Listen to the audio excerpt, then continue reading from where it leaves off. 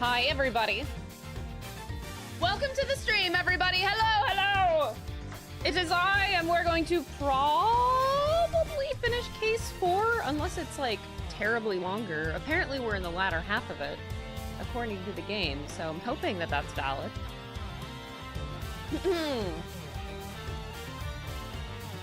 All right, but yeah, hello, everybody. We're winning it with this one. Hell yeah, we are, Diane. Today, it's Weiner time. Weaning Mr. It's Small Weiner and Mr. Old Weiner. Daddy Weiner. Anyway. Pikes, what are you doing? Pikes Peak Audio tipped $5. Last time on Kingdom Hearts Investigations, Lottoheart was whipped into the darkness by Franziska von Darkness because Ansem likes darkness. Uh-huh, I see, I see. Nice crossover that we got going on here. Hold on, I think I might need to adjust my lighting. Hi, everybody. Are we okay? That's a little bit better. All right, hello, everybody. I'm really excited to finish this. I just really want to... There's a few things that I fear in this case, and then there's also stuff I'm looking forward to. I hate to admit it, but Mr. Weiner is growing on me. It's terrible. I don't want to admit it. But he is. So, I'm a little excited. He's getting a little backstory. It's a little start of a backstory we got today. We got her, chat. I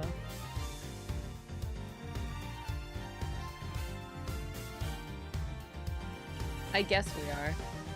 But yeah, Mr. Dad is a very scary person, and I'm kind of scared to see where this goes. I do think that Gavel is being blackmailed or some sort of that. Like, Mr. Weiner is too much of a too powerful man. So, I feel like everybody is scared of him. And I don't want to feel bad for Judge Gavel. I don't know, I just really don't want to feel bad for her.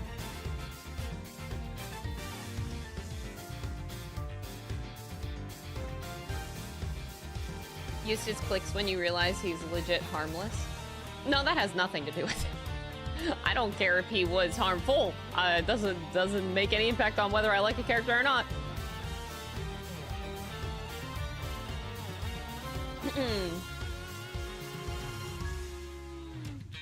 Oh, look at this cute chat. We're going to jail? Wait, what do you mean you're going to jail? What did you do?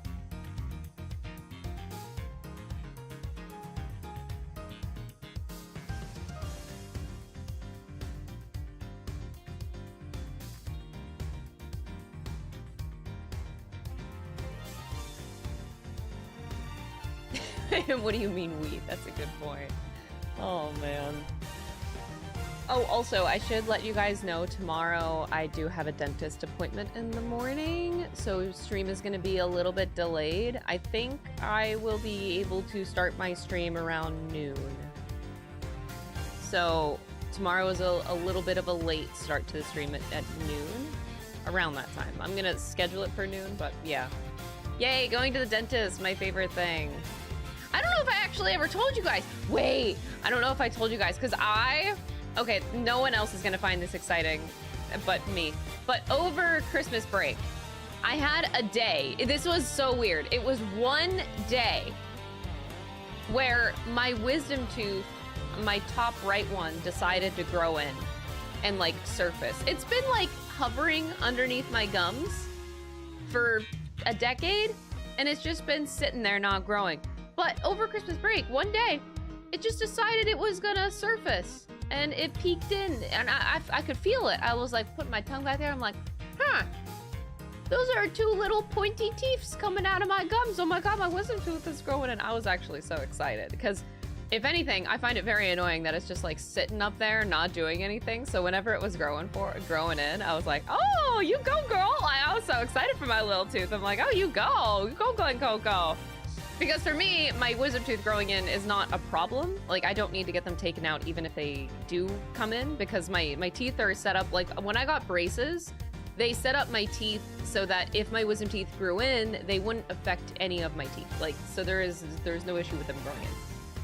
I was just like, I was just so excited. I'm like, oh my God, I'm feeling that wisdom tooth come in. I'm like, why at 30 years old am I having this one wisdom tooth decide to grow? And I cannot wait to tell my dentist tomorrow. I'm actually pretty excited about it. But you wanna know what's weird is that it surfaced for like a day and I could feel the little teepees. Like, you know, they were poking, they were a little scratchy, you know? But then the next day, it's like the gums grew over them, because I can't feel it anymore. I don't know if gums can do that. I just imagine, like, you know, the tooth is like trying to grow through the gums, right? And then the gums are like, no. That's how I imagine what happened. Because and it can't regress, right? Like if a tooth grows in, it can't go back down, can it? I don't know. Because I feel like it either went back up or my gums covered it. But I'm kind of sad about it. Very, very sad about it. Oh, Flora, I hope you have a really, really good night. Have a good one. They get stuck. It's called impaction, and it hurt. Impaction. Never heard of this.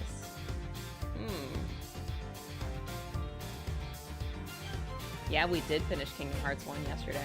Isn't that exciting? We did it. I finished a Kingdom Hearts game. And only 6 streams, too. Clearly, after all of KH plot and the darkness you experienced yesterday, your wisdom teeth just went blown open, went back into hiding. Yeah. I got so excited about it. Maybe my wisdom tooth like sensed my excitement about it growing in, and then it decided to be like, oh, this girl's weird, and then it just like went back.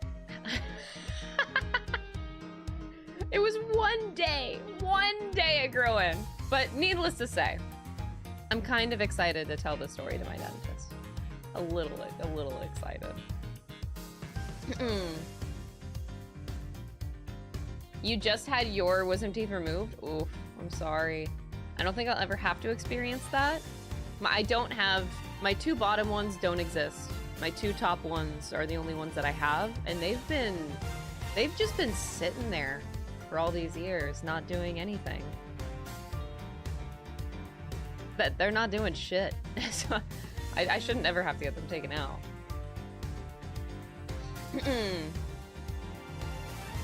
Also, Pikes, thank you so much for the $5 super chat. I appreciate it. That is funny that my teeth just went like, yeah, no. You got 2 taken out. I remember my disappointment whenever Dom got all 4 of his wisdom teeth taken out. It was like 5 years ago. It was quite a while ago. Oh wait, no. It had to be post-COVID because it was a bit sketchy. Yeah, no. Maybe it was like 4 years ago. 4 years ago. And I just remember being so disappointed because he didn't react. He wasn't fun at all. He was just tired, but he was like sane. He wasn't loopy at all. And I was like, God damn it. I just wanted to have some like nice reactions. I wanted to be able to film him and have some cool conversations. But no, every time I would talk to him, he was like completely sane. He was just very tired after the surgery. And I was like, oh man, Dom, you're so boring. What do you mean you're actually like talking logically and like being able to form complete sentences? I'm like, stupid.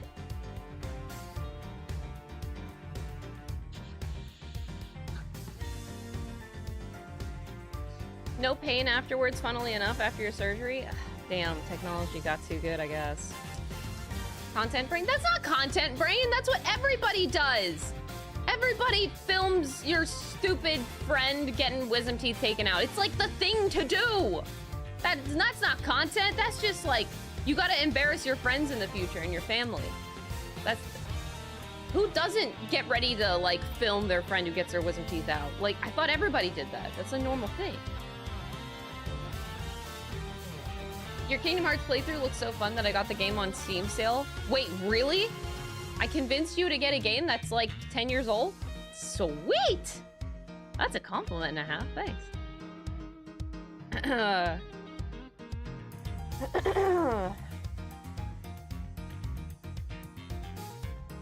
The diet change was hell, though? Yeah, I remember having to cook Dom some, like, special meals. And he did a lot of it for himself, but for the beginning, I helped him out. Time to wean out the human race. Yeah, I'd be more than happy to just, like, jump into Ace Attorney today. I am flying through these games. You want to know why I would like to finish Investigations early next week? So my last stream is going to be Wednesday next week. So we're going to do Monday, Tuesday, Wednesday, and then I'm leaving for Katsucon this week, for next weekend. I'm hoping that we can finish this game by, like, Monday. We have today, we have Thursday, Friday. If I can finish the game on Monday, I was thinking we could have, like, an extra Kingdom Hearts stream. We could have, like, a post-game content stream on Tuesday or something. And then Wednesday, maybe I could play the Kirkus Alba dating simulator. I don't know. I have to see if it's like a one-stream game kind of thing, or if it actually has more content than that. But I think I would only, even if it was a longer game, I would only check it out for, like, one day regardless. But I think we should check out the Kirkus Alba Investigation 0 game. I would really, really love to.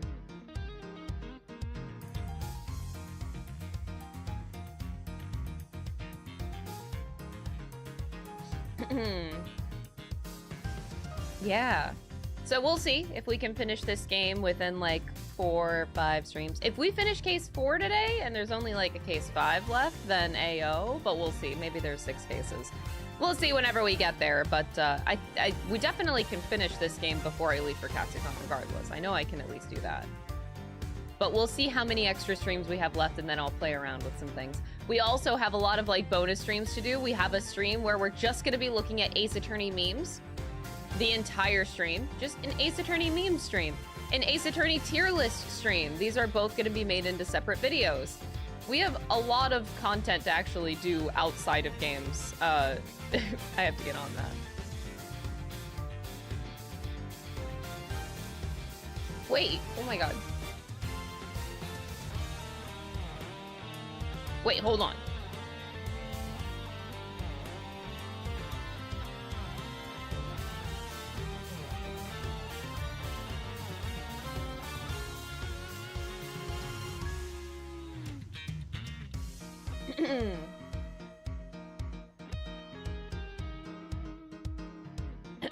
We will save the rest of the Dalmatians. I don't know about saving the rest of Dalmatians. I would like to finish the Winnie the Pooh book that I didn't do. Or didn't finish.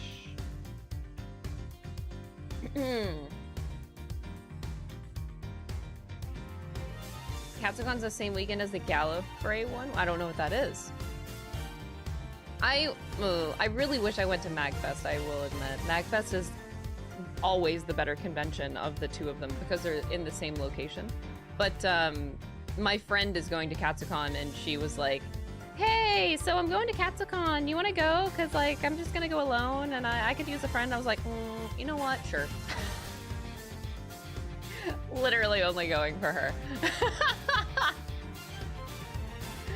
And I was like, yeah, sure. You know what? I haven't been to Katsucon in, like, oh, God. Last time I went was, like, 9 years ago.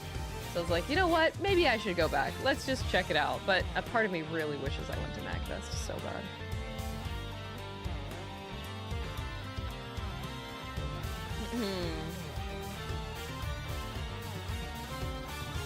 Maybe one day we'll beat Sephiroth. Oh, I'll beat Sephiroth in one try.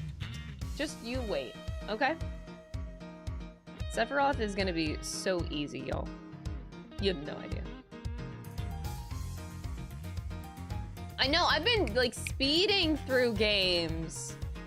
But in a way where I don't feel like I'm rushing these games. I feel like I don't feel like I've been rushing particularly. I feel like I'm playing the same way I always have.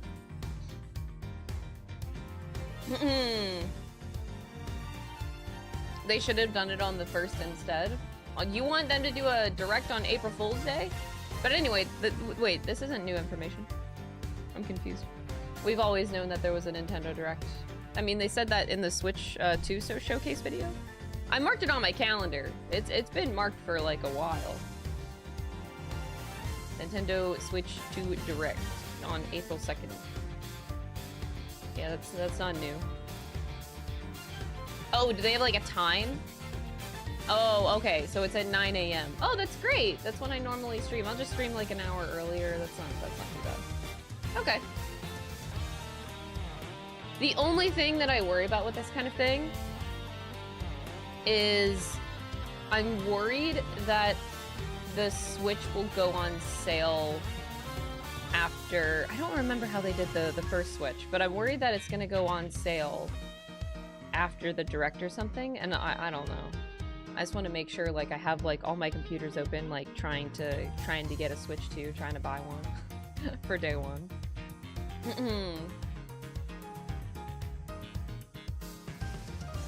We'll see. I might become... Okay, just a heads up. Whenever the Switch 2 comes out, I'm gonna play a lot of Mario Kart. I grew up loving Mario Kart. I played so much of it religiously. I will definitely be playing the new Mario Kart a lot, and we will definitely do like you know, viewer tournaments, or like you guys will be able to join in, because from what I understand, it's 24 people, 24-man Mario Kart 9. Jesus Christ. That'll be really, really fun. So I would love to do that with like a stream, so you guys can actually partake in some races and stuff. Is this my Mario Kart streamer debut? Now, it's funny you say that, because if you were watching me 6 years ago, 7 years ago, the first whole year, the second year of my streaming career, I actually streamed Mario Kart 8 every stream for a long time. It was like I would play a game and then I would switch to playing Mario Kart 8 at the end of my streams. So it would be like 3 hours of playing like Witcher 3 back then, and then 3 hours of playing Mario Kart 8. I would switch between the games. So if you were watching me back then... Chat, go to the YouTube search, Crystal, Best of July 2017. Oh yeah! There's your evidence. It was a long time ago, but yeah, I used to stream a lot of Mario Kart 8, so it's actually not a new thing. But it's an ancient thing before, like, I think any of you were watching. I don't think any of you were watching me at that time. I was a small baby streamer. Alright. I want to play video game. I want to solve video game case. I want to talk like Eustace Weiner's voice.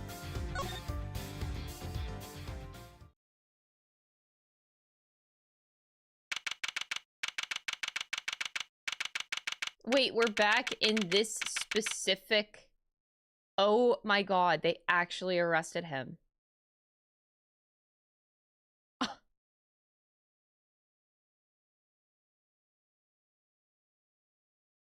Miles Edgeworth is actually in jail. And in the same prison cell, no less. Okay. Good to know. I never thought I'd spend another night here and night in here again. And they stripped me of all the evidence we'd so painstakingly gathered. Oh, he only has the pin of the case pin. Oh, that's so sad. Who's gonna save me? Eddie Fender? Someone's gotta save me, right? Even if they did let me keep Kei's Yatagarasu pin, I can't help but worry about her. They better be treating her well. 7 years in the joint made you a fucking defense attorney.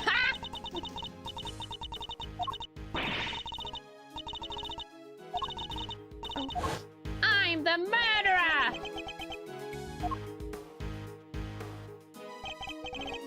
Come on, let's go. You got a visitor. A visitor? Who? Someone by the name of Dick Gumshoe. Want me to send him away? No. Though I'm not sure what to even say to him.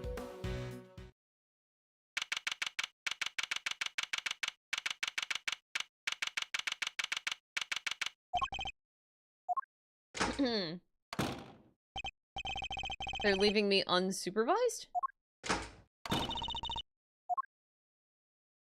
Oh! Judge Gavel. Please, Mr. Edgeworth, take a seat. Oh. What are you doing here? I was told it was Detective Gumshoe. I imagined you wouldn't come if you knew it was me. What could you possibly want from me now? I suppose I'd better find out. I don't like her. I don't trust her, I don't like her. Have you seen... How's Kay doing? Miss Faraday is currently being interrogated about her involvement in the murder. You and the committee, you know what you're doing, don't you? You know that the wrongful arrest and persecution of an innocent person is beyond reprehensible. That's quite the slanderous remark. I would ask that you frame your outburst with a little more care. Besides, she's not innocent. You merely wish that she is. You can't say that. You don't have conclusive proof. Nor do you have conclusive proof to the contrary. So let's not retread this tired old topic again. She will go to trial and the goddess will pass her judgment. There is nothing that you can do to stop that. And there is nothing more to say on the subject. Edgeworth came here... Edgeworth came here for Dick, not this lady. Okay. Let us speak about the matter at hand. Okay. You may not be aware of this, but you are only permitted to meet with specially approved visitors. Wow, they are really... Okay. So I'm to be treated like a dangerous criminal, am I? I suppose my reputation has rather plummeted. It has indeed, for you, of course, and your friends. That attorney and the other girl were raising quite the fuss earlier.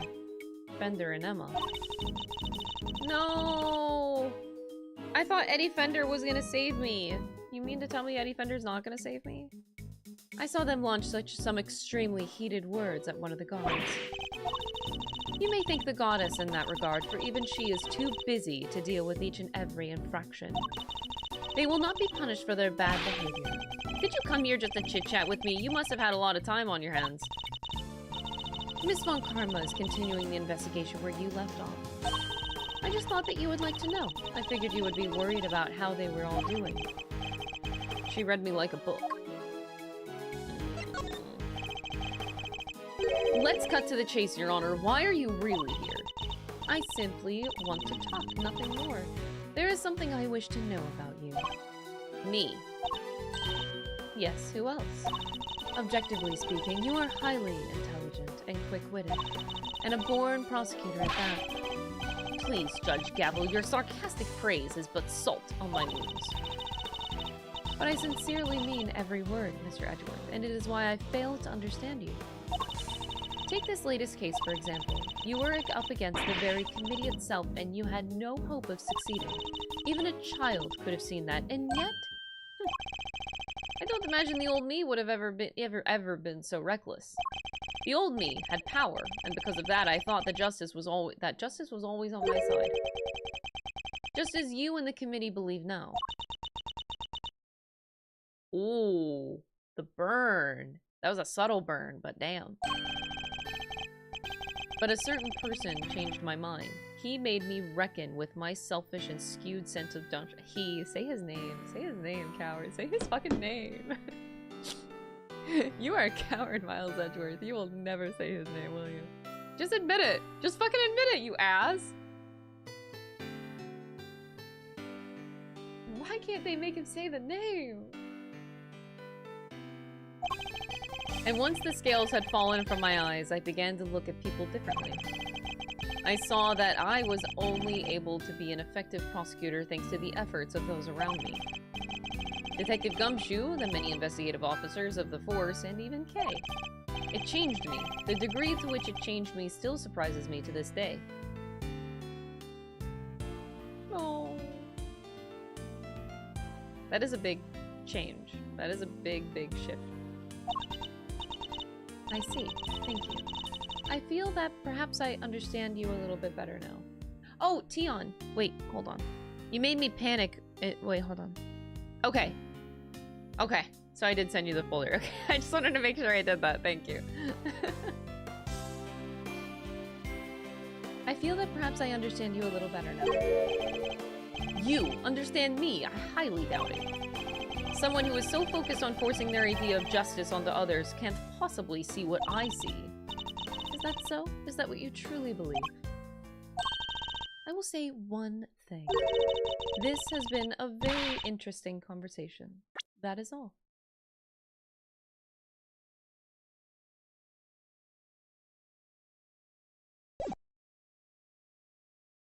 Turns out she's not a bitch. And you know what? I don't care how hot she is. Still hate her. Before I go, there is one remaining matter. I was asked to inform you that the date of your hearing has been confirmed. It will be held today in the trial chamber. The committee sends its warmest regards. If that was all you had to tell me, you could have just sent a message and entrust the goddess's words to another. That wouldn't do now, would it? Until then, Mr. Edgeworth, I'll see you again very shortly. This bitch. You think Gavel uses the gavel at home? Ain't no way she's actually, like, using that gavel on somebody else, like a partner. No. But you think that she, like, role plays to herself with the gavel? Yes. Yes. So, how's the can I break out? The window was barred with heavy steel. That reminds me of a movie I once saw. A prison inmate hatched a plot to escape by using a file to cut his cell bars. I won't be doing that, of course. For one thing, I don't have a file on me at the moment. What am I saying? I wouldn't do it even if I had one! There's a note on the wall next to the toilet. Sorry, we're currently out of toilet paper.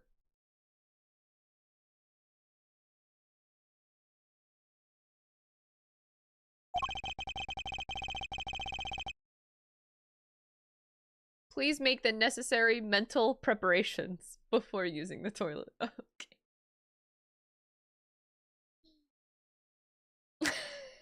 What sort of mental preparations can one even make? I don't know, man. I see a lot of toilet paper in this room. You see those books? Just use those paper. Just rip it up. Just use the paper in there, honestly. That's what I would do. Fuck it. There's a menu here on the table. Seems that the detainees are able to pay to have their meals brought to their cells. What looks good? Spaghetti and mac and cheese lunch. Add linguine. Linguine for just a $1? What? This is your favorite moment in the game, and the fact that it's completely silent. Diane, really? Basmati and brown rice special for a limited time only. Add regular white rice at no extra cost. It's probably for the best that I'm not very hungry.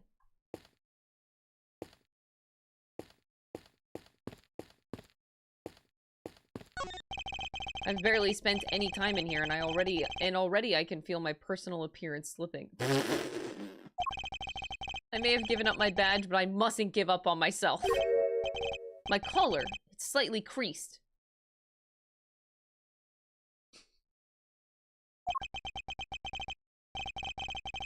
There, a tidy outside begets a tidy inside. Which is why it's more important now than ever to take care of myself. Okay, this guy. Miles Edgeworth. There's a poster in the corridor outside. We regret to announce that due to the warden's arrest, the Die of Destiny cat game will be discontinued. Inmates will no longer need to roll a die every morning to determine their meals for the day. We wholeheartedly apologize to those who were looking forward to their daily casting of the die. Oh, you know who could save me right now from prison? Only the #1 Weiner in the world. What if he turns around and actually, like, busts me out of jail, though? Could you imagine? Something, let right tidy his insides. Oh. Okay, Tion.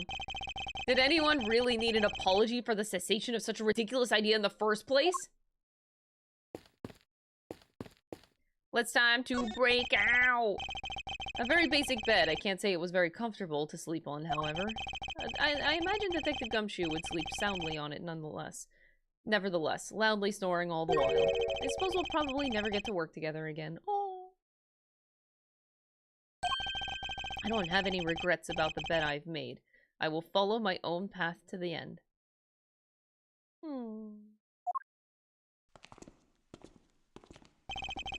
Do I have another visitor? Oh, it's not the right Weiner. Kay! Thank goodness you seem alright. That's a load off my mind. Such a heartwarming scene. It's enough to make a grown man cry. But you're still not your usual cheery. I mean, you have to stay positive, Kay. You didn't do anything wrong. In fact, I guarantee you didn't. No, you have to let it go. I'm the murderer. I know that now. But you're not. You can't be. Why don't you have any faith in yourself? How can I, Mr. Edgeworth, when there is no me left to believe in? None at all. I don't think that that's true. Before you lost your memory, we spent quite a bit of time together, and I dare say you left quite the impression on me. So you see, there's still plenty of you left. That's why I believe so much in your innocence, and why you should believe in yourself, too. Thank you. But I can't. It would just cause more pain for the both of us. Please, you have to forget her. Forget that Kay. She's gone. Kay, no! You remind me of my younger self, you know? So noble, so bold. This is the justice you and the committee stand for? Justice, I suppose you should call it that. What is he up to?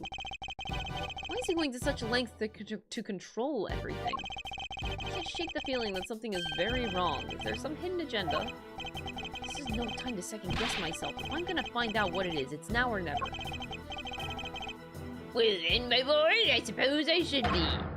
Wait! What? Yo, Edgeworth, that's hot! Okay! Why is the chairman so intent on seeing Kay charged with this murder? It doesn't make any sense. I don't think we're gonna win this one. I don't know. This dude seems like a final boss. Ain't no way we're defeating a final boss right now. There must be some rhyme or reason to this madness. Come down, Miles. I'm a busy and important man. I can't be wasting my precious time talking to you. The only way out of our current predicament is through Chairman Weiner. There's so much to ask in so little time. Let's start by trying to find out why he rushed to have Kay arrested so quickly. Can't just let this happen. I'm getting answers if it's the last thing that I do.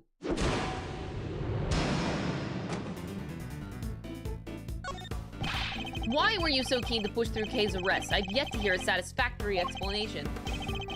An explanation? I'm not entirely sure what you mean. Don't give me that. You know exactly what I mean. I advise you to moderate your tone, dear boy. Did I remind you of your position?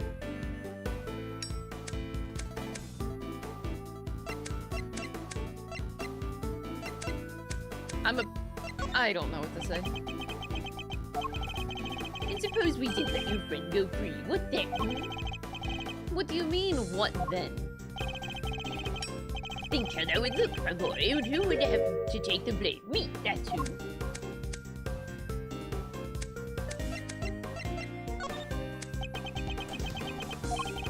You're right to keep your mouth shut, Father. I don't know what to do with this guy. Sorry, but I can't stay silent forever. Not while Kay's innocence is still in doubt. Oh, you're breaking my heart. Just look at this flood of tears. Spilling out. Just leave it all alone, will you? These things will come. We're coming along nicely until you interfered. Coming along nicely? Wait, I did the right thing? They made it seem like I was wrong. Oh no. Okay, this is like very trippy. Coming along nicely. That's a pretty strange way of putting it. It's almost as if you wanted case arrest to happen. It certainly doesn't sound like the statement of an impartial representative of the law.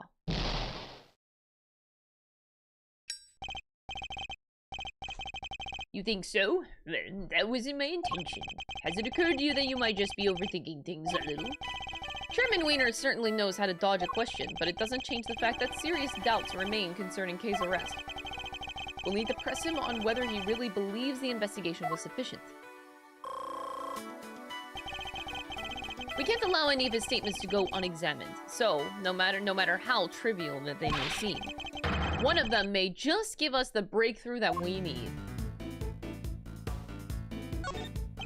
How much time was spent on your investigation altogether?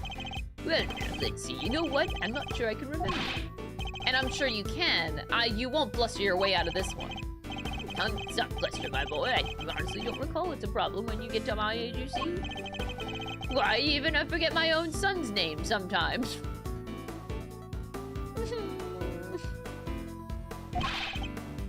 Never mind your fool first of a son. Answer me. How long did you spend on the investigation? You're right, of course. The boy's a fool. I never meant for him to grow up like that, but oh. Woe is me. He's only too happy to derail the conversation no matter where I take it. I have to force him to take this seriously. You can hardly say your investigation was sufficient, and you're the one who called all the shots, weren't you? Including the decision to have Kay arrested. I'm afraid I'm nowhere near as influential as you think, dear boy. You're the chairman of the committee. It doesn't get much more influential than that. Now that not that I care about such things. It's enough to drive an old man to tears. You'll have to forgive me, I'm not the differential type. Well, if you're going to insist on being so blunt, I'm afraid you won't be seeing your prosecutor's badge again anytime soon. I can't live without my badge. I don't need my badge. Let me make something clear once and for all. That badge isn't the be-all end-all for me. Far from it. I'm not concerned with titles or roles. Even you must understand that much.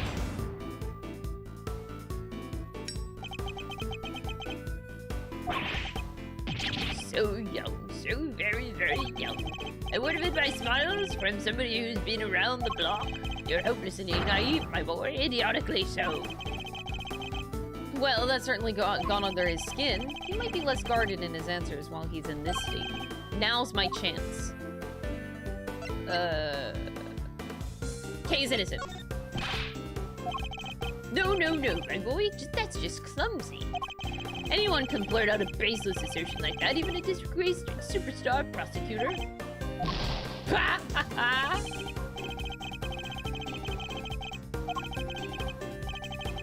I'll just have to be ready when it does.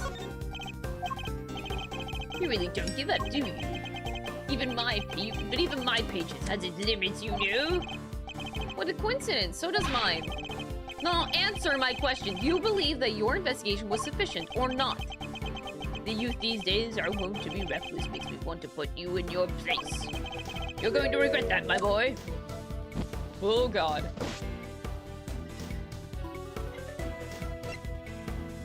Bide my time. Maybe. Maybe you do know your place after all. What's the matter, scared? Ooh. Hardly. I was just thinking about how best to proceed. Getting answers from the elderly requires sensitivity. They can get quite emotional after all. Miles! You have no common sense whatsoever, do you? Don't you understand? Your fate rests in my hands.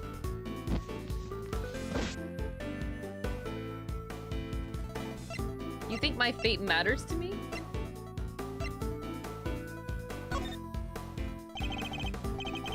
Oh no, Edgeworth. Oh no, sweetie. What are you gonna do about all by your lonesome over there? You need to cut an old man like me some slack. I can't keep up with all that youthful energy.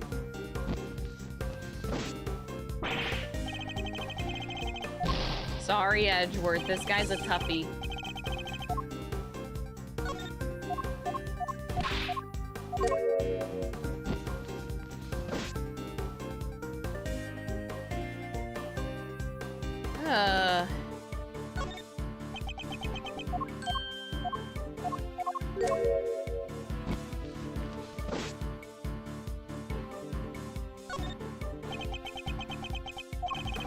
say you do manage to get some answers from me.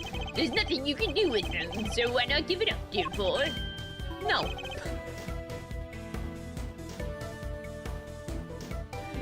I love the simple answers. Just no need to elaborate, just no. And why not? It's simple because I'm not about to let the truth escape me. Interesting. I think I'm beginning to see what makes him tick. Yeah, but what you're doing is pointless, tragically and miserably pointless.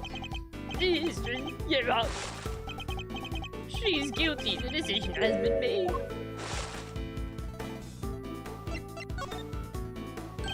Once again, your choice of words intrigues me. It's almost as if Kay's guilt has already been determined from before her arrest. Wait, hold on. Why did I never look at his chest? That makes me so uncomfortable. What is this? That's gotta be a muscle suit, right? Like, he's definitely wearing a muscle suit. Ain't no way this guy's that ripped for doing absolutely nothing. He's not shredded. Nah, it's definitely a muscle suit. You can't convince me otherwise.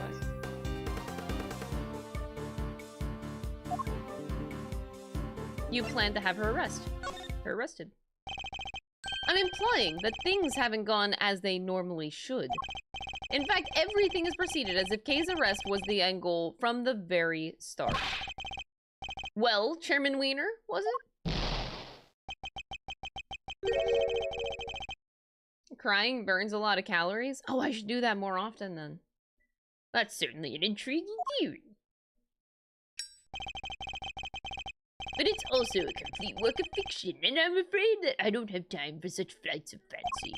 I think it's time that we brought this shabby little farce to an end, don't you? He's trying to make his escape. We must confirm the legality of Kay's arrest before he slips away. Oh no. Oh no, oh no. It's faint, but the truth is finally beginning to emerge, and I'm not about to let this opportunity pass me by. I still have questions! We're not done! I'm tired of all this talking, so make it brief.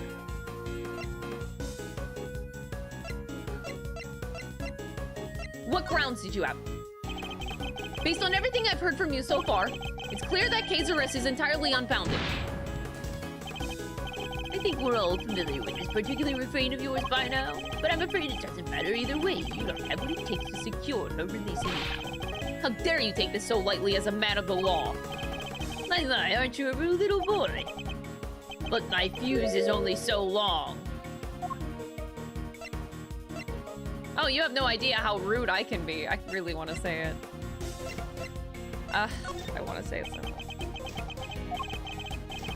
I don't have the time to waste on every last question you can dream of. I have certain responsibilities to attend to, you know. I really am quite a busy man. Or are you just pretending to be busy? That's an awful thing to say to a fragile old man. I work harder than I should at my age. I ask you, my boy, what could I even hope to accomplish by putting up such a pretense? You're hoping to avoid talking about the case. You obviously don't want to talk about the case anymore. That's why you're so keen to get out of this conversation, isn't it? Just so tragic. It really is. As you would suspect me of such things. It's not a suspicion, it's a certainty. There were no clear grounds on which to base Kay's arrest for a start. Now, my boy, let's not get carried away. There was plenty of evidence to support our case. The mask, the letter, the corsage, these were all in her possession. And of course, her confession. More than enough to prove her guilt, I'd say. But those are... What's the matter? Struggling to come up with a way to explain everything away? I have the perfect explanation? Oh, God. Oh, no, we fucked up. Oh, no.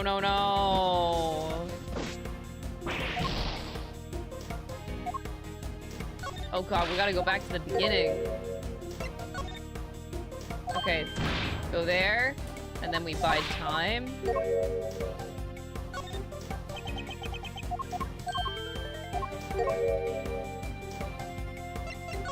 Okay. Uh-oh, I can't fuck up. I can't fuck up, Chad. I can't fuck up. I can't fuck up.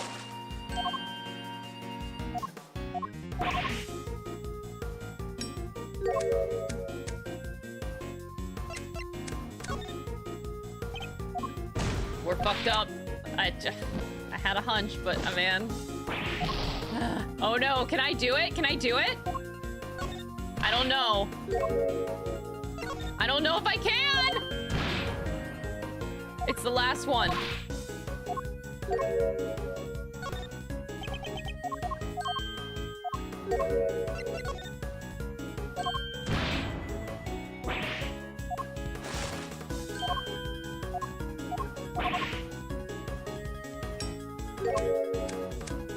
No! I tried to click it as fast as I could now!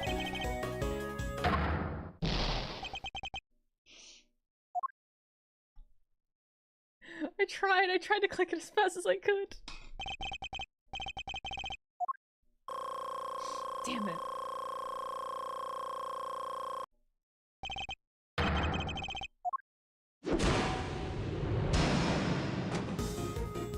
Alright.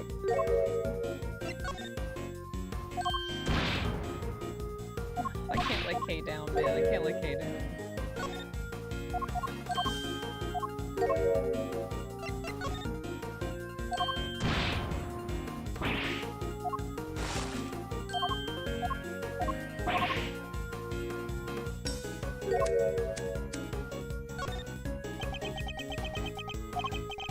There we have it. Your silence speaks volumes.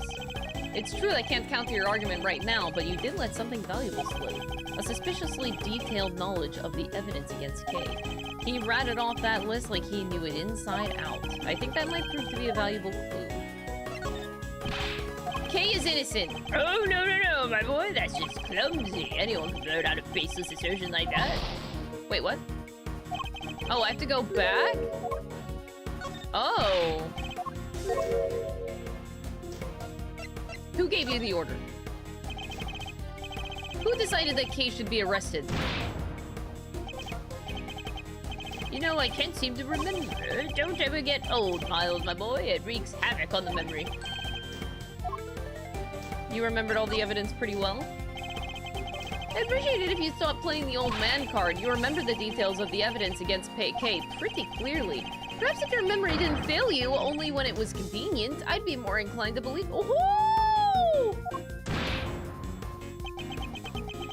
Edgeworth ain't fucking around. Let me ask you again, who gave the order for Kay's arrest? You're a sharp one, I'll give you that. My son could learn a thing or two from you. He could learn a thing or two at all. Did he go to school? If he wasn't such an incurable numbskull, that is, it's a tragedy, really. Incurable? Oh. I don't want to hear about your son. I want to know who authorized the arrest. You're very mean, you know that, don't you? The arrest? I believe the order was given by you. Come now, Chairman Weiner. We both know it was you. You make it sound like it was somehow a bad thing, though. But I have a reputation to uphold, so I guess I'd better clear this up, this little misunderstanding. I'll entertain your questions for a few more minutes. Let's see if I can't put your mind at ease. The key thing to do now is to establish how intimately he knows the details of the case. I just have to ask the right questions. The endgame is at hand. We're but a few moves away from the truth. Tell me what you know. Kay Faraday, the suspect. How much do you know about her exactly? I know that she's the suspect. Aside from that, not much else. Cross my heart, but it's true. I don't have a clue. Okay. You seem to know the case in quite some detail.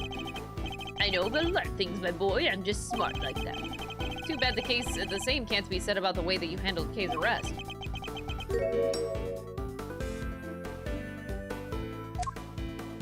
Eee. Should I fight silence with silence? I kind of want to. Damn it. I thought that'd be funny. It's only taking so long because you won't give me a straight answer to any of my questions. If only you'd stop giving me the runaround, we'd be done already. Let's try this again. You seem to know the details of the case quite intimately. Why is that? Wait, did that work? That worked. Because I read the case file. Not exactly the most thrilling use of my time, of course, but it's part of the job. And to be a good role model, I can't be seen slacking. It can be so hard. But I had some time on my hands, so I read the whole thing from cover to cover. You're so busy. I could have sworn you just told me that you're a very busy man. I'd say the cracks are finally starting to show, wouldn't you? If you're so keen on being an upstanding leader, you can start by releasing Kay, you know. You really don't give up, do you? It's a moving sight indeed, my boy. But a tragic one after all your efforts are for naught. I'm afraid your little friend was found unconscious near the scene of the crime.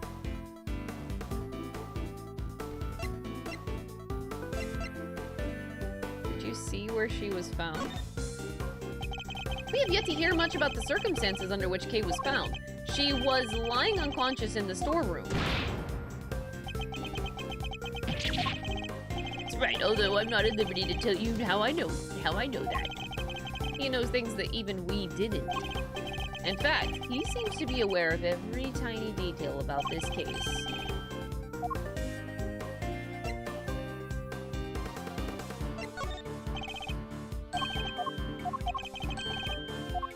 I can't believe I actually nailed that. That was really hard. Sorry, but the more you tell me, the less sense your story makes. For one thing, you know details that even those investigating the scene were not aware of. Why is that?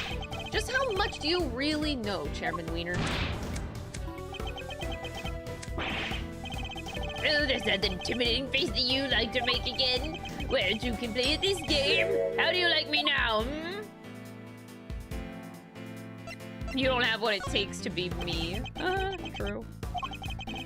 I do have to commend you on your doggy dogginess.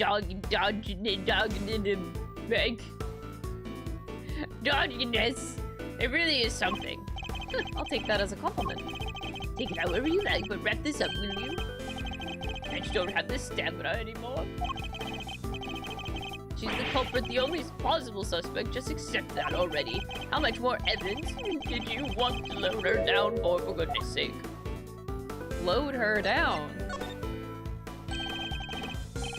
Yet another interesting turn of phrase, one that makes it sound a lot like the items Kay was carrying might have been foisted upon her. Empress? You really do pay attention, don't you? It's no wonder they used to call you the prodigy Mr. Ex-Prosecutor. I think you know the answer to your own question by now. Why don't you just go ahead and say it? I want to hear it from you. All right, finally! Kay is innocent!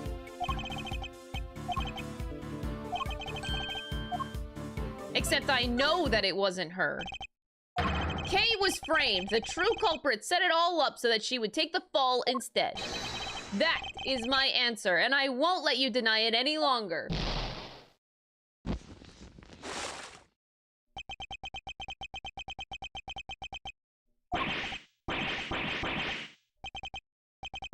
My, you really are a sharp one, huh? It's a bit of a shame that you choose to hand in your badge. I admit it, you're right on all accounts. Oh boy. Oh boy.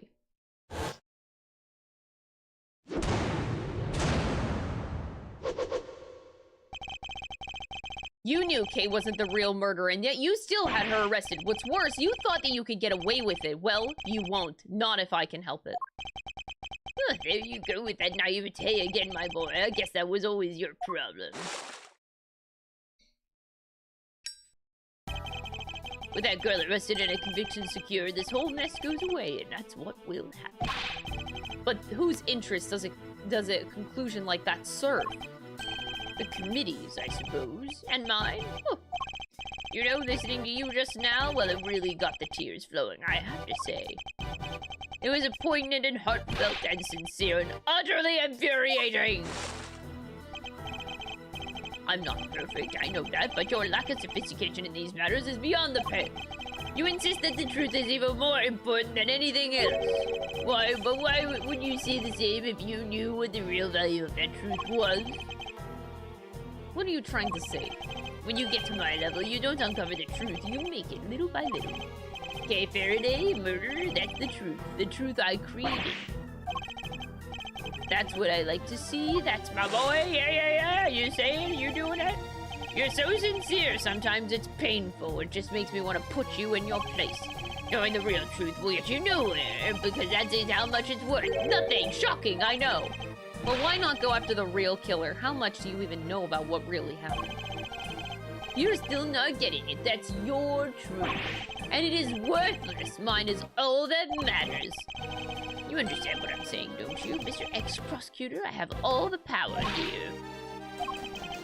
Aren't you menacing? You and your little friend are just as bad as each other, violent criminals who deserve to be locked up. And with that, yet another person disappears from my life. Oh, it just makes me want to cry and cry.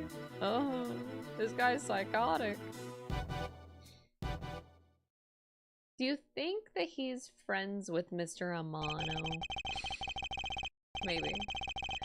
I'm not planning to disappear just yet. Chairman Weiner, there's still the hearing later today.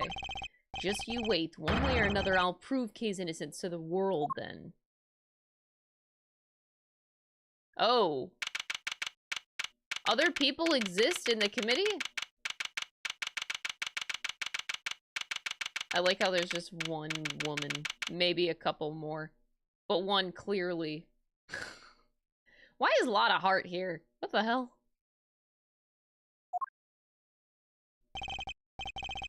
Ten members over a majority are present. I hereby call this hearing to order. We are gathered here today to assess the professional competency of Prosecutor Miles Edgeworth. Here in the sight of the goddess Louise, we do solemnly swear to pass fair and frank judgment. Fair and frank? Don't make me laugh. Verily, if you'd be so kind as to summarize the case against Mr. Edgeworth. On April 5th, despite having been advised of the illegality of an investigation he was conducting, the accused refused to desist and eventually had to be detained by himself and Chairman Weiner. His actions compromised the investigation into the murder of a certain defense attorney, and despite having been presented with copious evidence of her guilt, he continues to insist that the suspect, 1K Faraday, is innocent of all charges. Perhaps you could explain the details of the murder to us as well? On the morning of the 5th, the body of the victim was found here in the committee chamber. Further explanation will be provided by... Me, Eustace Weiner, Premier Prosecutor. The floor is yours, Mr. Weiner. The murder itself happened late on the night of the 4th. The victim was Miss Rosie Ringer. Oh, that is so creepy. Oh, thanks. I hate this. Oh my god. How easy would it be for one of these people to be Shelly to kill her in disguise? That same night, an illicit auction was being held here in this very room. Ringer took part in that auction, I think. Yeah. Meaning that the murder took place sometime during the auction. When she was found, Ringer was dressed in an outfit that matched the description of the auctioneers. However, due to the fact that the auction carried on after the murder had occurred, I deduced that Ringer was not in fact the auctioneer. You deduced nothing of the sort. And what about the basis on which the suspect was detained, Mr. Weiner? Yeah, I got this. So, Faraday was overcome by... crushing remorse, Eustace. Yeah, that. Tons of crushing remorse. So, she confessed. According to her confession, she was on the roof of this building when she encountered a person in a red raincoat on the viewing platform. And that person was Miss Ringer, I take it? Precisely, Mr. Chairman. The killer dressed the victim in an auctioneer's outfit after the fact. But at the time when she was killed, Miss Ringer was wearing a red raincoat. And who won the race to find that raincoat nearby? Me, that's who. Did you? I thought it was somebody from forensics. Strictly speaking, it was found by one of the forensic investigators under Mr. Weiner's command. I knew it. The blood analysis on the coat showed that it was indeed Miss Ringer who had worn it. And the suspect confession was the final nail in the coffin. She confirmed having committed the murder. Oh, really? So, as you can see, Kay Faraday was the killer. There's no way anybody else could have done it. Alright, Miles, I expect that you have some objections. Let's get them out of the way, shall we?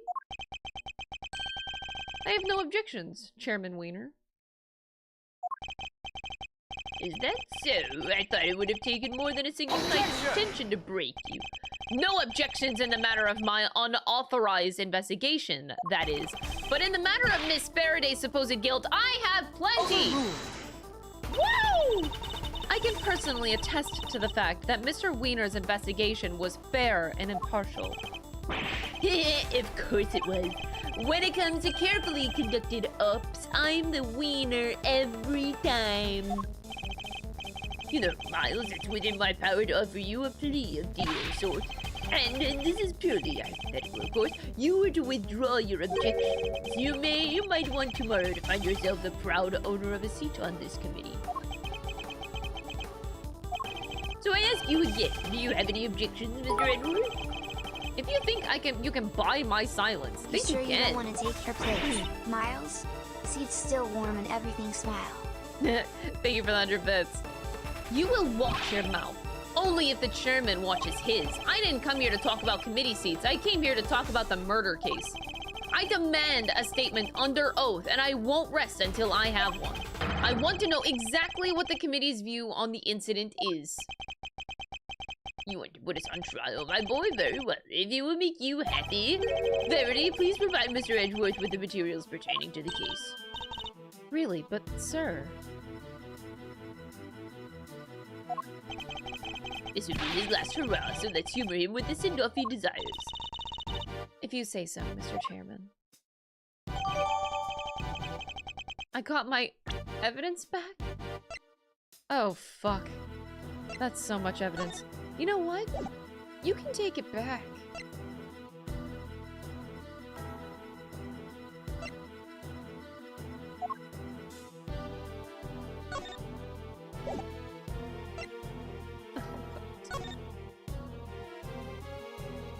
Cause of death is puncture wounds on the left side. Prominent burn mark. Suffered a head injury post-mortem. I still don't believe that.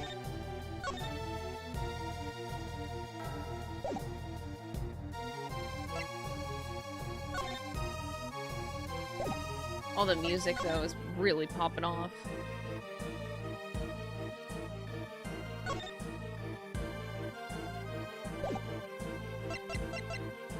Ringleader's appearance. Age and gender could not be discerned. White jacket, white gloves, and a magenta flower, and a mask. This heart statement was an auction being held at the big building. I love the big building. Items on sale were mainly items of police evidence related to homicide cases. 11 attendees altogether. All were wearing masks. Auction continued even after the murder occurred.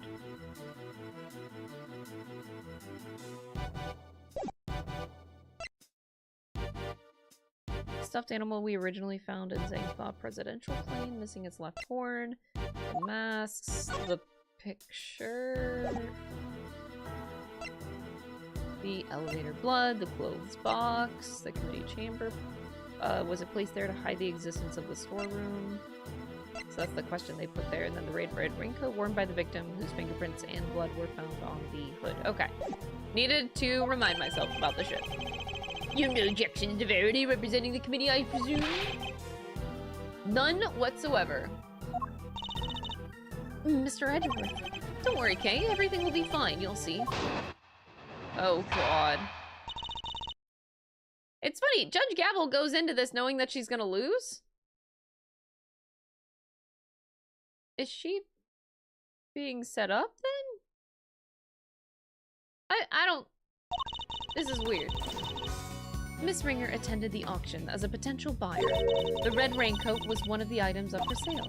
So our assumption is that after winning and paying for it, she left the auction with her purchase. The only exit from the storeroom was, of course, the hatch leading up onto the roof. Oh, the roof, huh?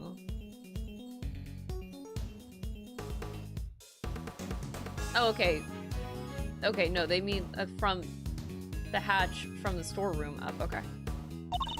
After she emerged onto the viewing platform, that's when Miss Ringer was attacked by Miss Faraday.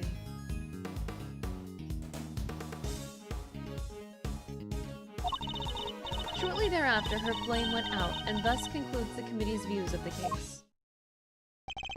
The raincoat was on offer that night. Is that really true? We believe so. You remember the failed assassination attempt on the president of Zhangfa, I assume?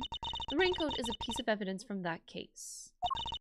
It should, of course, have remained safely under lock and key in the appropriate facility, but our inquiries revealed that it did in fact go missing under mysterious circumstances.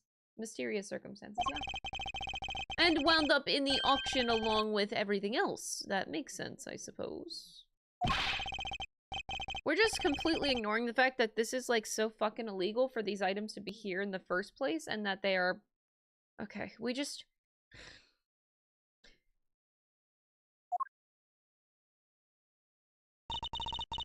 You flatter me, sir.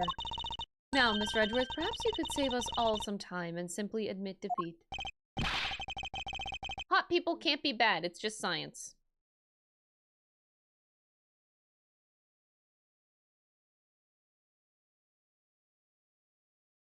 Maybe. Maybe. I'll do no such thing, thank you very much. Very well. It's good to know that you still have some fight in you. It is. Why? Come to think of it, she said some strange things when she visited me this morning, too. What exactly is she up to?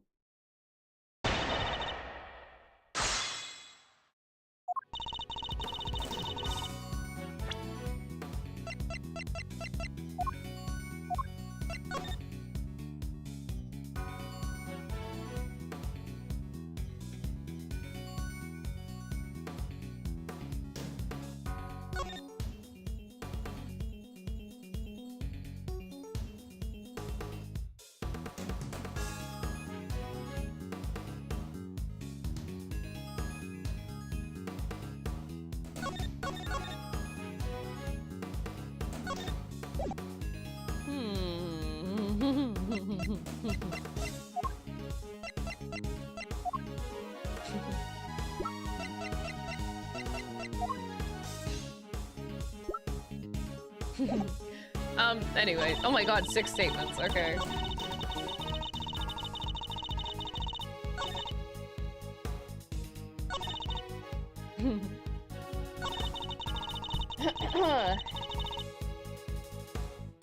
Hot people can't be bad, so Verity nice. Oh no, she's a bitch.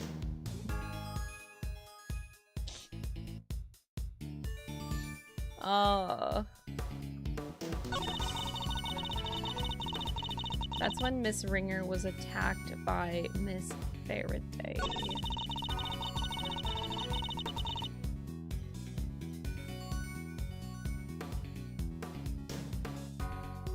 Okay, I could just go for it. Okay, so shortly thereafter... Okay.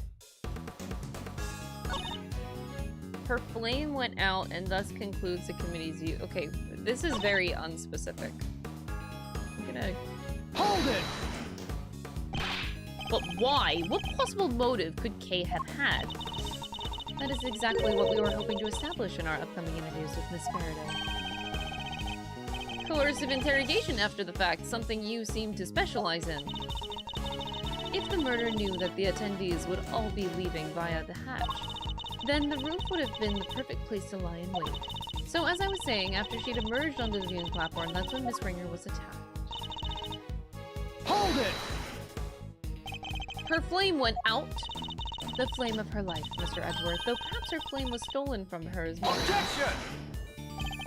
But the candelabrum that extinguished her life was one of the auction lots, meaning Kay had no way of getting a hold of it to begin with.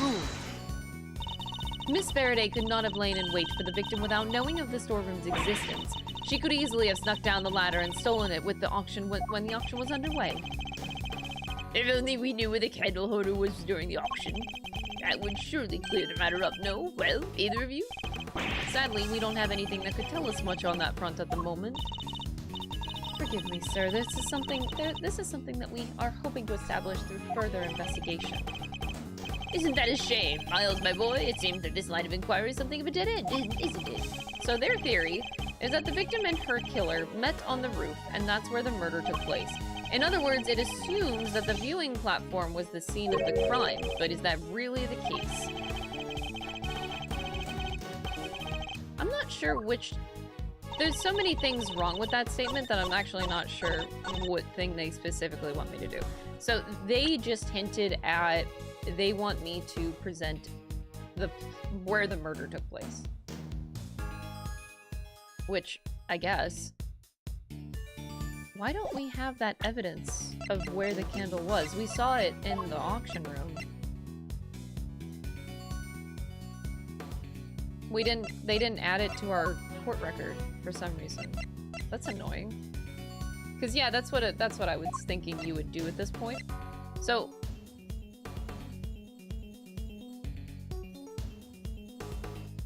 there's a lot of things wrong. She fell down first and was stabbed later. But, so, you don't stab someone with a candelabrum after. Okay. Oh, this is annoying. Everything is wrong. You could probably present the candelabrum, the fucking findings, the fucking... They want me to focus on the place of murder, though. For some reason. Okay. Shortly thereafter, her flame went out. That's not... Okay, so they want me to focus on the location. The Red Raincoat was one of the items up for sale. After winning and paying it, she left the auction with her purchase. The only exit was from the storeroom was the hatch leading up onto the roof. Hold it! Miss Ringer was a member of the committee. Could she not have left the committee chamber via the main door? While the auction was still underway, that would risk exposing its existence to those outside the trusted circle of attendees. I like how we are still having this, like, discussion about, like, proving that Kay is innocent, while also talking about something that is highly illegal happening. It's so weird! Why are we talking about this so casually? We're just talking about, like, a highly illegal auction happening in this room. Not talking about that, but no! We gotta prove an innocent girl right now! So weird! Given that Miss Hart found out about it, I think its existence is already well and exposed. The rules of the auction stated that attendees were to enter and leave via the hatch in the roof. Miss Ringer had no reason not to follow those rules, and given where the murder took place, we know that she must have done so.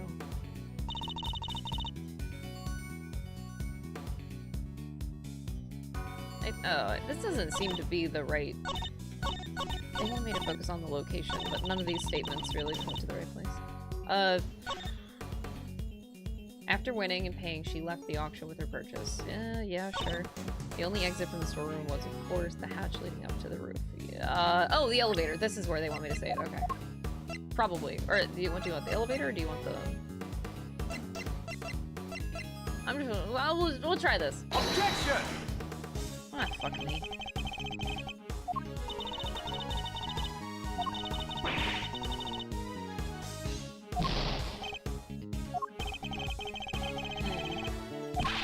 That was my best guess.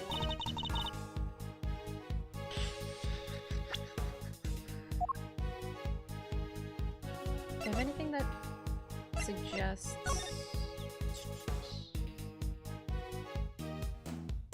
Oh! Oh! She actually left. Objection! Wait, no, that's when she came in. Wait. Wait, oh, I forgot about that. I forgot about that piece of evidence. She came... Her keycard was used to come in? At like 1 in the morning? Huh, I actually totally forgot about that.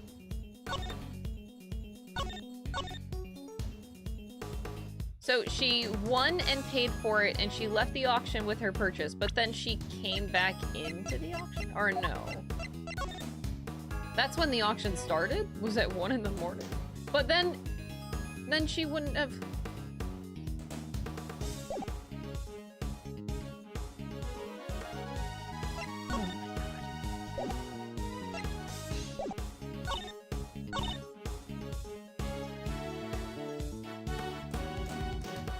Because she attended the auction as a potential buyer, but like every person comes in through the...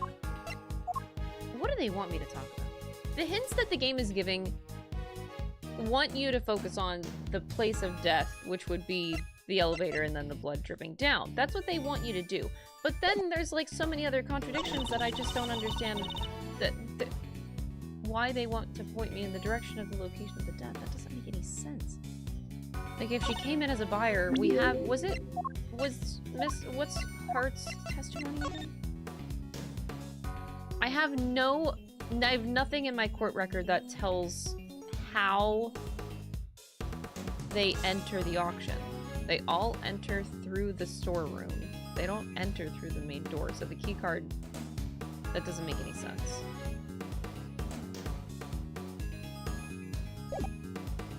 That doesn't make any sense. Oh my god. Anyway, what just happened? Bromdancer, thank you so much for the 11-month resub. I appreciate it. I just want to say, chat, this stature...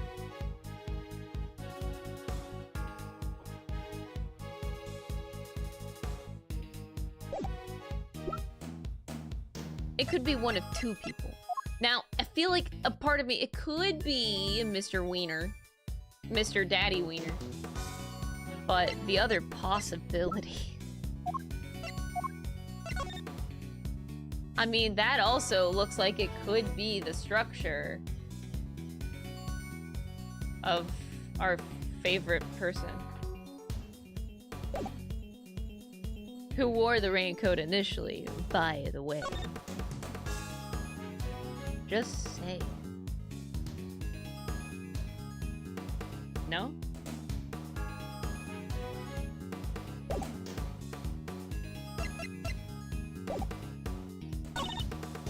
Alright, so we're gonna ignore the fact that the keycard thing is a thing.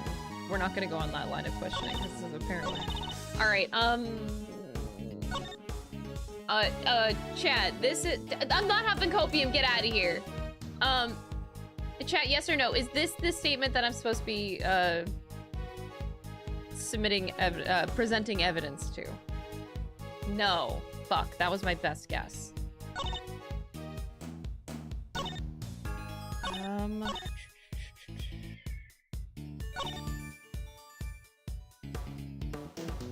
Is it this statement?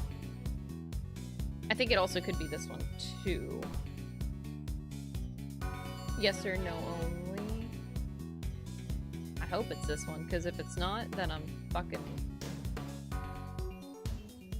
cooked, man. I'm actually cooked. Yeah? Did I not ask a question?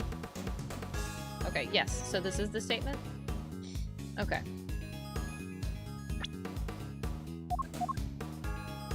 I'll just present the elevator here. Objection!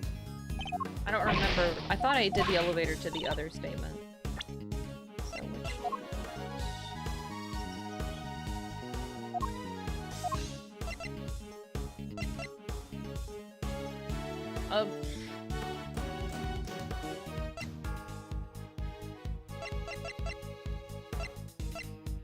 We also don't have evidence of the blood on the ladder, like going up the ladder. That's more evidence that's... feel like we know so many things about this case that is not in our court record, is not in our evidence record here, and it's really annoying. It's really annoying. Why do they want me to focus on this? She emerged on the viewing platform. That's when Miss Ringer was attacked by Miss Faraday. There's also like her recollections, because Kay remembers someone coming from beyond the concession stand and pushing her off of the building. Like she was pushed down. I don't think they care about her fucking recollections though. I can say it because it technically works, but Objection! I doubt that's it.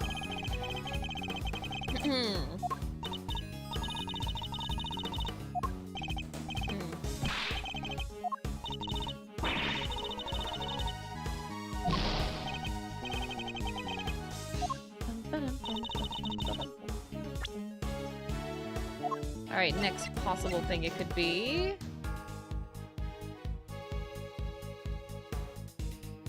I mean, yeah, I guess not autopsy report, but not an autopsy report. Objection! Everything about this case is so wrong. It's so frustrating.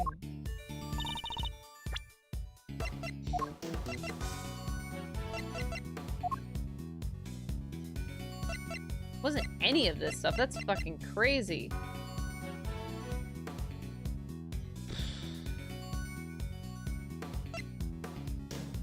Objection! Okay. Jesus. Maybe you can clear something up for me, Judge Gavel, but what is Miss Hart doing here at this hearing? She's an eyewitness. I thought it would be obvious. Well, now, I ain't really an eyewitness. More of an ear witness, I guess. She's not exactly the most confidence-inspiring choice to help you make your case, is she?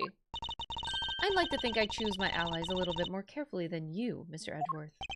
Then you should question them more thoroughly, because there's something that she hasn't told you. Take a look at this photo. In the storeroom, correct? What of it? According to your theory, the murder occurred up on the roof. But according to Miss Hart's testimony, she happened to witness the entire incident unfold in the storeroom, just before she took this picture. Wait, you're saying Gavel got it wrong? That's exactly what I'm saying. What? Wait, why was the music on for like 2 lines? That made no sense. He was like, oh wow, the music was so good for like a whole 2 seconds, and then boom, it's gone. You saw the person in the picture, correct? I sure did, clear as day, and with my own 2 eyes to boot. Objection! Woo!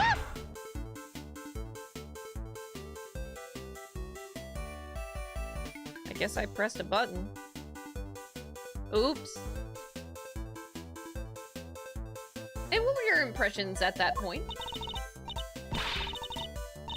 My impressions! Ah, this right here is a scoop of the century! Something like that.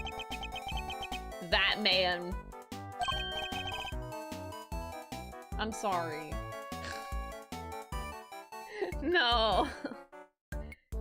Yeah, that makes sense. I was hoping more for your impressions of the person in question. Oh, that there's a walking meal ticket? Seriously? Just my little joke. No need to look at me and look like I done sat on your lunch. Old red raincoat, right? I took one look and I thought, that's our perp right there. And therein lies the rub. For Miss Hart to have thought that such a thing... Oh, Mr. Edgeworth, when will you learn to use your words? If it's an explanation of the facts that you require, you need only ask that you know. What do you mean? I assume you're about to raise the issue of the voices Miss Hart heard? Voices that may be... Objection! Unrelated? You can do better than that. Was one of the voices Miss Hart heard really even Miss Ringer's? You're kidding me, right? Them folks was talking crime-related turkey on my name, or my name ain't Lotta Danged Hart. But did you hear them clearly? Well, I can't rightly say for sure, but I can't rightly say nothing, and you know it. This was using voice changers. I done told y'all that. Miss Hart heard voices, but those voices were disguised. Which means we cannot even be certain that whatever she did over here had anything to do with the murder. Objection! Miles, this better be good. You don't need to yell objection in order to sigh at me, Mr. Edgeworth. It seems that I overestimated you, Judge Gavel. Nonsense, Verity's the best of us, my boy. The very best. And yet she believes that what Miss Hart heard might not have had anything to do with the murder. Even supposing that that's the case, it doesn't prove that the murder didn't happen in the storeroom. The incident happened before the victim was able to go up to the roof. That much we can say for certain, and I can tell you why.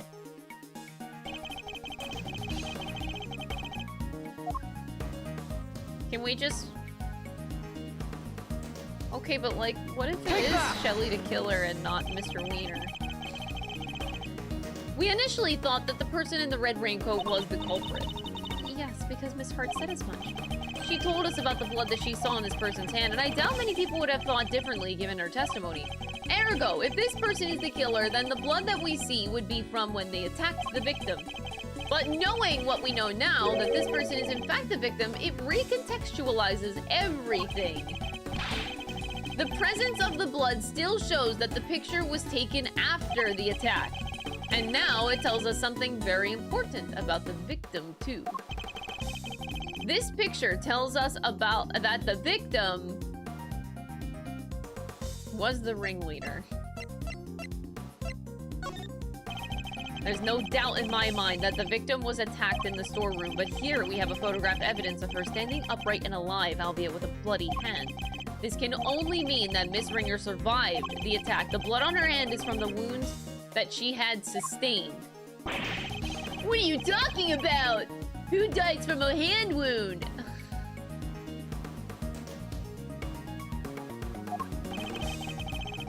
The wound wasn't on her hand, Mr. Weiner.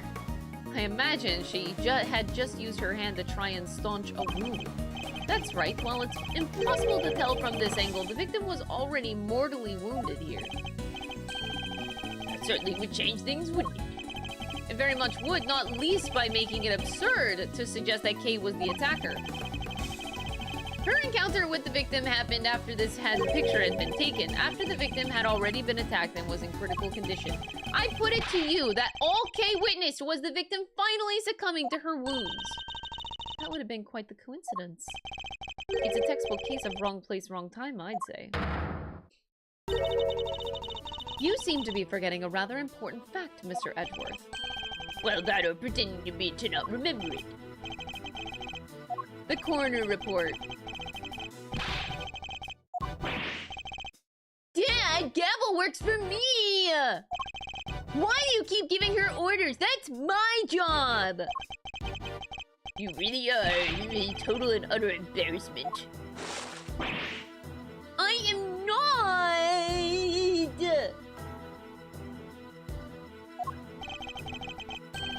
I hate to break it to you, but you both are. Go to it, Gavel! Put Edgeworth out of out of his misery. As you wish.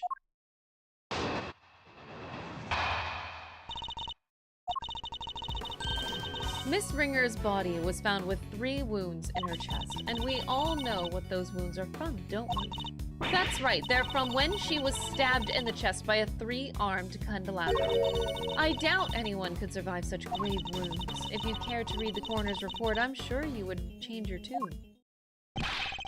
Nicely done, Gavel. Now Edgeworth... Make several objections. Yes, I'm afraid I will. What? Why? Weren't you listening? Oh, I was listening very carefully, in fact, hence my objections. Come on, why do you always have to undermine me? That's never my intention, I assure you. It isn't? What? Because you do it so well to yourself every single time already. Sweetie. Of course it isn't. Yeah, I knew that because I'm... Please, just stop, for goodness sake. You've already embarrassed me enough. Hey, what do you mean, Dad?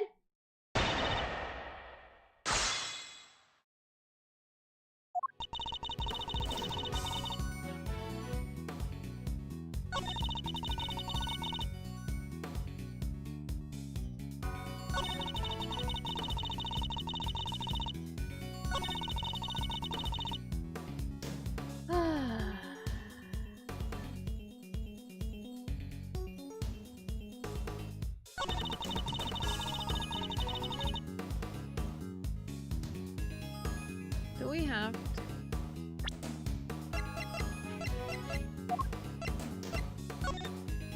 Let me read this for the 50th time.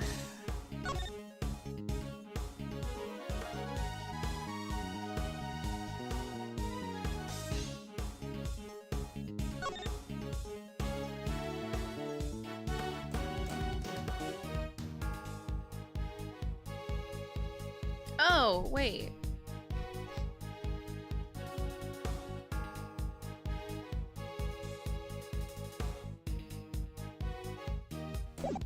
Does this have anything to do with this?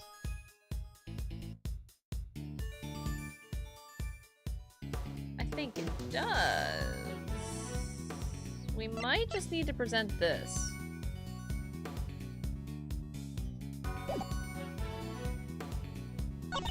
But where would we do that? I don't think I need to press. They hired a great voice actor in Crystal. Oh my god. Please.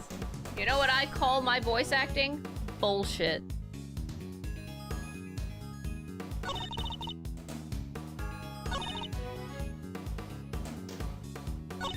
I doubt anybody could survive such grave wounds. If you care to read the coroner's report. I don't really see, I don't see an opening here. Don't worry, Kate. Everything will be all right. I need to find something to prove that the victim was still alive and breathing immediately after the attack. If I can't, Kay's fate will be sealed.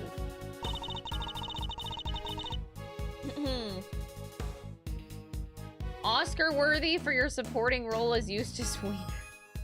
Get out of here, Jack. Get out of here. But yes, I could actually take some classes from Alan. I probably should take classes from Alan. Diane, get out of here.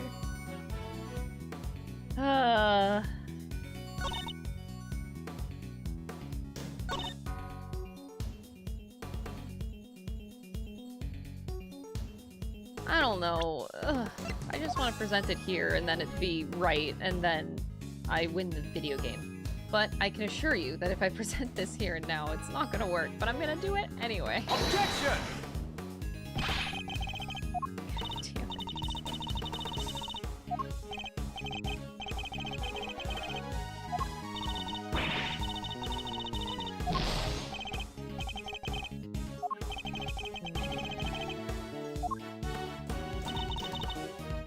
Hold it! I don't think that this is gonna get me anywhere. You're sure the stabs to the chest were the cause of death? That there's no doubt about that. One of the spikes of the candelabrum even pierced the victim's heart. And unless you mean to call Dr. Hertz's professional opinion into question, we can only treat that as fact. The coroner's opinion backing up with my own winning ones? Now that's what I call a flawless victory. Well, I'm certainly not about to ignore the coroner's findings. Hey, what about my findings? You can't just ignore them. If the cause of death really was the puncture wounds to the chest from the candelabrum, that would seem to contradict one of the pieces of evidence that we've gathered. He's not just ignoring my findings, he's ignoring me! Do something, Gavel! As you wish. At the very least, I will ensure that he cannot ignore my own conclusions.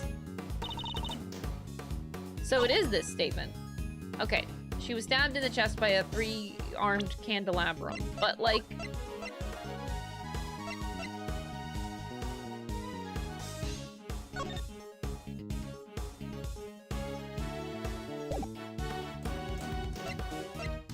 Does it say where it was found?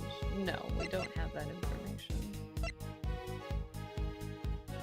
Oh, wait, we already did this before!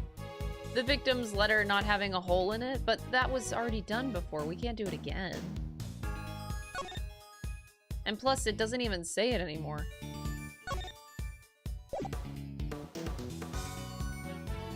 There's so many things wrong. Can I just present the...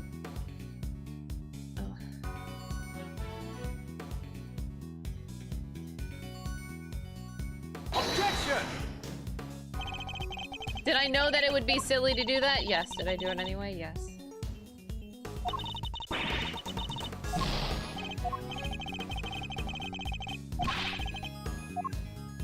copy the letter, because that already was a thing.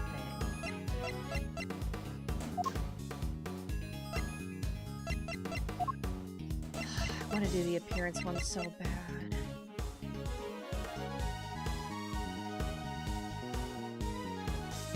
It's also the fact that... Objection! Okay, that actually did work. Nice. Chairman Weiner, you know what this is, of course. The red raincoat, that's right, isn't it, Verity? Yes, sir. The one Miss Ringer was wearing. I warn you, Mr. Edgeworth, you will not be thanked for retreading old ground. I'm afraid I might have to regardless. Now then, if you'll answer me this, Judge Gabble. You told us that the victim's bloodstains were found on the coat, but do you remember where exactly they were found? They were found on the hood, and... What's the matter, Verity? The hood and... Was blood found anywhere else on the raincoat? No, it was not. Doesn't that strike you as odd? The victim died of stab wounds to the chest. Wouldn't that lead one to expect to find bloodstains in that area? And yet there was blood only on the hood. That's a glaring contradiction if I ever saw one. The head wound the victim suffered wasn't just some incidental injury. It was inflicted before the stab wounds to her chest. Perhaps you are correct. Perhaps the victim did sustain the head injury first. As you said, if she had been stabbed first, there should be blood on the chest area of the raincoat. Therefore, Miss Ringer cannot have been stabbed before the head injury had been inflicted on her. But even if we were to concede this point, that the head injury came before the chest wound, what difference would it make? How does it change our understanding of the case? I'd say it changes a great deal. In fact, it raises an even more fundamental contradiction. That is quite the bold claim, Mr. Edgeworth. I have to admit you have me intrigued. Perhaps you could show us this fundamental contradiction with some evidence? Well, the report. Take that! No? This is Dr. Hurt's preliminary findings, according to which the victim suffered a head injury post-mortem. The order suggested by the bloodstains on the raincoat. Exactly the opposite, yes. Bailiff, this court hereby subpoenas Dr. Hilda Hertz to the committee chamber with all due haste. Until she testifies, this case cannot be brought to a close. Yes, Your Honor, I'll go fetch her at once. Unfortunately, Dr. Hertz is a very busy woman. I doubt she'll be able to come immediately. In the meantime, there is another important angle I would like to explore. Frankly, something has been bothering me about the person at the heart of this case, the so-called ringleader. Who exactly are they? Yeah, good point. We never looked into that, huh? Despite having been mentioned repeatedly in this hearing, we still don't know even the most basic facts that might help us uncover their identity. Well, Mr. Edgeworth, do you have any thoughts on the matter? It's Shelley the killer! We've seen nothing that might serve as clear evidence of the auctioneer's identity, but there is someone involved with the case that I can name. A suspect that at the very least, they might be able to point us in the right direction. And that's...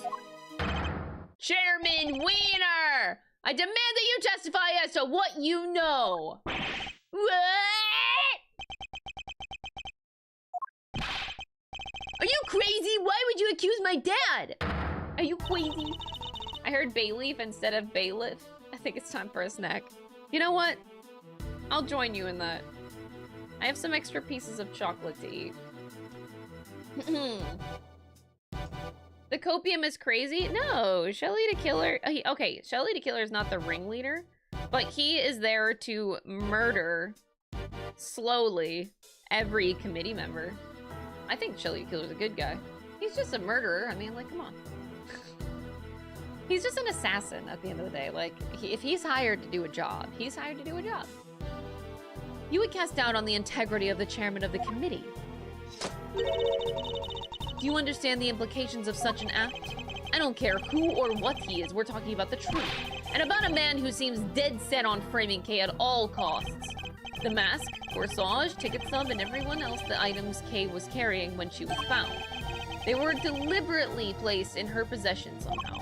By Chairman Weiner himself. shocking accusation and one I find hard to believe, but for the sake of completeness, I must ask, why would he do such a thing? To cast suspicion on Kay, why else? I even managed to get him to say something to that effect. Your rebuttal, please, Chairman Weiner? I think the good chairman might be in shock. So what if I did? Did you hear me, dear boy? I said, so what if I did? You say that you got me to admit as much, but where is your proof, With no witnesses to speak of, your word alone is hardly enough to make an accusation like that stick. Or do you even mean to tell us that you have something more to base your outburst on? He still has the arrogance he showed back at the detention center, and yet... Mr. Edgeworth, I'm going to have to ask you to explain yourself. If that's all right, Mr. Chairman? Not at all. Not at all. I would be very interested to hear this for myself. I am intrigued to learn where Miles might have gotten the idea that I'm some sort of criminal.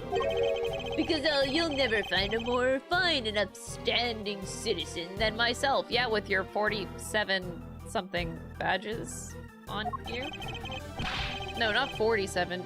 Do I have to recount them? 12, 24, 27, 28. 28. He has a lot of nerve acting all innocent like that. Very well, let's start at the very beginning. The fact that the auction took place right here in this hollowed trial chamber is a point of suspicion.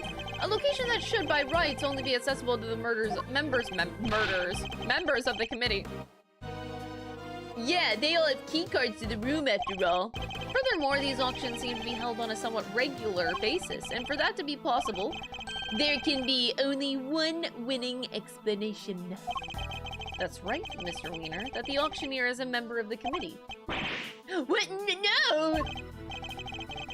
What on earth is wrong now? What do I do, Dad? I played right into his hand. You did indeed, you utter nimwit. But Miles, my boy, you do realize that you've cast quite the wide net with your explanation? That's true. There are 11 members of the committee altogether.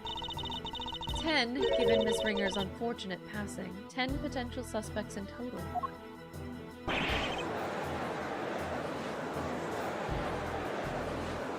Well, it certainly isn't me. It can't be the chairman, can it? Whoever it is, speak up right now. Come, calm down. All of you, please. Well, Miles, is that all the proof that you've got against me? You're very quiet all of a sudden, but it's too late to back out now. You accused a former chief prosecutor and current committee chairman of a crime. I would tell you to prepare for the worst. But there's no preparing for what you're about to face. Oh boy. You've been forcing us to argue over every little detail for a while now. Where the murder happened, the order of the victim's injuries, some other things I can hardly even remember. But you needn't bother, my boy, because it's all irrelevant in the end. Think about it, the suspect herself has already said she did it, and that's all that matters at the end of the day, and her sentence will be lighter for it, so rejoice! And there you have it. Feel free to pick holes in it as you see fit. How can I when that was barely a testimony to begin with? He's a very powerful person, isn't he? It's okay, Mr. Edgeworth. Please, just let it go. I did it. I'm the murderer. I even remember doing it. You saw a flash of something half-remembered, Kay. Nothing more. If you believe in something... Believe me when I say that you should believe in your own innocence instead. He's being such a dad. I love Miles Edgeworth. I love his tone shift from whenever he normally treats Kay to how, like, Kay is now. And he immediately actually went softer for once, which he, like, never fucking does, even for other kids. But he got softer for her.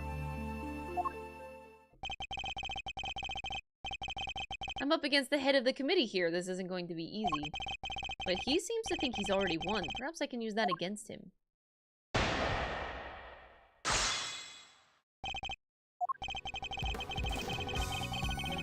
I actually gotta press him. Hold it! I'm gonna have to. Even if the broad strokes are correct, it doesn't make sense to make something true. Don't be such a stick in the mud. I'm saying the bigger picture is more than enough here. After all, every case has its little inconsistencies and contradictions. If we let ourselves get bogged down in every single one, we'd never make any arrests. And once we did, the trials would be drag on forever. Even you understand that? Not in the slightest, hence my inquiry into the details. Oh, to be so young and pig-headed anyway, you keep digging into these little details. Pig-headed. Hold it! I seem to recall the ringleader's identity and the faulty coroner's report being critical points of contention. Yes, I was listening, my boy, but critical is a matter of opinion. How can you possibly suggest that such fundamental issues are not important? Perhaps it is your inability to make sound judgments that should be on trial here today? Oh, bravo, my young hothead. Wonderfully cutting stuff. You do like to try, though, don't you? Hold it! There's no way any of what we've discussed today is irrelevant. Not unless you intend to bury the truth. But none of it is irrelevant, dear boy. The only reason you keep trying to make it relevant is because otherwise you're up a creek without a paddle. Hold it! Oh my god. Just because she confessed to something doesn't make it the truth. Kay is suffering from amnesia, so any statement she makes should be taken with at least a grain of salt. Even so, it doesn't exactly solve anything for us, does it, dear boy? And it would be nonsensical to dismiss her confession outright. I'll tell you what, why don't we ask her one last time, though I'm sure she'll just say she did it again. Fine, let's do it. Let's ask her again. We'll see if she really believes herself to be the culprit. Is this really what you want, Mr. Edgeworth? If it goes badly, it could significantly weaken your position. There's no other way. I only request that I be the one to question her. You really know how to tug it over that's our strings. On a scale of 1 to ew, how gross do you think his beard is? I can't even begin to imagine. I just like...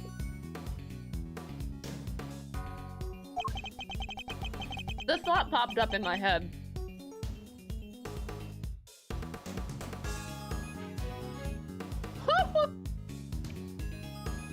It smells like unwashed wiener. Yep.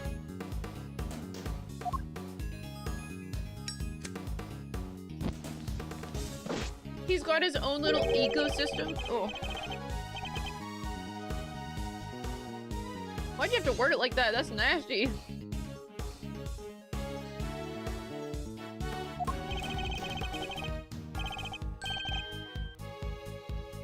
Oh, sneaky. Call the proceedings to an end. You mean the hearing? Perhaps you aren't a complete metalhead after all. Now, just so we're clear, if we ask again and all that happens as the girl confirms her guilt, she is officially declared guilty on the spot. That sounds like a great plan, if I do say so myself. You just declare her guilty, just like that. That's the gist. It's a big risk, but he's going to find a way to condemn her either way if we don't do something. Kay, I know it's a lot to ask, but I need you to think. Do you remember anything else about what happened on the day of the murder? Anything that might help us prove your innocence? Why? Why are you still fighting it, Mr. Edgeworth? It's no use. I can't be of help to you. I'm too scared to try and remember anymore. What if I remember something even worse? And if I did, I'd just be making more trouble for you. Please, just accept it. The Kay you thought you knew is a dangerous criminal. A criminal who let you down and betrayed your trust. Don't worry, Kay. You have nothing to be afraid of. Oh. I may not have known you for very long, but I know you well enough. And right now, I'd say I know you better than you know yourself. You would- oh my god. That's probably my whole bar. You would never commit a murder. You could never, because this is who you really are. The Jammin' Ninja. Take that! You're the great thief Yatagarasu, a noble outlaw who would never stoop so low as to kill. Oh, wait, the music's already gone. I just started the jamming session. What the hell? I can't do it. I'm sorry. Because all I can see is the one memory that returned. I have to face it. Hold it! No! The only evidence of your guilt is the confession they forced out of you. As I said earlier, you have to believe that you're better than that. Or are you saying you don't believe a word of what I've been telling you? No, it's not that. You're trying so hard to help me. You're risking so much for me. It's too much. I have to stop. You have to stop. I'm begging you. So that's what's going on. I thought it was strange, but now I see. The reason you're allowing yourself to be railroaded into accepting your fate is because of me, isn't it? Which is exactly what the K I know would have done. Oh.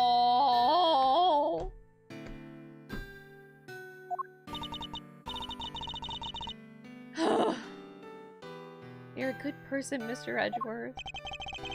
Sorry to burst your bubble, but I'm not. And I don't plan on becoming one anytime soon. I love him! I love him so much! Yes, bitch, you are a bitch, and I love you for it. Stay a bitch to the very end. I fucking hate you. You're an asshole. Fuck ass. Like, ass. Actual asshole. And I love you for it. Never change, bitch.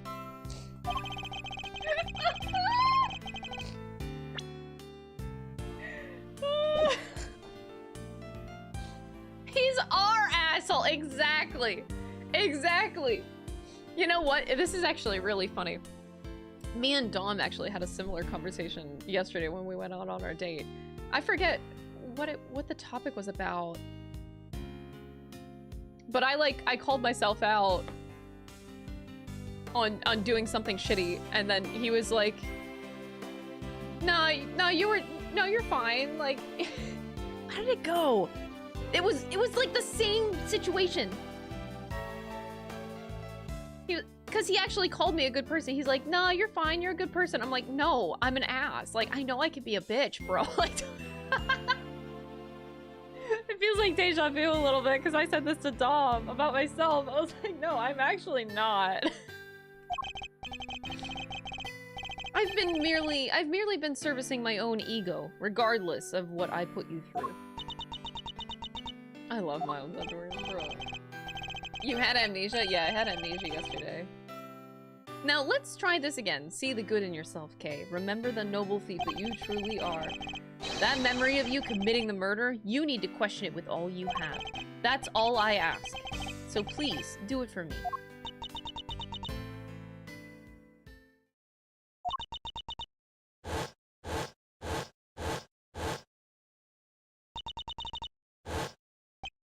Kay!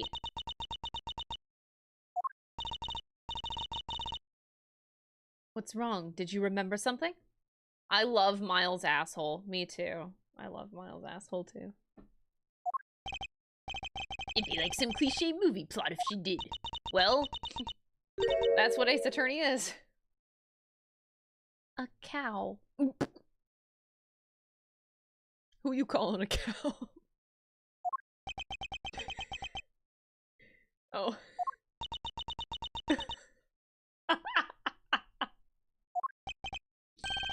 A cow? Mr. Edgeworth, if you could perhaps ask her for a few more details? Well, Kay, what can you tell us about this cow? I remember now! The person in the red raincoat, she had it in her hand. She had the plushie cow? A stuffed cow! I can see it so clearly now! Wait, the burn mark Wait, that means it's not Shelly the killer? Look at them nails. Shelly the killer wouldn't be caught dead having those nails. Fuck!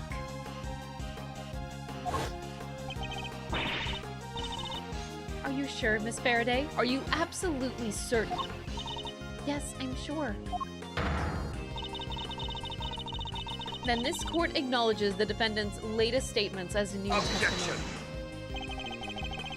Have you lost your mind, Verity? We can't accept testimony like this. With all due respect, Mr. Chairman, information pertaining to the victim and her possessions is new and highly relevant evidence.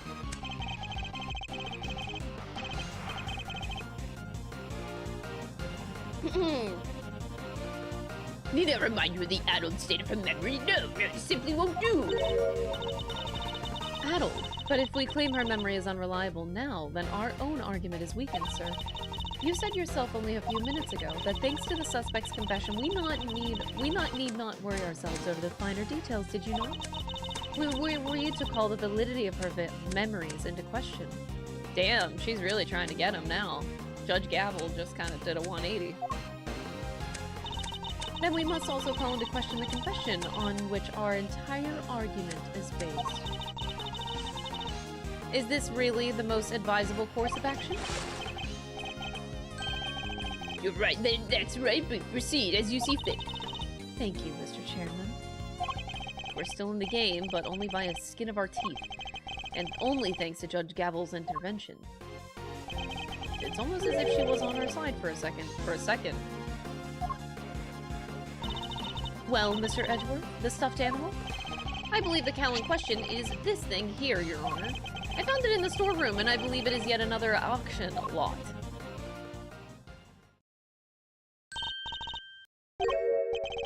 Do you know something, Gavel?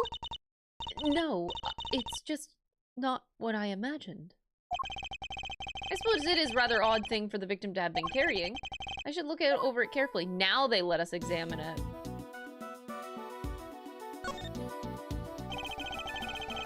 There's a cherry blossom petal caught in the fur here. There were petals on the raincoat too, and a cherry tree in bloom up on the viewing platform. It would definitely appear that this was taken outside at some point. But what did the victim want with this thing?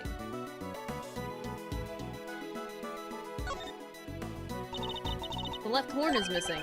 This hole, it looks like that's where the horn would have gone. That doesn't look like stuffing in there. So what is it? It's a speaker.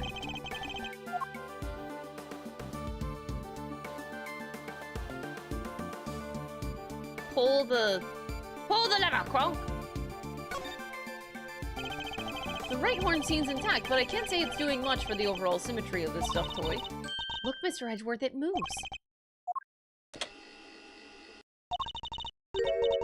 Sounds like sand being crushed? It would seem that there's a recording device hidden inside.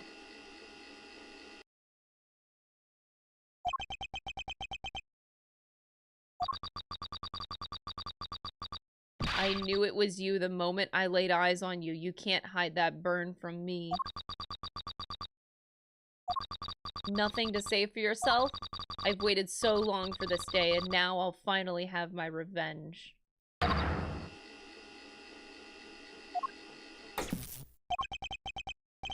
Could this be the moment of the murder? Someone made a recording of it.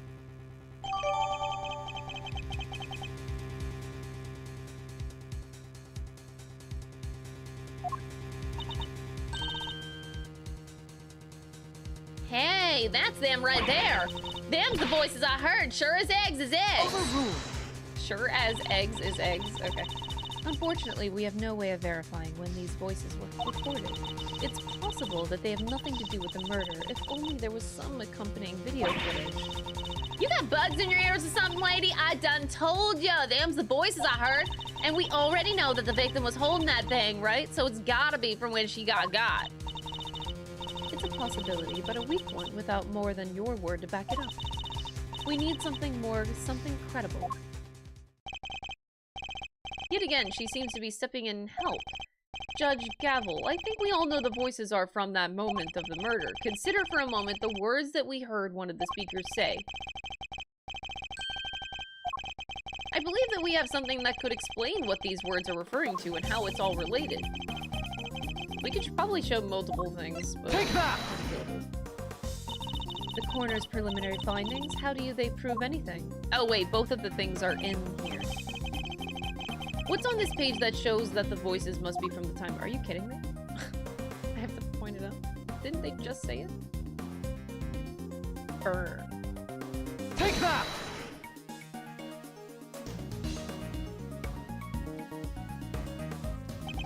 Think again on the words that we heard. This part in particular sticks out in my mind.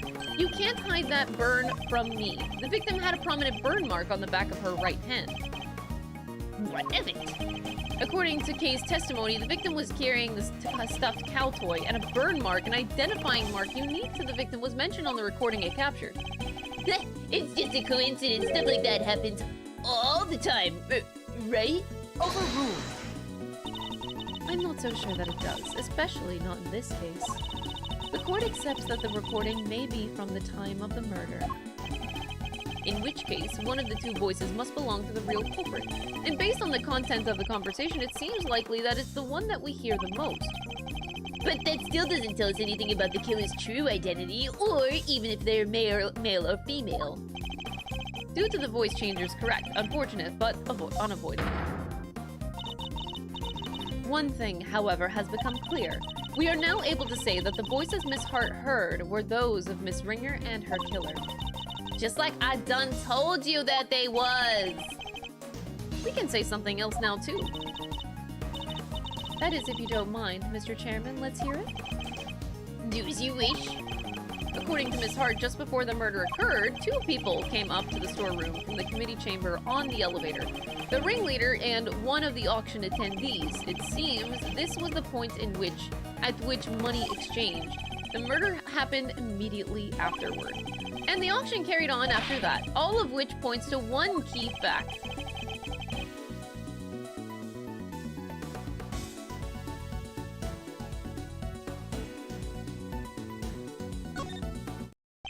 Since the ringleader was the auction's sole auctioneer, that it follows that they cannot be the victim. Not right now, Eustace. There's a good boy. There's a good boy. And if they weren't the victim, then they can only have been the killer. A compelling argument, but hardly conclusive. I'm fully aware of that, Your Honor. It was merely warming up for the main event. There were certain traces left on the scene that seemed to suggest that the ringleader was the killer. Please hurry up and show us. What is something that was placed on the scene that points to the ringleader having been the killer? Take that! The evidence clearly shows that the ringleader was the murderer. Oh. I guess I didn't think about that further. I don't get it. No surprises there, but I'm sure the rest of the room will see what I'm getting at. Who wants to agree with my idiot boy? Oh, probably the outfit. Oh, the outfit. It has to be the outfit. I'm a dumbass. Yeah, I really needed to think about that like a second more.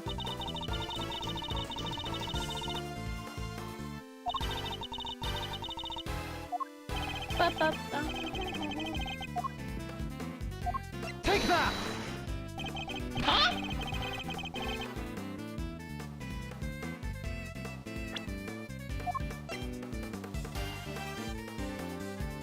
How is that not it? It had to be the ringleader because he had to replace the outfit. Huh? It's his outfit. What do you mean that's not it?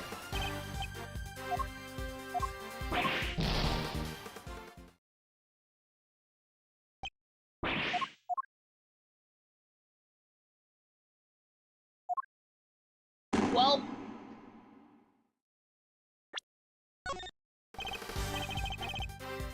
okay.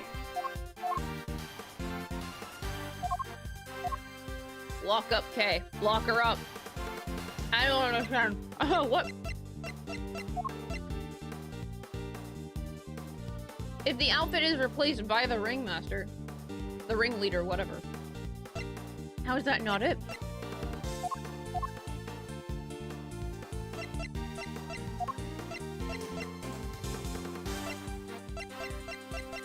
Did I, like, click the wrong thing?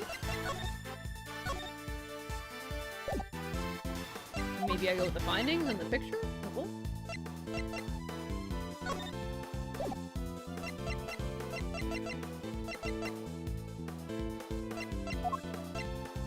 Oh my god.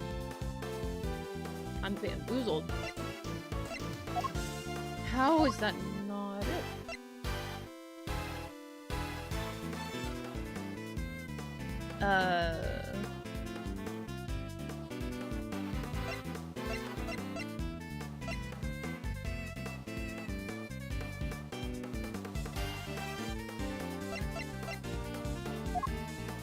Okay, things that were placed on the scene.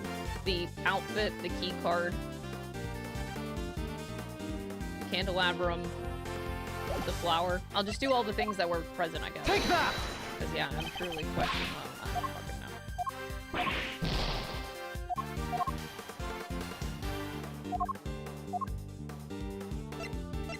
Take that!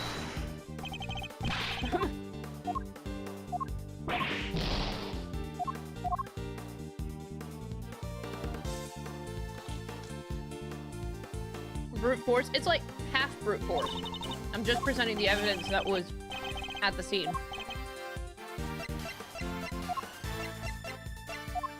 The pool of blood, technically, at the scene. Placed there. Well, not placed, but, you know, manipulated. What else was at the scene? I mean, I guess I could also present the picture. We did the flower, the key card was there. We don't have the notebook, but I guess I could try that too. Oh, the letter? This was placed. Take that! That still. I'm mad it's not the outfit. Did I accidentally press the wrong thing? Like, that's what I'm wondering. Like, Take that! okay, no, I pressed the right thing. Okay.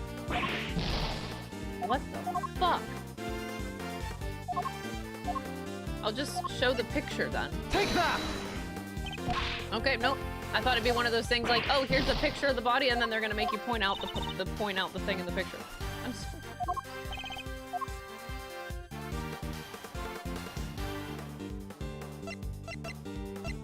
The only pieces of evidence that we haven't used are the masks and the Jam and Ninja one, but the rest, what the fuck is happening?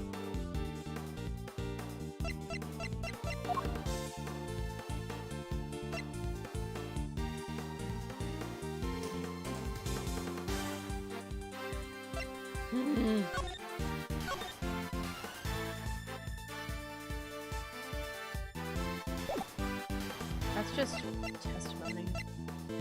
No, we're supposed to be...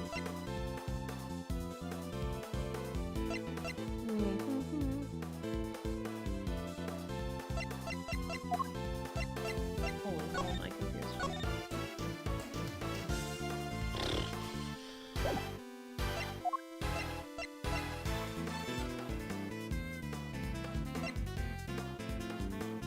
I'm trying to think about this logistically. What the fuck, man? That was on K's being.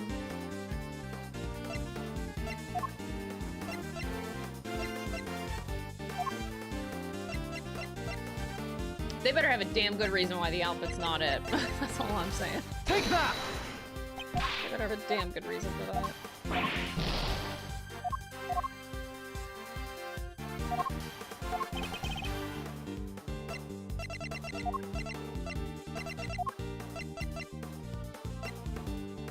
Take that! This is- I'm not even presenting things that were at the scene anymore. Wait, did I just do the pool of blood? No, I think I did the raincoat, but I didn't do the chamber blood. Take that! Oh my fucking god, that's... Whatever. Killer deliberately left a large pool of blood at the foot of the goddess statue. It was due to that blood that we originally thought that the murder had happened in this chamber, but it was simply a ruse designed to cover up the blood that had dripped down from the storeroom, in order to conceal the existence of the underground auction. If the culprit had nothing to do with the auction, then they would have had no reason to cover up that blood, which further supports the theory that the ringleader and the killer were one and the same. The outfit one is better, but sure. And as the identity of the ringleader, do you have anyone that you'd like to name? Dang, Judge Gavel really wants him to be called out. The auction is always held in this committee chamber with its storeroom located just overhead. So at the very least, we know the murderous ringleader has some connection to the committee. And you suspect me, correct? As the committee's most powerful member, that should hardly be a surprise, Objection. right? You're a fine prosecutor, that much I'll give you. But as I think I may have mentioned already, you're also hopelessly naive. You've got nothing, my dear boy, have you? No evidence whatsoever. Unless you've got something to share, after all.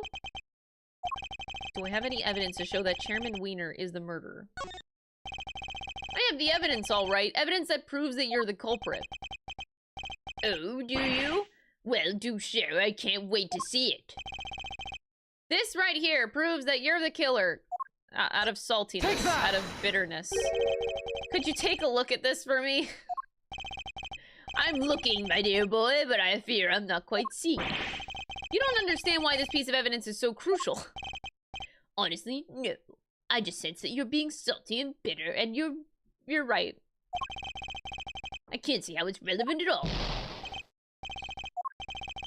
Chairman Weiner must be the murderer, but do I have evidence to prove that?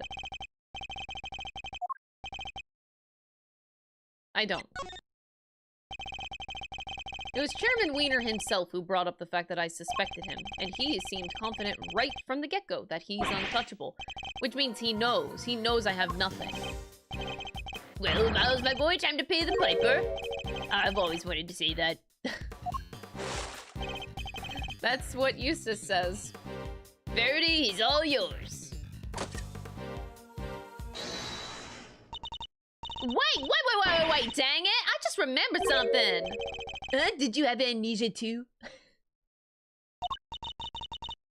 Nah, it's just done came to me. Flash of inspiration, you know how it is. Very well, say your piece. Objection. What are you doing, Verity? Mr. Edgeworth has made it clear that he won't give up until every last lick of hope has been extinguished.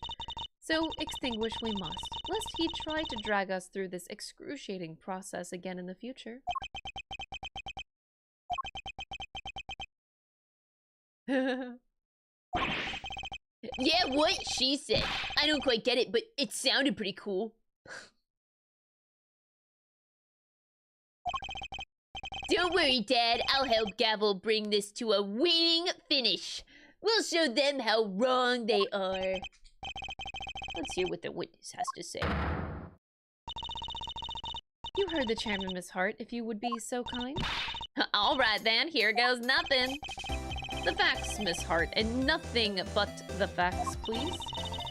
Don't you worry your pretty little head on that front. I'm a journalist. Truth's my middle name. Color me officially worried. So, the ringleader's the killer, right? Which makes the victim one of them auction goers. Thing is, that don't add up. I counted 11 people coming down that hatch. Then the murder happened, and then the auction started back up again. Now, I had me a look back downstairs right after that. And when you know it, there were 11 little duckies all lined up in a row again.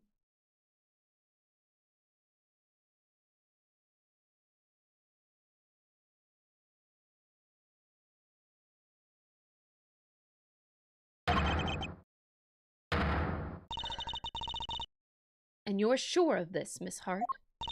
As sure can be, your gavel ship. Saw him with my own two peepers. So, 11 before the murder and 11 again. Right after means... It was Shelley to kill her. Wait, that's a thingy. A contradiction, Eustace. Do try to keep up. Miss Hart, did nothing really change at all? I done told you already. They carried right on again like nothing ever happened. Oh, except for it wasn't nothing much, but that little old mallet doodad. Can't have yourself an auction without one. Kinda like the old one Missy got over there, but different. The auctioneer's hammer. That's the bunny. I done heard that thing banging and clanging right the way through. Then nothing, just like that. So the noise of the hammer stopped midway through. Could it have something to do with the murder?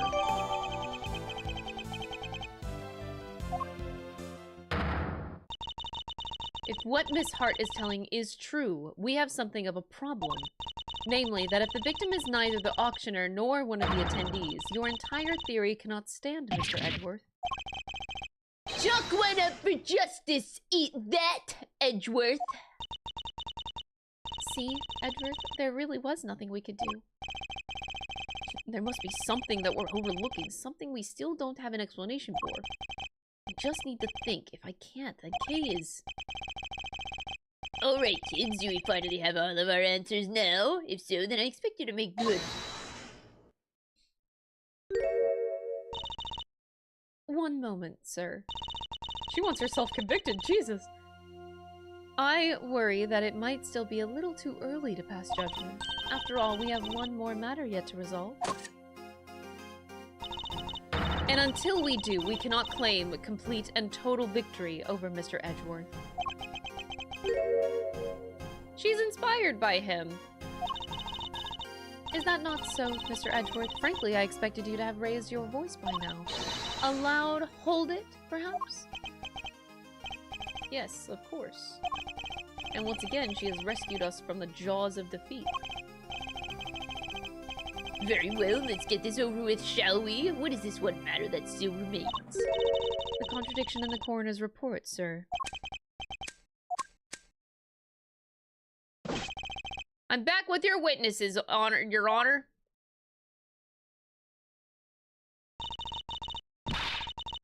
What's this all about? Why'd you call us back down here? Did somebody suddenly fall ill? I'll have a compress ready in 2 Oh. This better be good. Did somebody else drop dead? Well, then they might soon wish they had.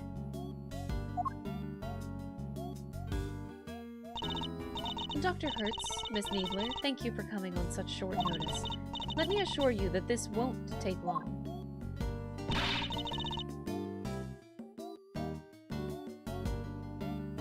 Quit trying to butter me up and cut to the chase, will ya? Of course, we summoned you here to confirm something. What is Judge Gavel up to? Dr. Hertz, this court asks that you provide the unabridged truth regarding the following. Do you stand by your preliminary findings? Can you vouch for their complete and total accuracy? Grandma don't make mistakes, ever. That's strange. What do you mean? In the course of this trial, an error was indeed found in her report. And so I ask again for the truth, Dr. Hertz. Did you alter, tamper with, or in any way falsify your findings? That's awful. How can you even say that? What are you asking me for? Why the heck would you want to? Why would I want to do that? To help the true culprit, of course. As if I know anything about all that. I just know I didn't do anything of the sort. Then that seems doubly strange. What other explanation could there be for the discrepancy in your report? Mr. Edgeworth, I wonder if you might have thoughts on the matter? It's not like you to be coy, I must say. Why does she keep taking charge and helping me? I still don't know what she's trying to do, but I'll happily take what I can get. If everything was recorded accurately and then handed off to Mr. Weiner according to protocol, then the report shouldn't contain any mistakes. Wait! For the record, I didn't do anything to the report. I guess we'll see. We'll see, won't we? Dr. Hertz, perhaps we could begin with your side of the story? Why do we even need to? This is pointless. I'll be the judge of what's pointless, thank you very much. We have patients waiting back at the hospital. But, Grandma, we really don't have time for this. Won't you please help us? I can't stress how important this is. Grandma says she'll testify, but could you please make it quick? If we're not back soon, people will suffer. And yet you had no qualms about taking your time and buying cotton candy the last time we saw you. We'll let you go as soon as we can, I promise. Assuming you tell us the truth, that is. Oh boy. No way there's a mistake in Grandma's report. Not never. I've been dealing with the dead longer than you've been alive, Sonny Jim. What? Me writing something wrong is about as likely. Ouch. And what the heck do you think I'd stand to gain by doctoring a file? Don't make a lick of sense. And that's all she has to say. Nothing funky here. See, it's just as I thought. There's no chance the good doctor doctored at her findings. And you swear by the holy goddess that this testimony is true. Of course. Grandma's never told a lie in her... Your opinions are not necessary, Nurse Needler. Your grandmother is the subject of this inquiry, not you. Not necessary? That's not fair. I'm the only ally poor Grandma has.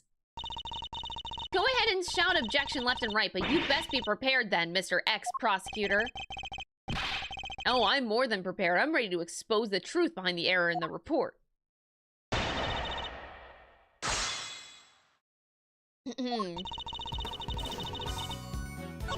Okay, I've been dealing with the dead longer than you've been alive. Me writing something wrong is about as likely...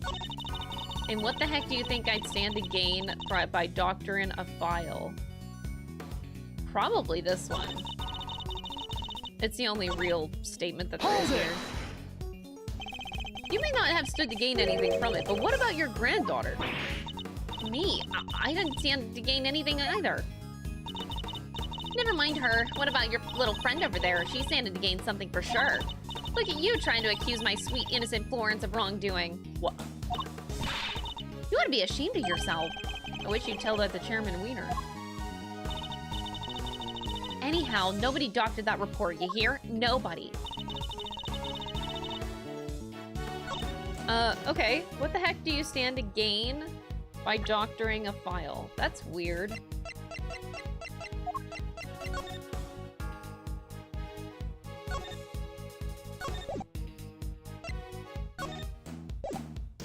I don't have much,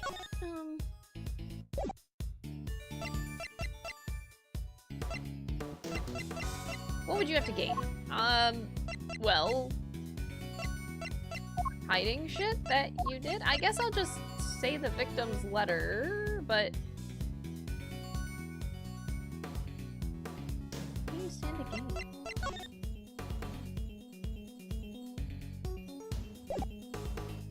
Huh. And before Granny is actually the ringleader of the smuggling ring. Could you imagine Granny being that person? I can't.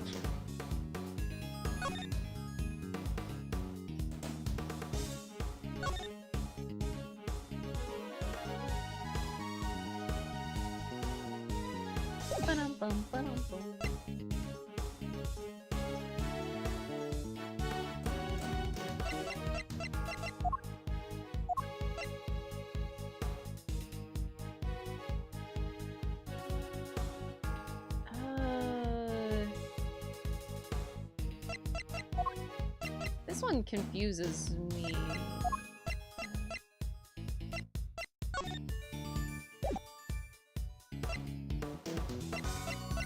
For now, I'll try the victim's letter, but I'm not confident about it. Objection!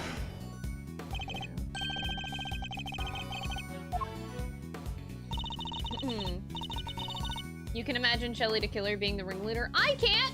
What do you mean? Shelly the Killer is an upstanding citizen of the Japanifornia.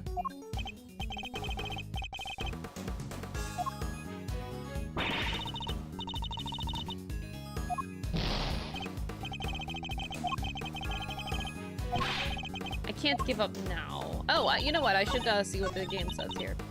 Dr. Hertz doesn't sound like she's lying. No, but she only communicates through her granddaughter. I should probably try to make sure that Nurse Needler is being truthful too.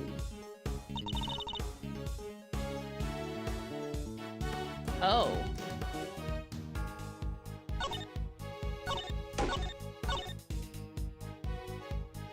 Oh, okay. Did anything stand out as strange to either of you when you were examining the body? Let's see. Huh? What's that, Grandma? Pretty strange if young fella showed up, that's for sure. A strange man, who? Dressed like a dang fool he was. All frilly around the neck and And the dangest thing of all, even though we all knew that the idiot boy was about to get fired, he still insisted on messing with my scene.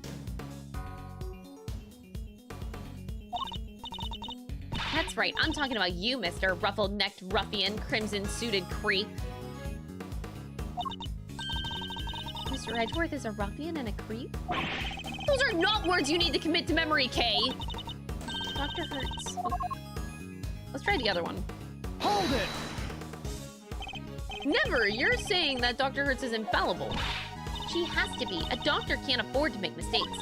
Even a veteran like Grandma would be out of a job if she even messed up even once. So there's no way she, of all people, would... What a bunch...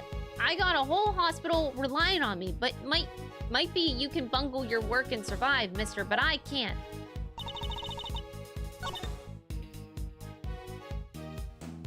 It seems silly to be like, there's no mistake in Grandma's report, not never. But then present the report that we've been talking about this whole time.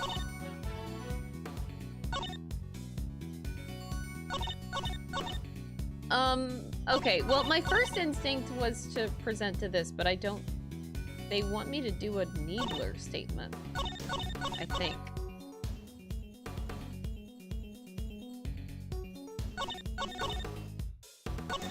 Alright, now now it's changing. Alright, chat! Yes or no question, yes or no answers, I mean. Is this the statement that I should be presenting evidence to? This first one here. Could be either this one or the fourth one. So, okay, no, it's not this one. Okay, chat, yet again, is the fourth statement the one I should be?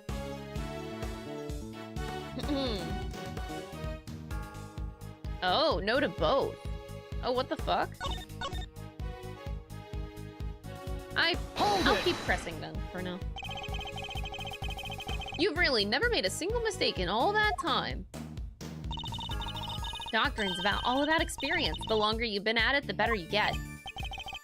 Only the same were true of prosecuting. Chairman Weiner would be the best in the business. I think we can all agree that's not the case.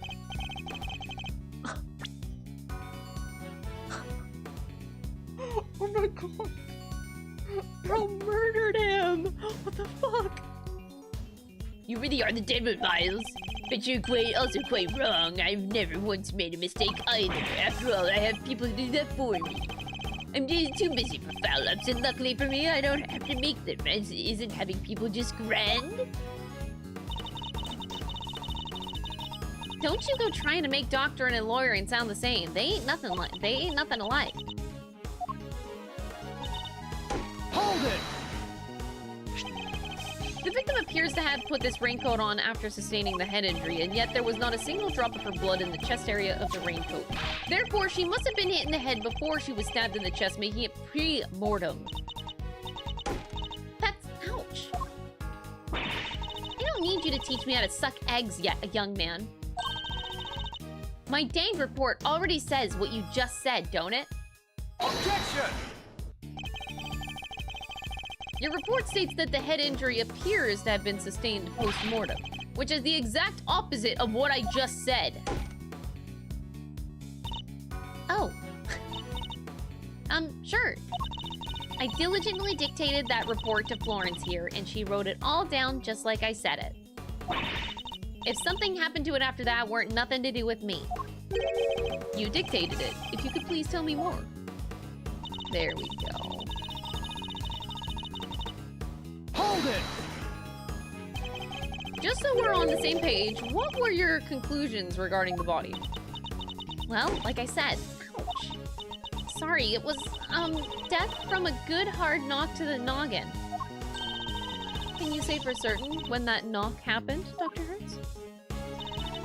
Pre-mortem, of course. Chest wound happened after the poor girl died. Uh-oh.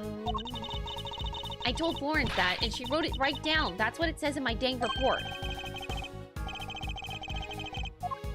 And we're just presenting the report again. For like the 50th time. Objection! Dr. Hertz, I'd like you to take a look at the report for yourself. Oh, I'll read it to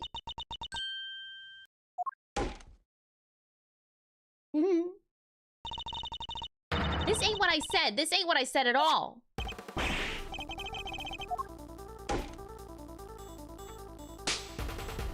Wow. I don't know. I can't say that.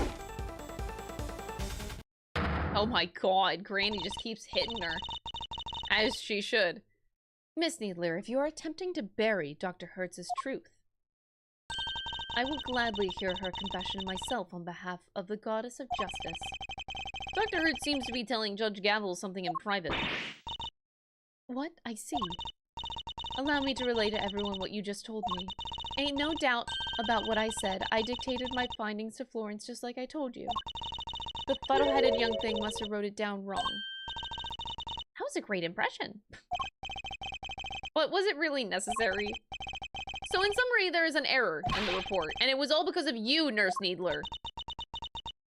The true facts have now been shown to that be the head injury occurred prior to the chest wound. I'm glad we got that covered again. The question now, Miss Needler, is why did you introduce such an error? Just a minute, Verity. You make it sound as if the poor girl did it deliberately. Whereas it seems to me that she made it just a little mistake. Pre-mortem, post-mortem, they're practically the same word, don't you think? Except they mean two completely opposite things. This was deliberate, no doubt about it. Why would she want to change it? Exactly, that's kind... You won't get away that easy. Explain yourself, young lady. But Grandma,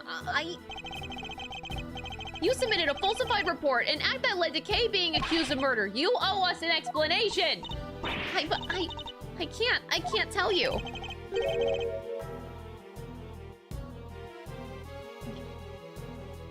Don't want to, but can't. This is really rather unpleasant, don't you think? Ganging up on this poor considerate girl who's only ever looking after her grandmother?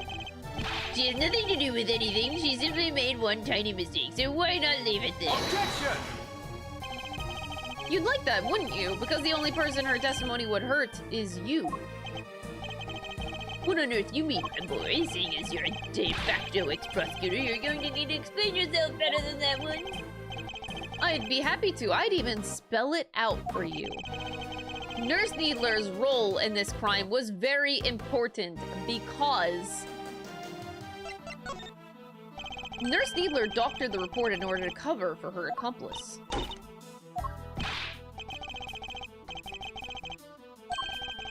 Do share your grounds for making such a wild accusation, my dear boy. The murder couldn't have been committed by one person working on their own. Without at least two people, it wouldn't have been possible to...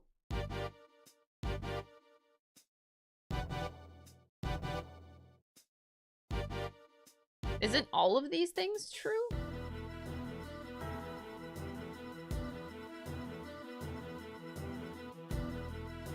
I doubt you can move the body alone. Maintain attendee numbers. That too. And doctor the report. These are all true statements, no?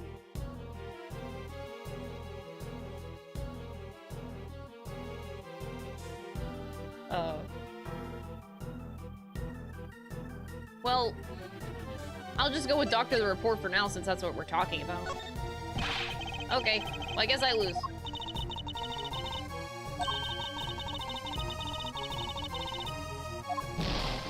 Bye, Miles Edgeworth and Kay.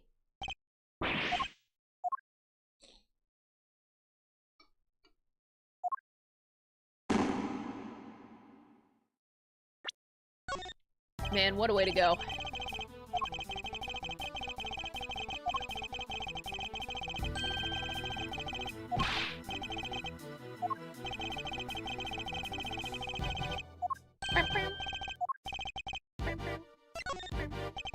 If the auctioneer was the murderer and the victim was one of the attendees, the fact that a witness testified to there being 11 attendees, even after the murder, doesn't make sense. Hey, watch it! Y'all gotta call my good word into question now, too? That's not what I meant.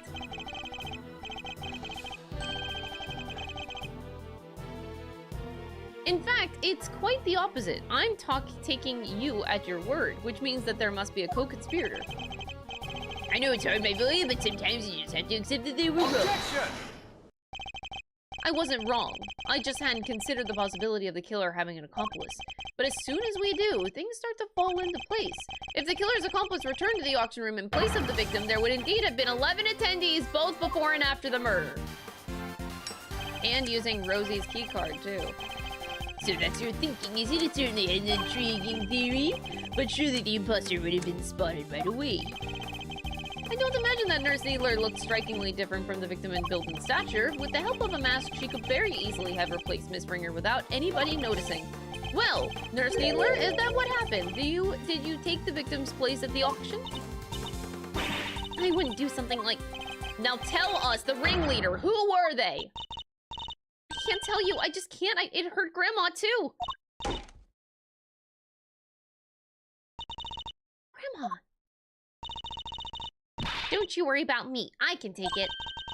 You just tell me everything, child. William!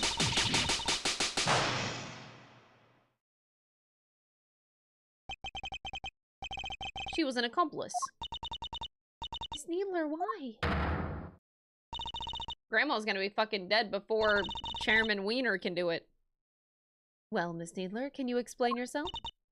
Yes. Oh, thank you, Grandma, but I'm all right now. I confess it. I changed places with Miss Ringer. So you admit that you were working with the ringleader? Yeah, I was helping them. I don't know how, but they found out Miss Ringer was going to attack them. The culprit was going to be attacked by the victim. They seemed pretty sure it was going to happen that night, so they made a counterplan. They wanted to strike first, and they wanted me to help them. I was told to go to the storeroom before the auction began and wait there. Hold on right there, Missy. I didn't see nothing in my ear, and my eyes don't lie. If you'd have been there from before the auction, I would have bumped right into you. I was there the whole way through, and you weren't there for a bit of it. But I'm not lying. It's easy for you to say, but you were lying about altering that report only a few minutes ago. I think we're all well aware of the number of potential hiding places in that storeroom. Are we? Well, exactly. Where exactly are you trying to say our friend the nurse was hiding in? Nurse Needler hid here while she was waiting in the storeroom. Take that! She hid herself inside this clothes box. Oh, she did she? Well, it was there the whole time, even before I moseyed on in. But like I done told y'all, I had all them chains around it. I wanted to hide in there myself, really, but it was locked up tight, so I had to go elsewhere. I imagine that's because Nurse Needler was already lying in there by the time you arrived. That's right, we didn't want anyone to open it or it would have really blown our cover. So the ringleader told me to climb in and wait until it was time for my part of the plan. And then they wrapped the whole box up in chains. I think they took the elevator downstairs not too long after. It was just before the auction was due to start. So as the auction was beginning, you and Miss Hart would have been the only people in the storeroom? Yeah, I think so. The auction proceeded as it always did, until a certain customer came upstairs to complete her purchase. That was when the incident occurred. Miss Hart overheard the victim and the culprit exchanging words. You betcha, I was behind the statue, shaking like a dang leaf the whole time. In the middle of their quarrel, Miss Ringer was killed by the auctioneer. I imagine that the auctioneer then carried Miss Ringer's body over to their clothes box, from which Nurse Needler emerged and swapped places with the victim. After placing Miss Ringer's body inside the box, Miss Needler's role now was to pretend to be Miss Ringer. The two of them then returned to the room below as if nothing had happened. Does that about sum up what happened in the storeroom, Miss Nurse Needler? Yes, in fact, that's exactly what happened. Hold up, so you just waltzed right back on in and nobody noticed? This is two completely different people we're talking about. So you're telling not me, not a one of the other folks down there at the auction cotton on. Why would they? The other auction goers had no reason to notice the difference between Nurse Needler because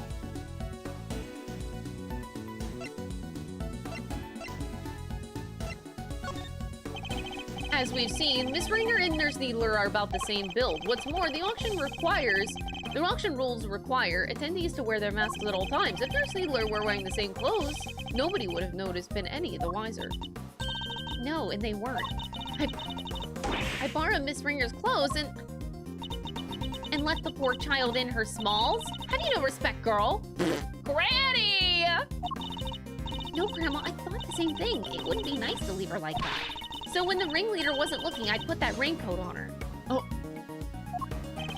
That's how Miss Ringer came to be wearing it. Thus, the auction was able to carry on as before. That was, okay, out of kindness, she put the raincoat on. Got it. Here's the part where I caught the red raincoat on film came just after. So she was wearing nothing but the raincoat?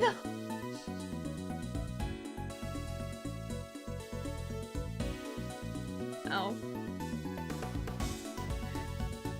Wouldn't you? Okay. That's an image I never thought Ace Attorney would do. Yeah, it must be that it all makes sense.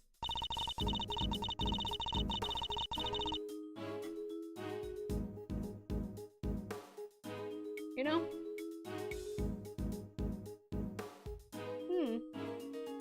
I did a photo shoot like that once. You just do a coat and you're like showing like side booba. Damn girl. Okay. Right after that was when I went on over and looked downstairs through the gap in the elevator. Spied me 11 happy little auction goers, then back I snuck to my little hidey hole. Don't tell me you weren't hiding back there the entire time after that. Well, that is not exactly... What is it? Did something happen? So maybe I ought to have mentioned this before, but I fell asleep for a few winks after that. Well, passed out, unconscious you might say. What happened? Nothing much. Kind of silly really, but there was this sudden loud noise and it startled me just a little bit, you know? Alright, maybe more than a little, but I just witnessed a murder. Can't blame a girl for getting jumpy.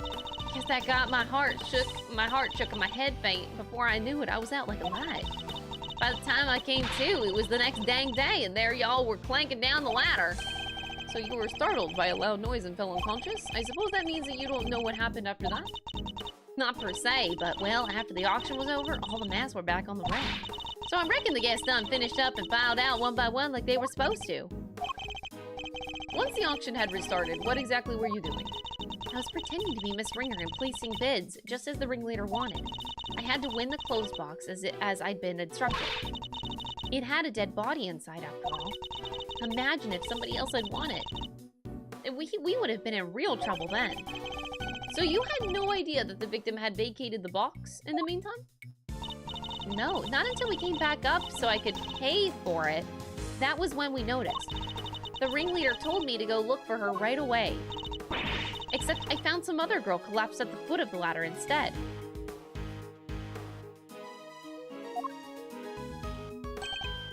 Okay. She must have fallen from up on the roof and been knocked unconscious. Guess the victim must have left that hatch wide open, huh? That would explain it.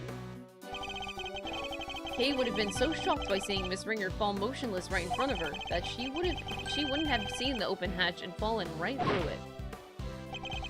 That explains the noise that caused you to faint as well, Miss Hart.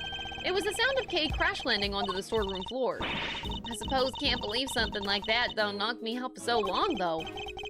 By the time Miss Needler found Kay, you were already sound asleep behind the statue. I think we've got a good grasp on what occurred up to this point now. Nurse Needler, if you would continue. Sure, so I found Kay, and next I found Miss Ringer, and I put them both in the clothes box. We couldn't risk any of the auction goers seeing them. That would have caused a real hullabaloo. Was that your idea or the ringleader's? Theirs. But putting the raincoat on Miss Ringer was my own idea. So I tried to get rid of it before they found out what I'd done. I imagine that they were none too pleased when it showed up as a surprise piece of evidence in this case. And lastly, the ringleader and I put her in an auctioneer's outfit, what we'd prepared. Of course, which completed the deception and made everyone think that she was the auctioneer. All in all, the auction finished up without anybody noticing, and that was that. Now that we know the extent of your crimes, Nurse Needler, if you have anything further to share, I'd advise you to do so immediately. I wish I could tell you more, but I'm sorry, that's all I know. Except for one other thing. It did seem a little strange, I guess. When I was borrowing Miss Ringer's clothes, I took everything I could, but I couldn't take her hair, obviously, so... You're dang right you couldn't take her hair! What kind of medical professional are you? Granny! That's where you draw the line, so taking her clothes was okay? Our hair was totally different. The style, the length, everything. I kind of panicked. But the ringleader thought of everything, including wigs. 2 of them, in fact. There was a straight one and a wavy one. They were both stashed in the clothes box. 2. But why? Right? I wondered that too. I thought maybe they were worried she might have changed up her style. I took the straight one. That was the one that matched her hair on that day. Leaving a wavy wig in the box.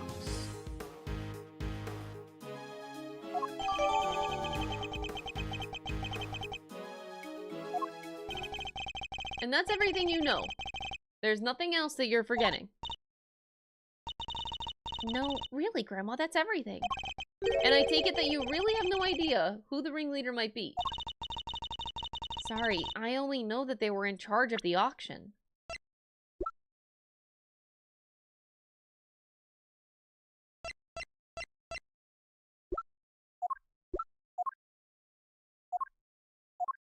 Oh my god. I didn't see them without their mask on, and they were pretty careful to keep their identity a secret from everyone. If I can't get something concrete on them. Well, Miles, are we about done?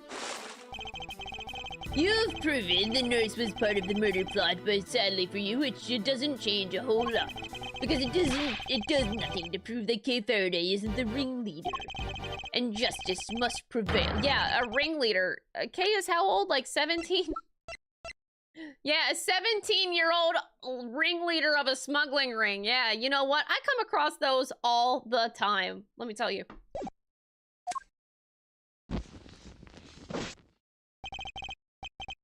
that it? Am I not going to be able to save Kay? Objection! Francisco, where the fuck have you been? Francisco, what are you doing here?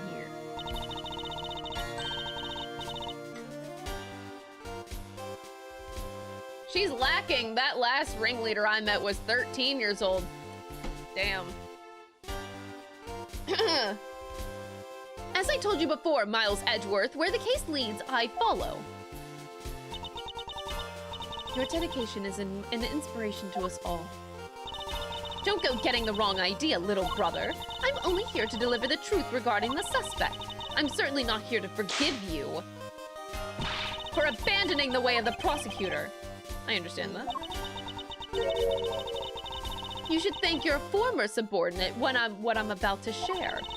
In his desperation to help Kay Faraday, he gave me a valuable piece of information. Detective Gumshoe did that. Prepare yourself, Miles Edgeworth, for the final piece of the puzzle. Rosie Ringer's head wound was the first of the injuries she suffered.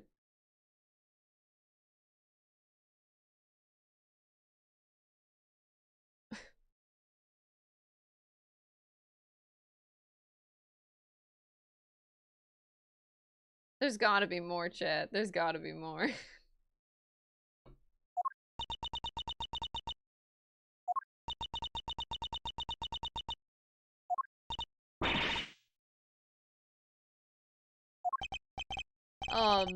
There's no easy way to say this, Franziska, but we already proved that ourselves. You what? Just a few minutes ago! Well, why didn't you say so sooner? You didn't exactly give us a chance. I suppose you know about the murder weapon too? No, not yet. Huh, good. Then listen up. The victim was struck on the head with a blunt object bearing a circular surface, and the wounds to the chest were actually inflicted post-mortem. Objection! And you're certain of that, I assume? Your sources are above board? Two trusted medical professionals reached the same conclusion independently. You couldn't ask for more. Objection! That's certainly good to know. Unfortunately, you're overstepping the bounds. Of what? I am the prosecutor in charge of Interpol's investigation into the underground auction, and this murder occurred during that auction. It would be negligent of me not to pursue leads pertaining to related parties. Oh, fucking get him! You've really become quite the force to be reckoned with, haven't you, my dear? Then all parties are in agreement. The victim died from a blow to the head.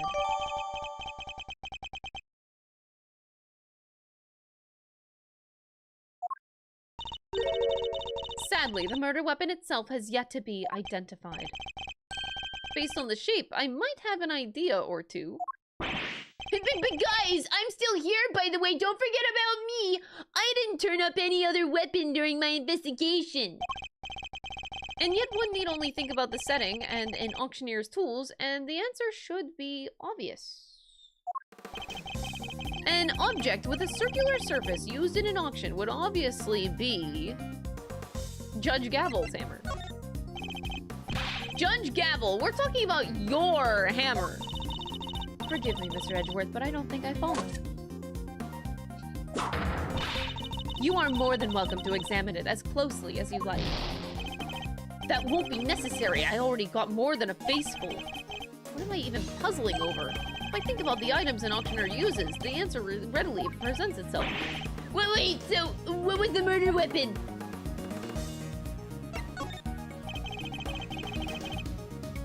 What would an auctioneer have readily at hand?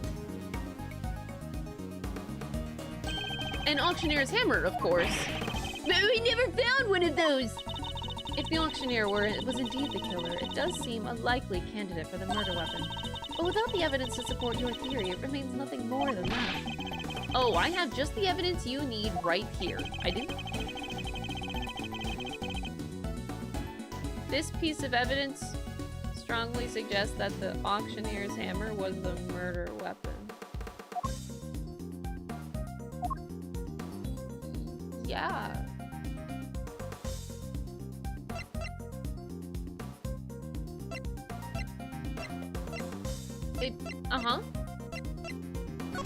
What does these statements say? Ringleader prepared wigs in order to enable their accomplice to disguise herself. One wig was straight and the other was wavy. Ringer's hair was straight, so wavy wasn't used. Okay. And then the updated one from Lotta. Auction continued even after the Ringer's murder.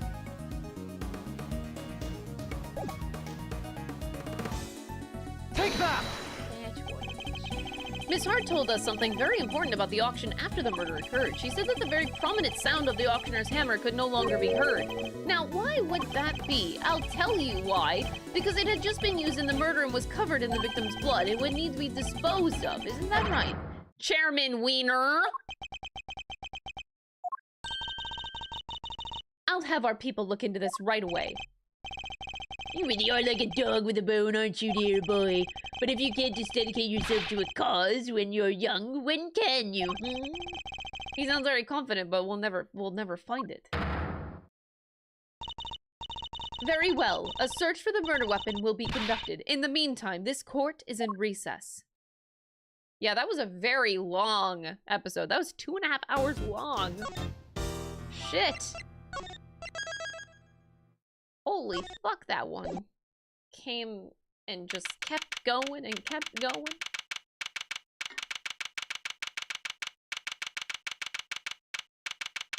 We're still going. Why are those, like, 9 judges so fucking loud? Alright, oh, silence in the courtroom. Miss Von Karma, if you would be so kind as to update us on the progress of the search. It's not good news, I'm afraid. The entire big building has been searched from top to bottom, and no auctioneer's hammer was found anywhere. That is bad news indeed. We have no choice but to move ahead with the verdict. Such a terrible shame. But I suppose only a fool would have left the murder weapon behind. It's certainly not what I'd expect from a first-rate criminal mind. There's not enough to work with here. I can't carry us any further on my own. Yes, it really is a tragedy, but such is life, I suppose. I was just thinking back over the defendants I've made plea deals with over the years. People who poured their hearts out to me, who trusted me with every detail of their crimes. And then when it came to their sentencing, oh, I recommend life in prison every time. For every single one. Oh! Oh, if only you could see them. Nick, thank you so much for the $2 super chat. I appreciate it. This stupid dumbfounded look on their faces. The verdict will now be passed. All present will accept the goddess's word as law. There's nothing more I can do. Kay and I are both... I never imagined I would be passing judgment on you under such circumstances.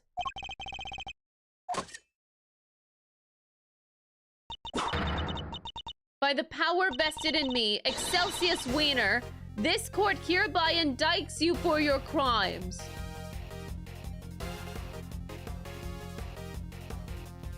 Go!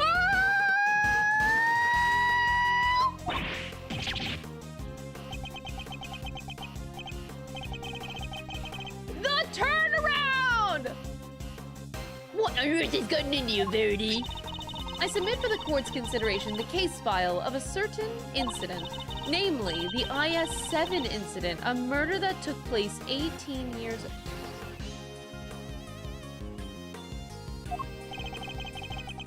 What does that file have to...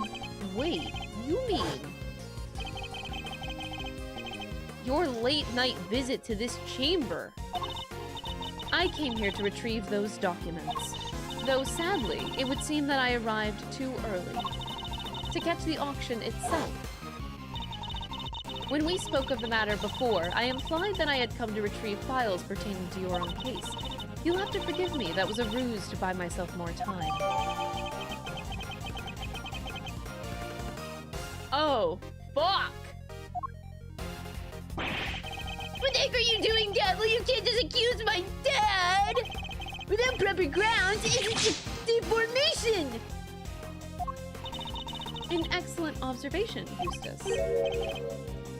It is? And of course I have the grounds to make such an accusation. 18 years ago, Mr. Manfred von Karma had some details about the victim's body fabricated. Details he was forced to fabricate when the sculptor Artie Frost's body went missing.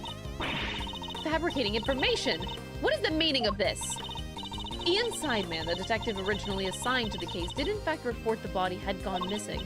However, it seemed that a certain someone wasn't very pleased with Mr. von Karma, and deliberately withheld that information in order to bring him down a few pegs. This individual refuses to allow anyone to go against their wishes or to challenge their power, and they're known to go to extreme lengths in order to bring those who defy them to heel. 18 years ago, they were no different. In fact, they even ordered Dr. Hertz to create a fake autopsy report for the IS-7 incident. She was responsible for the fake report? You have to understand, Grandma, she's not a bad person. She had to do what he said. She didn't have any choice. The person in question was the chief prosecutor at the time. The chief prosecutor 18 years ago. The man who gave Papa the first penalty of his career. Weiner! Objection! Well, what are you all talking about? My dad would never do something like that! I'm sorry, Eustace, but your opinion on the matter is not needed.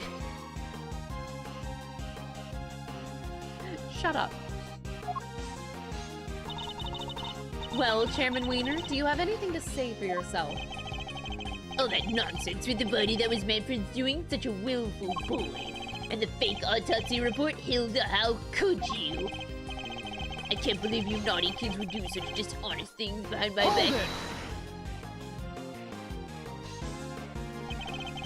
We could just ask her why she did it. She is standing right over there, after all.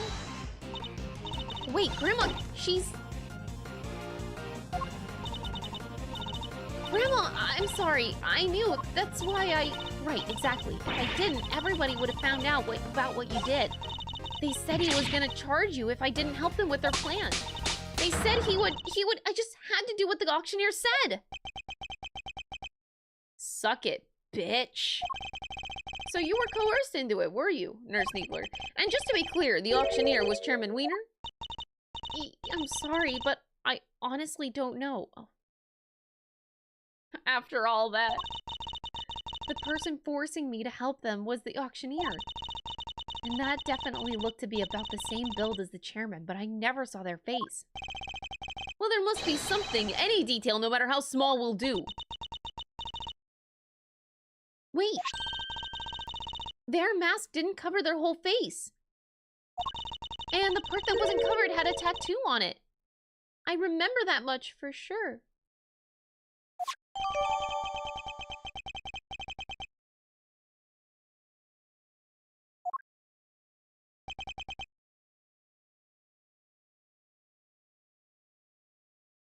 Objection.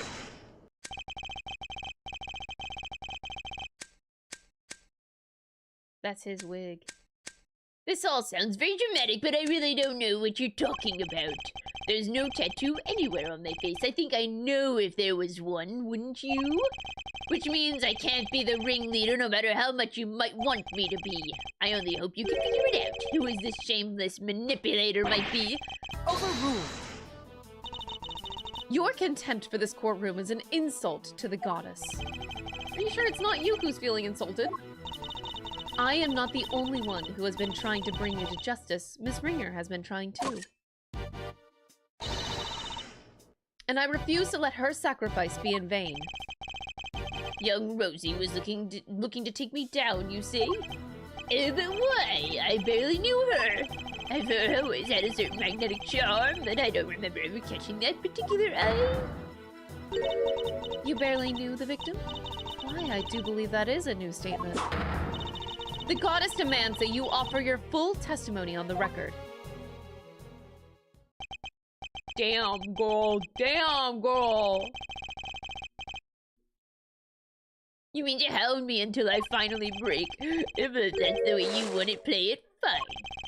I'll destroy you all. Every last one of you. Mr. Edgeworth, please allow me to work with you on this one.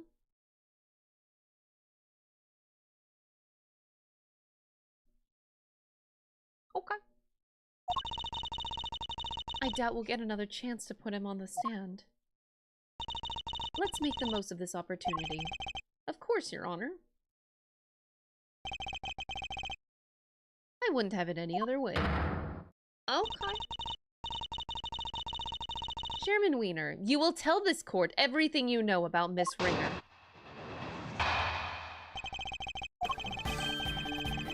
Young Rosie was a member of the committee, of course.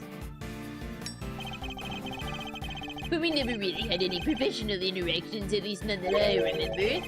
I had no motive to murder that poor girl whatsoever. And I have absolutely no idea why she was after me. So you don't mean to accept your part in any of this? Of course he doesn't! He isn't guilty! How could he be? He's my dad, the wiener of wieners. That's very kind of you, Eustace, but you'll need more than mere words if you plan to cover for me. Right, you got it. I won't let them pin this on you. I believe in you, Dad. You'll beat Edgeworth. I know you will. Yes, yes, you really are such a sweet, simple child.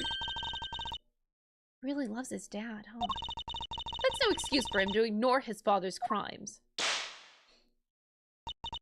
No matter how much he respects him, regardless of their station in life, all criminals will be made to atone for their sins in time. Hot. This won't be easy on Mr. Weiner, but it has to be done. We can't let his father get away with this. I love women! They're pretty great. They're pretty great. Ugh. We never really had any personal interactions. Hold it! So you're saying you barely knew the victim at all? That's exactly what I'm saying, my boy. Yes, why I never knew about the burn mark on her head. You didn't. What's the point? You know when you get someone, but before you know it, they're gone. Oh, it's become such a pain to remember things about others. They're here one day and gone to the next. Yes, because they dare to stand up to you and you make them disappear. If you could please add your remark about the victim's burn to your testimony, Chairman Weiner.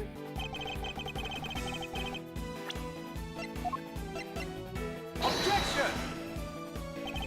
What? Oh, we can't prove that that's him.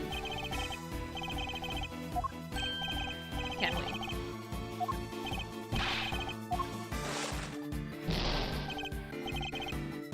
These two are the worst. Yeah, they are.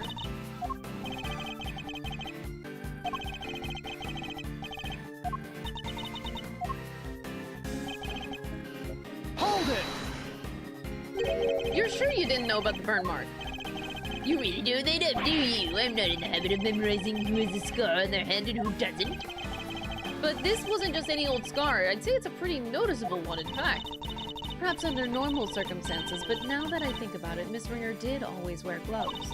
Truth be told, I wasn't aware of the burn mark until after the incident myself.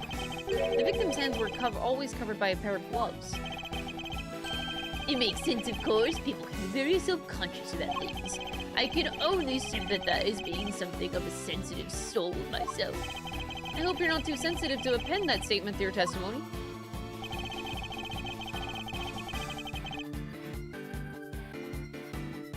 Wow, this kept going.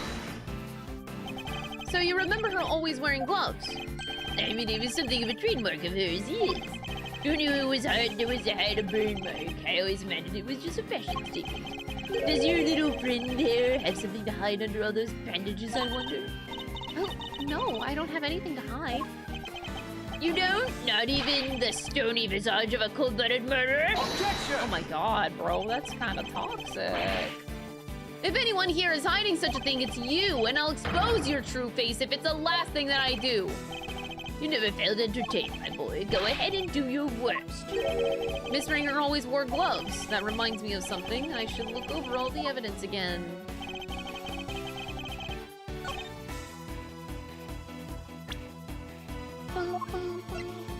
Objection!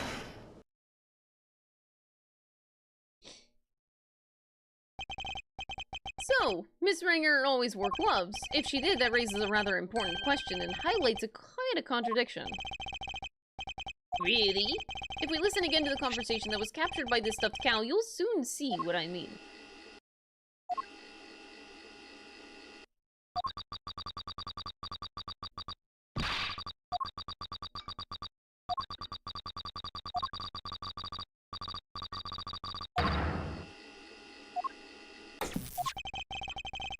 We can be reasonably certain that what we just heard is the moment the victim was attacked. I knew it was you the moment I laid eyes on you. You can't hide that burn from me. We assumed that those words were the words of a killer. Where's the problem in that? It seems like a perfectly sensible assumption to me. I'm afraid not, Chairman Weiner. For you see, if the victim was always wearing gloves as you just testified, then the burn mark on her hand should not have been visible to her killer. Objection! You speak as if can't be easily removed. She could have taken them off during the auction.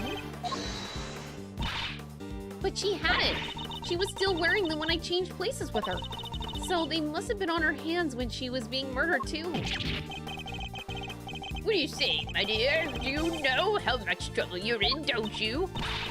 I'm not scared of you anymore. I have Grandma on my side now. Now it's time for you to pay the piper, Weiner, you danged devil. So you're both looking to disappear too?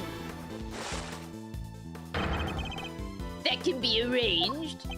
Not this time, Excelsius Weiner. The only person disappearing will be you. Yeah, you can't talk to my dad like that. Who cares if the burn was covered up? Why did that even matter? Objection!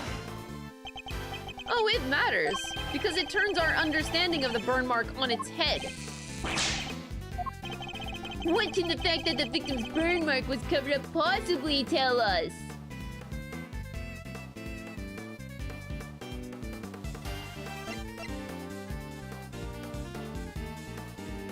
The victim didn't have a burn mark. The victim never had a burn mark in the first place. You might want to take another look at the picture of her body, Edward. Because I'd say that looks a lot like a burn mark on her hand. Didn't even need to pause and think on that one. Dang. Eustace is going places, y'all.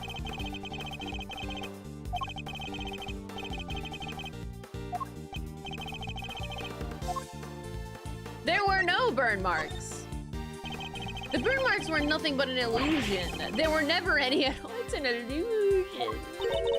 Except there clearly is one on Miss Ringer's hand, Mr. Edward. So there is. If the murder was anyway— oh my god.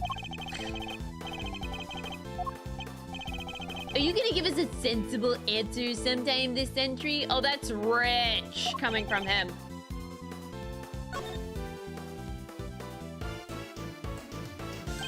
Think about it like this, Mr. Weiner. The victim was wearing gloves, therefore, the burn mark on her hand would not have been visible. In which case, whose burn mark was it that was being referenced in the recording? Somebody, wasn't the victim? Precisely, which can only mean that the culprit had a permanent burn mark too. Or, to put it another way, I knew it was you the moment I laid eyes on you. You can't hide that burn from me. Those words were spoken not by the murderer, but by the victim. No way! Objection!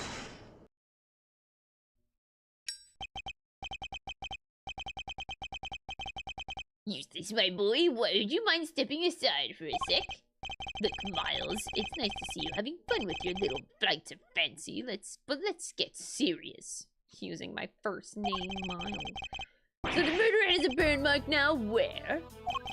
Your little theory will either take flight or die, depending on your answer here, I'm afraid.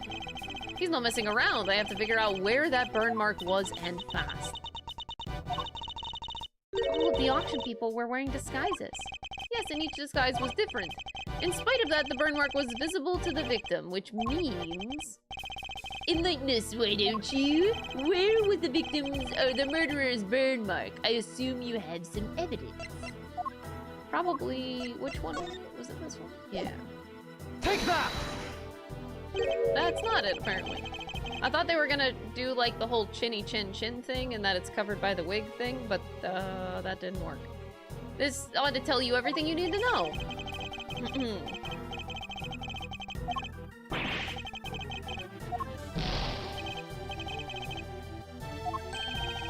How would the ringleader have looked when Miss Ringer saw the burn?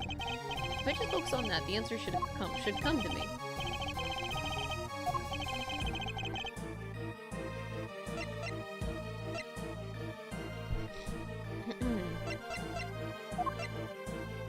I was so sure that was it, but I'm confused now. No.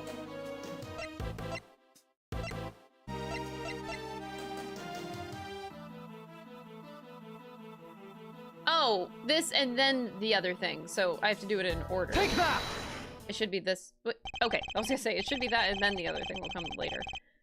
The outfit the ringleader was wearing throughout the auction, or rather, the outfit you were wearing, Chairman Weiner. And what exactly is that supposed to tell us? Objection! A suit, white gloves, and a mask. The disguise should have covered almost all of your skin, but according to Nurse Needler's testimony, the auctioneer's mask didn't quite cover your entire face, and not only that, she claims to have seen a tattoo on that part that was exposed. But what, was it a tattoo, or did she simply make a burn mark for once? Mistaken burn mark. A burn mark on the face. Objection! Sorry to interrupt while you're so clearly enjoying yourself, dear boy, but I regret to inform you that none of the committee members have such a burn mark. Myself included, of course. But Dad, I mean... Eustace, do you think you can be quiet, please?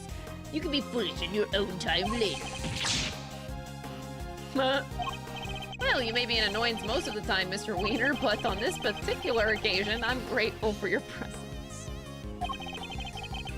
A reaction like that from you, his son, is as good as an indicator of the truth as I could have hoped for. And it gives me much needed confidence boost concerning about another theory of mine. Namely, who that one unexplained item belongs to.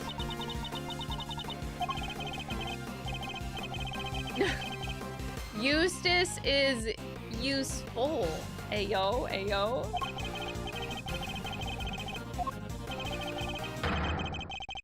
He knows that his father is indeed the real murderer. He's sad because he knows the truth. It's better not to know the truth at all. No, Kate, it's what we came here for. It doesn't matter how we get there. The important thing is finding the truth. You yourself told me that once, right when I needed to hear it most. And now it's time for me to repay the favor and show you the truth of your innocence. I want to know, too, the truth of what really happened. Please, Mr. Edgeworth, won't you show me? I very much intend to. You don't know when to give up, do you? Where is this burn, then? Perhaps you can point it out to me? But you can't, can you? Because it's nowhere to be found, just like the evidence. Yeah, hunt for contradictions all you like. You won't find any. Because he's my dad, a Weiner through and through. Objection! I understand, Mr. Weiner. I completely understand why you don't want to believe it's true. But if you ignore the truth, you'll regret it for as long as you live. Dad, what do I do? I just don't understand it. How could I raise such an utter buffoon? If you really wish to help your father, Eustace, you can try thinking on your own for once in your life. You useless nowhere.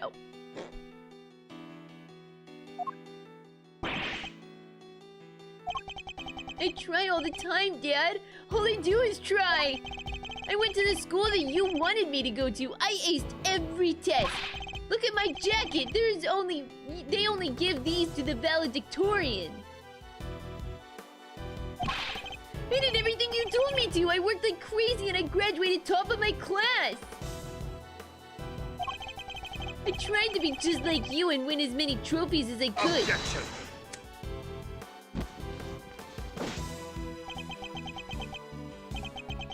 You really are just a simpering simpleton, aren't you? Those tests you aced, I had the school give you perfect scores on all of them. Those debate and speech competitions you won, the judges were all friends of mine. And if you never even realized that much, there's no hope for you, I'm afraid. None at all. You're no son of mine, even you must see that.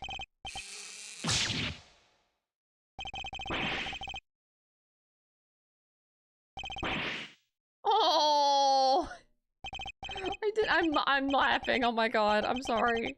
That was just, oh no, baby. He ran and cried. God, my own son. They all leave me in the end. Everyone, even when he was trying, he was failing. And he did it all for me. Then he should have tried harder. You're a disgrace. You don't deserve to be a father, and you certainly don't deserve to be a chairman of this committee. Even I feel sorry for the boy now. Poor Mr. Weiner. Explain yourself, Chairman Weiner. Just what do you think your son is to treat him in such a way? An utterly useless pawn sounds about right. But you are one to talk verity. You tried to worm your way into my trust by using Eustace too. I cannot deny it. However, I have never thought of him as a mere pawn. He may not be a naturally gifted prosecutor, but he tries. In some ways, he tries harder than anybody. Damn, okay, she mommy now. That's what I have witnessed during my time with him. Yet you would call him useless. How could you? Objection! Oh, because he is verity, my girl. He is utterly incapable of doing anything I ask of him. Mr. Edgeworth, I entrust my offering to the goddess of you, so that you may use it to call her final judgment unto Excelsius Weiner. I've been more than ready to do so. If the ringleader had a visible burn mark on their face, then it would be followed that the Chairman Weiner is certainly hiding that burn mark somehow. How exactly was he dressed during the auction? That will be the key to solving this case at last. Your answer. Which piece of evidence will help us to reveal the burn mark on the culprit's face? I already presented it before, and you didn't like my answer then. Recall Nurse Needler's testimony. There was one thing we never quite resolved. The second wig, the one that wasn't used. I seem to remember it being wavy. What are you two talking about? Nurse Needler apparently found some very interesting items when she went to swap pieces with the victim. What did they have to do with the burn mark? What she found were 2 wigs. One was intended to make her look more like the victim, but what was the other one for? I don't suppose it was meant to be a spare. It doesn't take a huge leap of imagination to see the truth. Compare Chairman Weiner's current appearance to that of the ringleader as it was described to us. Stop staring at me. One very prominent difference presents itself, his face, or rather what's around it. It was a wig after all? Not a wig intended to go on top of the head, in any case. It was a fake beard all along. Yeah, that's actually kind of funny. That was a funny animation. Why, this is all my own, dear boy. A very unkind of you to suggest otherwise. I want Miles Edgeworth to just walk over to him and just yank it off of him. That'd be so funny. We saw how your son reacted when he realized the truth, and how he desperately tried to cover for you even in light of his realization. Yet you still feared that he might expose you, so rather than take that risk, you bullied him until he couldn't take it anymore because he knew that your beard hides a prominent burn mark. Chairman Weiner, I insist that you remove your beard this instant. Ew.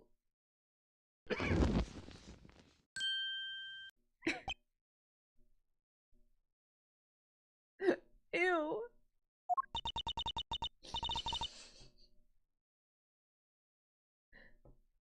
Burn mark.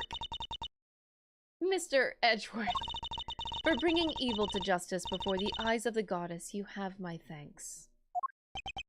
No, thank you. I couldn't have done it without you. Excelsius Weiner, in the name of the goddess, I hereby pronounce my verdict. In the matter of the murder of Miss Rosie Ringer, this court finds you guilty as fuck! Get out of my life.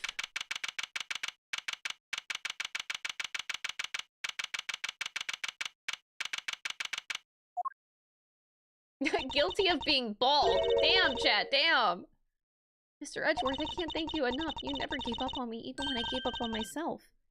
That was very kind of you. There is no need to thank me. As a prosecutor? No, as a friend. It was the least I could do. Oh. Miles Edgeworth. Mr. Edgeworth, rejoice. I've learned that Chairman Weiner has been safely delivered to the detention center. The search for the missing auction hammer continues, however. We are talking about Chairman Weiner here, so it's highly likely that it already had been destroyed.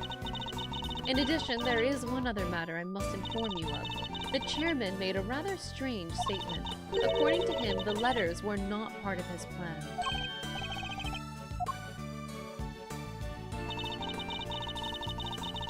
He claims that he and Miss Needler found this letter on Miss Ringer's person, and that they found a second letter on Kay's unconscious body. From their contents, the letters seemed to ones of correspondence.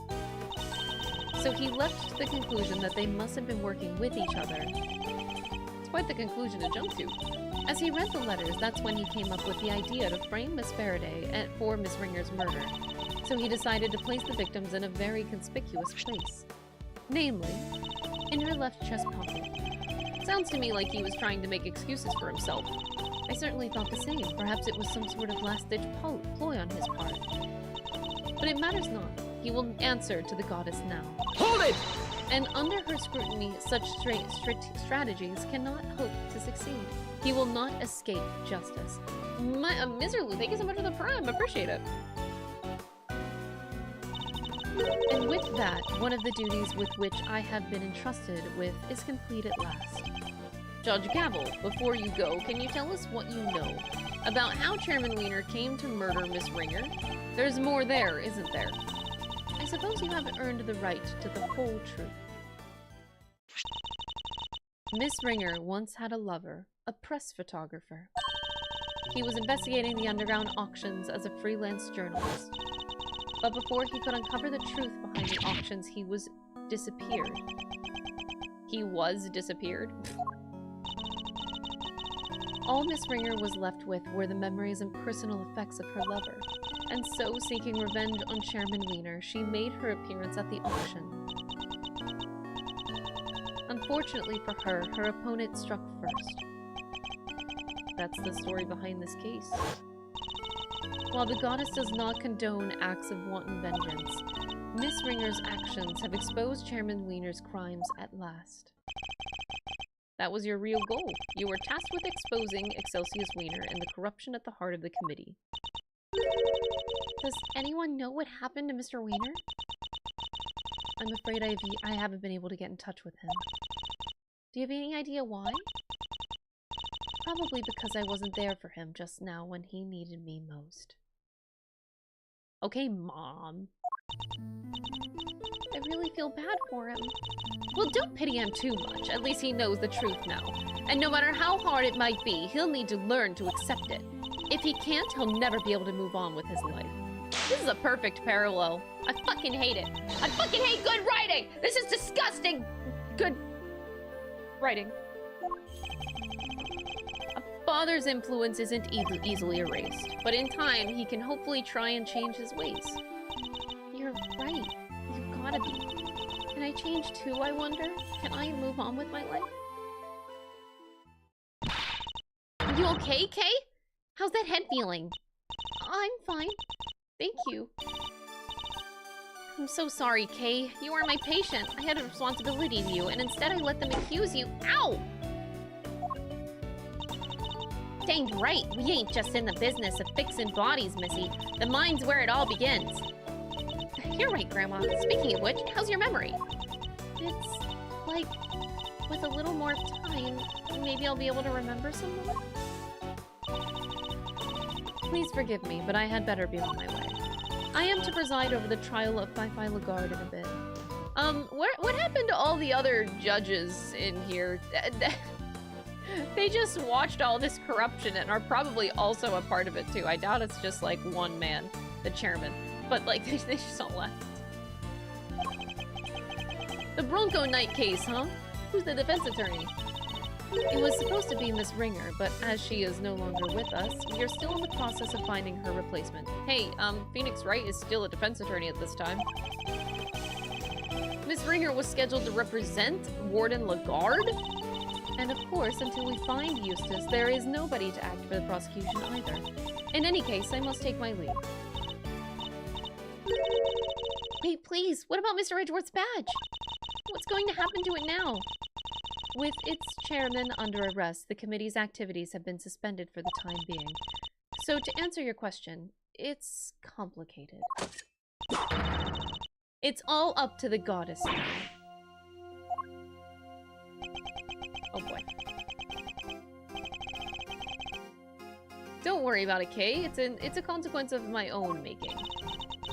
And I assume you do not mean to change your mind. Of course not. I chose the path of the truth now. And I choose it willingly. With Chairman Weiner out of the picture, justice is in the hands of the righteous once more. If you did wish to follow the path of the prosecutor again, Mr. Edgeworth, I would be more than happy to facilitate such a decision. Wait, why is there a bunch of numbers? Oh.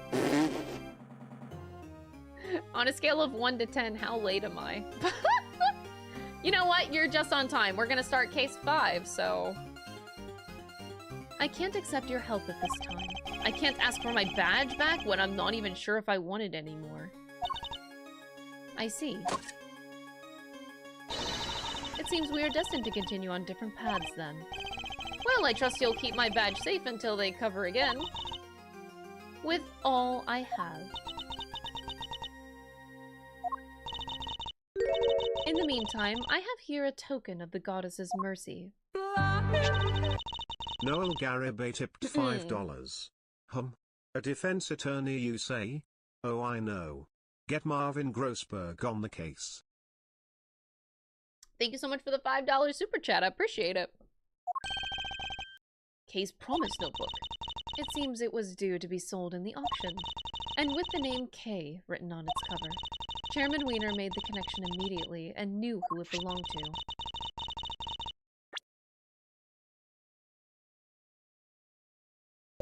It was the same name as the one in the letters, after all. I suppose he insisted he didn't prepare them. Yes, he also had something else to say. Apparently, he thought that Miss Faraday was after her notebook and that Miss Ringer was after his life, and that their respective goals are what led them to cooperate and infiltrate the auction together. Unfortunately for him, he misread the situation completely. It was all just happenstance. Wait, did I already say thank you for the $5 super chat? I'm so sorry. My brain just kind of, like, absolutely pooped. But, you know what? Grossberg probably has, like, hemorrhoids to deal with. He should just probably stay. Anyway. If Kay had known a defense attorney who was also a member of the committee, there's no way she wouldn't have told me. That just isn't like her.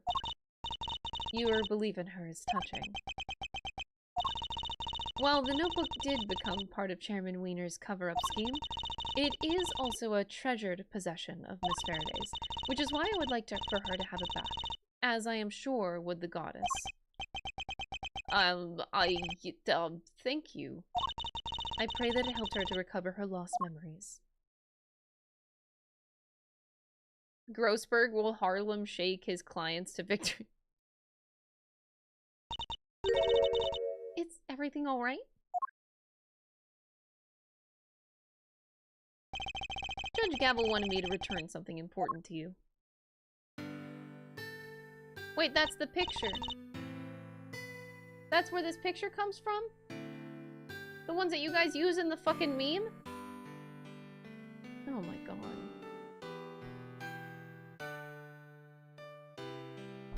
You ruined this image! Memes ruin everything! This is supposed to be a sweet moment, and here I'm thinking I'm invited to Clown University! What the fuck?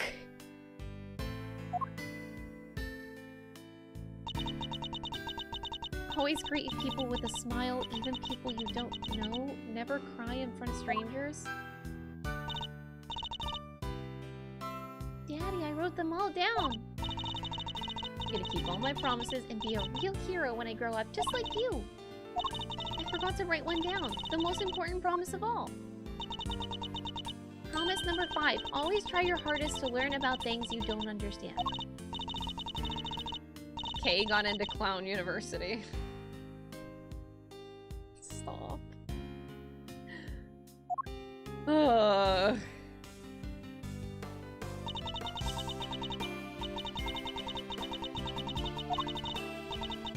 have to try. This is not Clown University, chat. This is torture. And you guys are laughing. Kay Faraday, the great thief. Oh, there she is. Second Yanagarasu, an assistant to Mr. Edgeworth. Is that really you, Kay? I can't say I'm not a little bit embarrassed, but yeah, I'm back, and I couldn't have done it without you, Mr. Edgeworth. You never stopped helping me, even when I was totally lost and couldn't remember anything. Thank goodness, you certainly seem to be back. Kay, so this is the real you, huh? Welcome back. It's so good to know that you're better. I can sleep easy now. Now that you found it, don't you dare go losing that memory of yours again, young lady, you hear? Miss Needler, Dr. Hertz, thanks a lot for looking after me. And if you really are better, how about you get out of them danged hospital duds? Oh yeah, I washed all your clothes for you, here. I thought they were with Detective Gumshoe. He handed them over to us after they came back from forensics. And did he happen to mention forensics found anything of note? I didn't ask? Anyway, never mind that now. Put them on, Kay, I want to see. Wait, what about her bandages? Surely it's too soon to remove them. It's probably fine. She may have taken a big old bump to the head, but she wasn't really hurt otherwise. Why all the bandages in the first place? Prevention is better than cure. A stitch in time saves 9. Those are just a few of my mottos. Both of which sound like painfully annoying practices for your patients. Okay, Kay, transformation time. Yeah, now this is what I'm talking about. Fits like a stolen glove. She's back. That smile suits you better, and as it always did. Aw, Francisco. Thanks to you, Miss Von Karma. I'm so glad you showed up when you did. I simply came when Scruffy asked me to. I'm sure he'll be very happy to see that you're back to your old self. Speaking of Gummy, where is he? Who knows? Perhaps the well of his devotion ran dry when a certain someone threw away his badge. Detective Gumshoe. Anyway, I have to get going, and I'll be taking those two with me. What's going to happen to them? Acting as an accomplice in a murder and forging an autopsy report 18 years ago. Their crimes can't be allowed to go unpunished, but the fact that Celsius Weiner coerced them into cooperating will, of course, be taken into account. Don't you worry about us, Kay. As long as Grandma and me are together, we'll be all right. Take care, Kay Faraday, until we meet again. Oh, does that mean we are gonna meet again? So, why is Lotta Hart still here? Ruining the moment! Fuck off! Ugh. Why is she still here? So, Kay. I know you only just got your memory back, but I need to ask you some questions. Sure, ask away! What happened the day that you lost your memory? What were you doing? Let's see. Somebody asked me to meet them in Gourd Lake. Oh.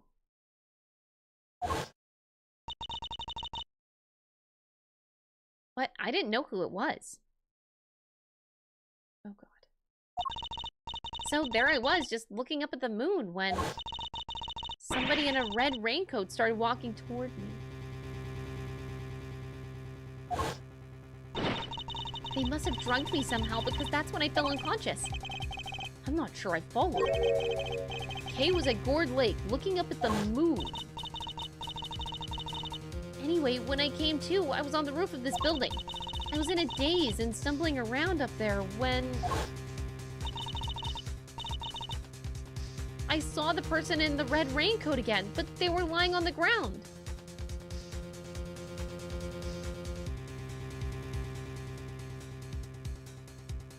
What?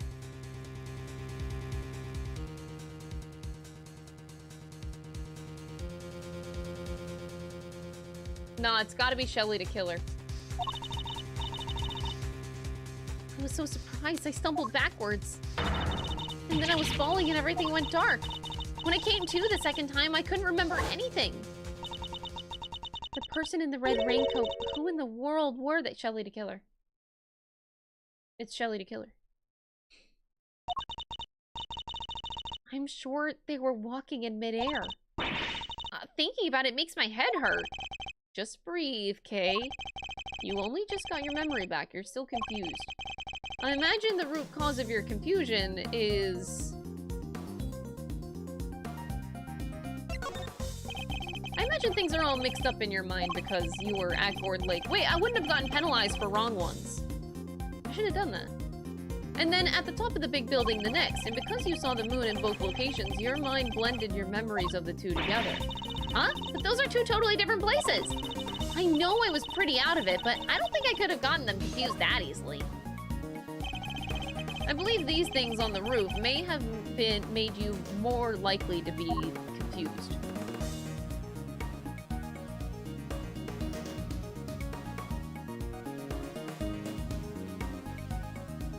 Take that! There are two key similarities between the scene down by Gourd Lake and here on top of the big building. Cherry blossoms and food stands. Wait, you're right! Those similarities are what caused your memories of both places to overlap. The person in the red raincoat wasn't walking in midair, they were walking towards you from across the park. But in your blurry memories, that same sight played out over the viewing platform instead. No way! This steals a great thief's memories, huh? That's just cheating! Even still, this doesn't answer the question of who attacked Kay in the park. It was Shelly to kill her. Was it the person in the red raincoat that she saw? Do you hear that? Sounds like it's coming from up in the storeroom. Come on, let's go take a look! Wow, wait, I smell another scoop in the car. Oh my god, why are you still here? You're still here?! They just completely ignore her. Oh my god, she follows us.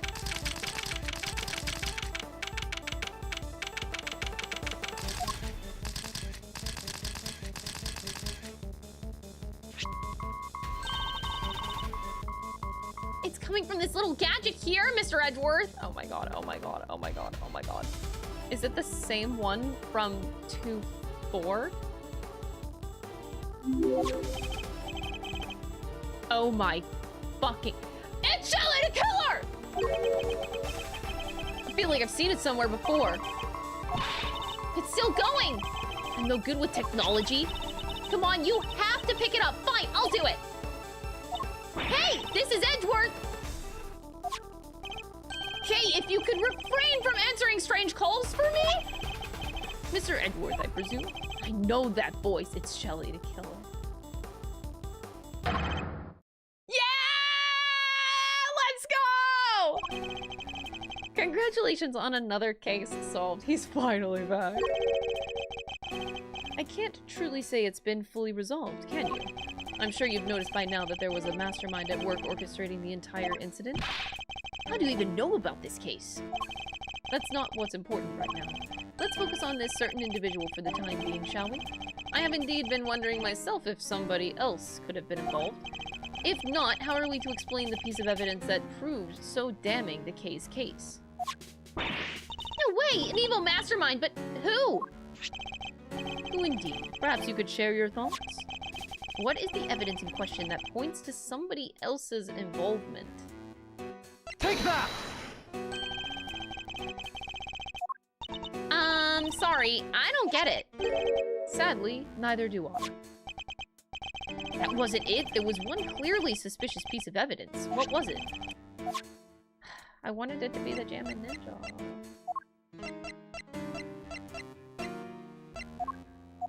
Take that!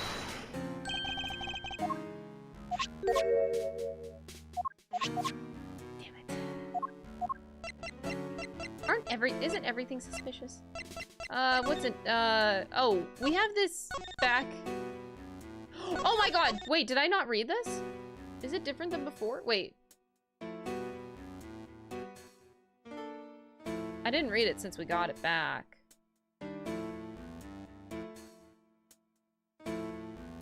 Victim, suspect... Whoop, shit.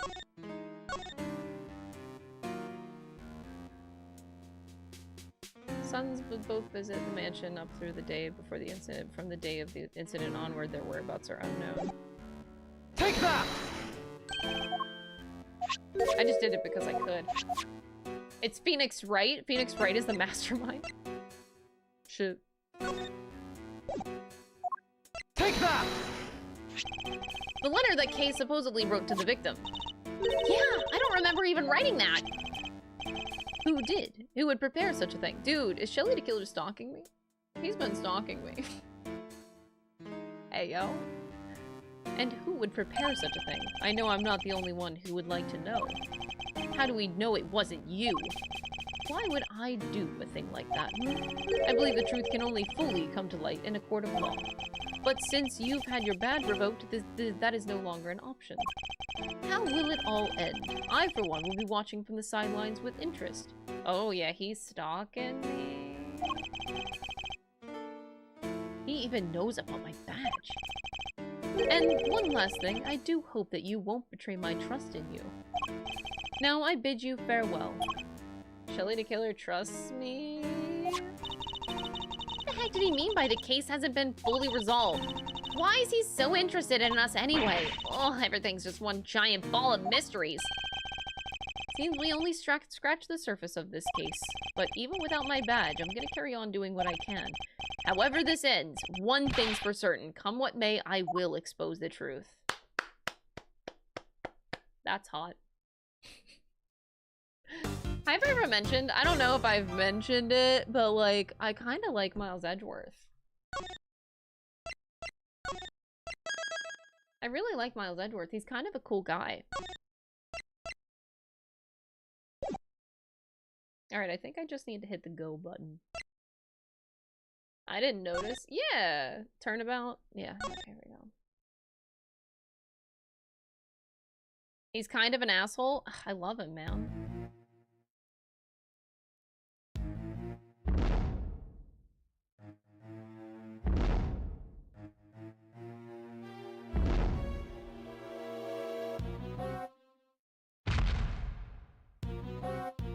What's going on? Is there like a giant? Oh my god, there's a Titan. There's a Titan!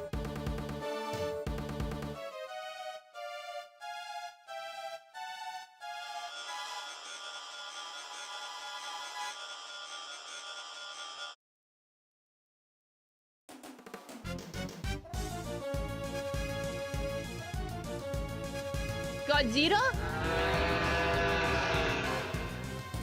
Oh my god!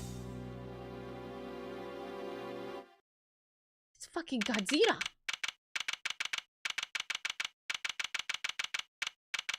Why is a lot of hearts still here? So what's next for the great Miles Edgeworth, huh?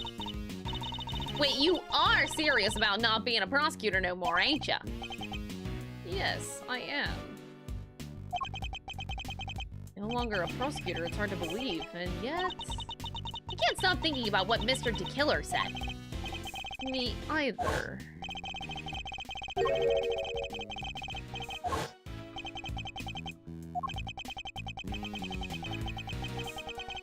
The mysterious red figure. The red raincoat person. Who really wrote the letter? But what about the first case, too? He didn't do the murder, too. There's something there, too. Still can't let it go, huh? You're like a dog with a dang bone, both of y'all are. Well, I got me some reporting to do, so I'll catch y'all some other time, I guess. You have a new story in Chase already? You trying to patronize me, girlie? You bet I got new stories, more than you can shake a stick at. I get a reporter, always got 3 or 4 leads bubbling away in the old scoop pot. Somebody, please! Whoa, what now? Penny's back. I think your name's Penny. Please, you have to help me. Do I know her? What's the matter? What, has something happened? There's a body! It looks almost like a monster might have... A monster? Well, I'll be. Anybody else smell the sweet, sweet smell of scoop soup? Oh, scoop soup. Lotta, you look ridiculous. I suppose there's only one way to find out.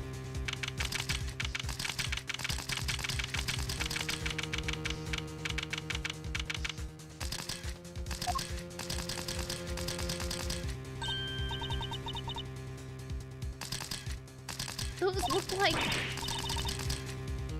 footprints. This right here is photo gold. It's Gordy! But how big would a creature have to be to leave prints like that? Mr. Edgeworth, look! Lang! We weren't done with him. Oh my god, he's finally back. Only making 1 appearance in this game. What's he doing here? The guy on the floor, that's... Oh no. Did he actually die this time? The president of Zangfa actually died? Oh no. We'll be right back. Tipped 10 euros. Why is Lotta buying scoops at the soup store? Thank you for the 10 euros. I appreciate it. We'll be right back. Speaking of we'll be right back, let me go take a bathroom break. You guys can at least stare at Lang for a little bit, okay? Oh, hold on. Taking a Tootsie Roll with me.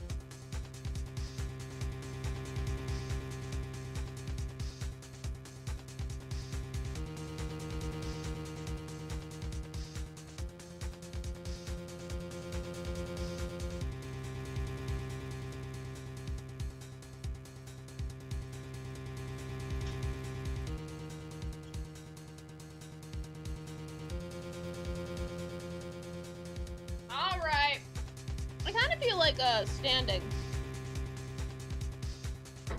What the fuck? Oh.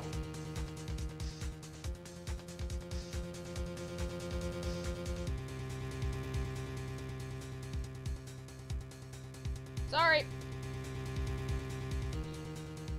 Would you eat Lang soup? Why is there a poll for that right now? Shit. Jesus. Hold on. I do need lotion.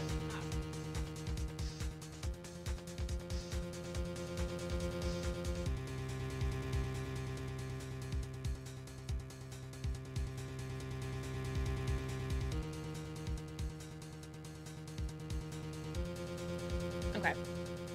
I would eat Lang's fluids anytime. Dang. My cravat? You know what? If this is the last case, I feel like it can't be the last case, but I guess it might be too. I should wear the cravat. Hold on.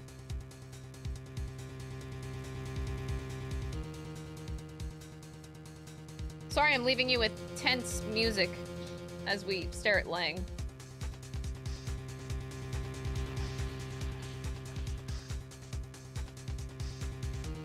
Lang returns and we turn feral. Yeah, his story is not concluded yet. So I'm glad that that's finally being addressed. Lang is gonna be the king of Zhang Fa by the end of this case, it looks like. Could you imagine? Okay. Alright. Now I got my... I look so stupid with the cravat in this outfit. Come on. Do I have to, Jim? You know what? I'll do it for Miles Edgeworth.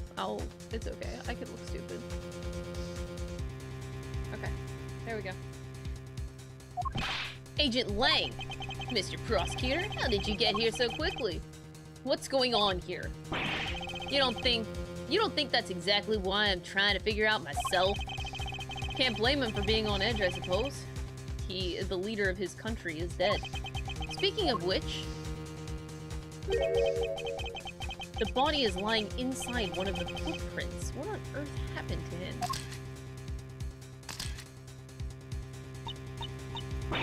Monster! What the heck are you... what the heck else you want me to say, huh? Them right there's monster prints. Mister, that big old bad old Pterosaurus done stomped right through here. I ain't never been sure of nothing. Taro, what? And I suppose you mean you are sure? This right here's the scoop to scoop up all the other scoops and bury them 10 feet deep. Man trampled by giant monster. They'll lead with that in every paper from here to Honolulu. Ridiculous. There's no such thing as monsters. Wait.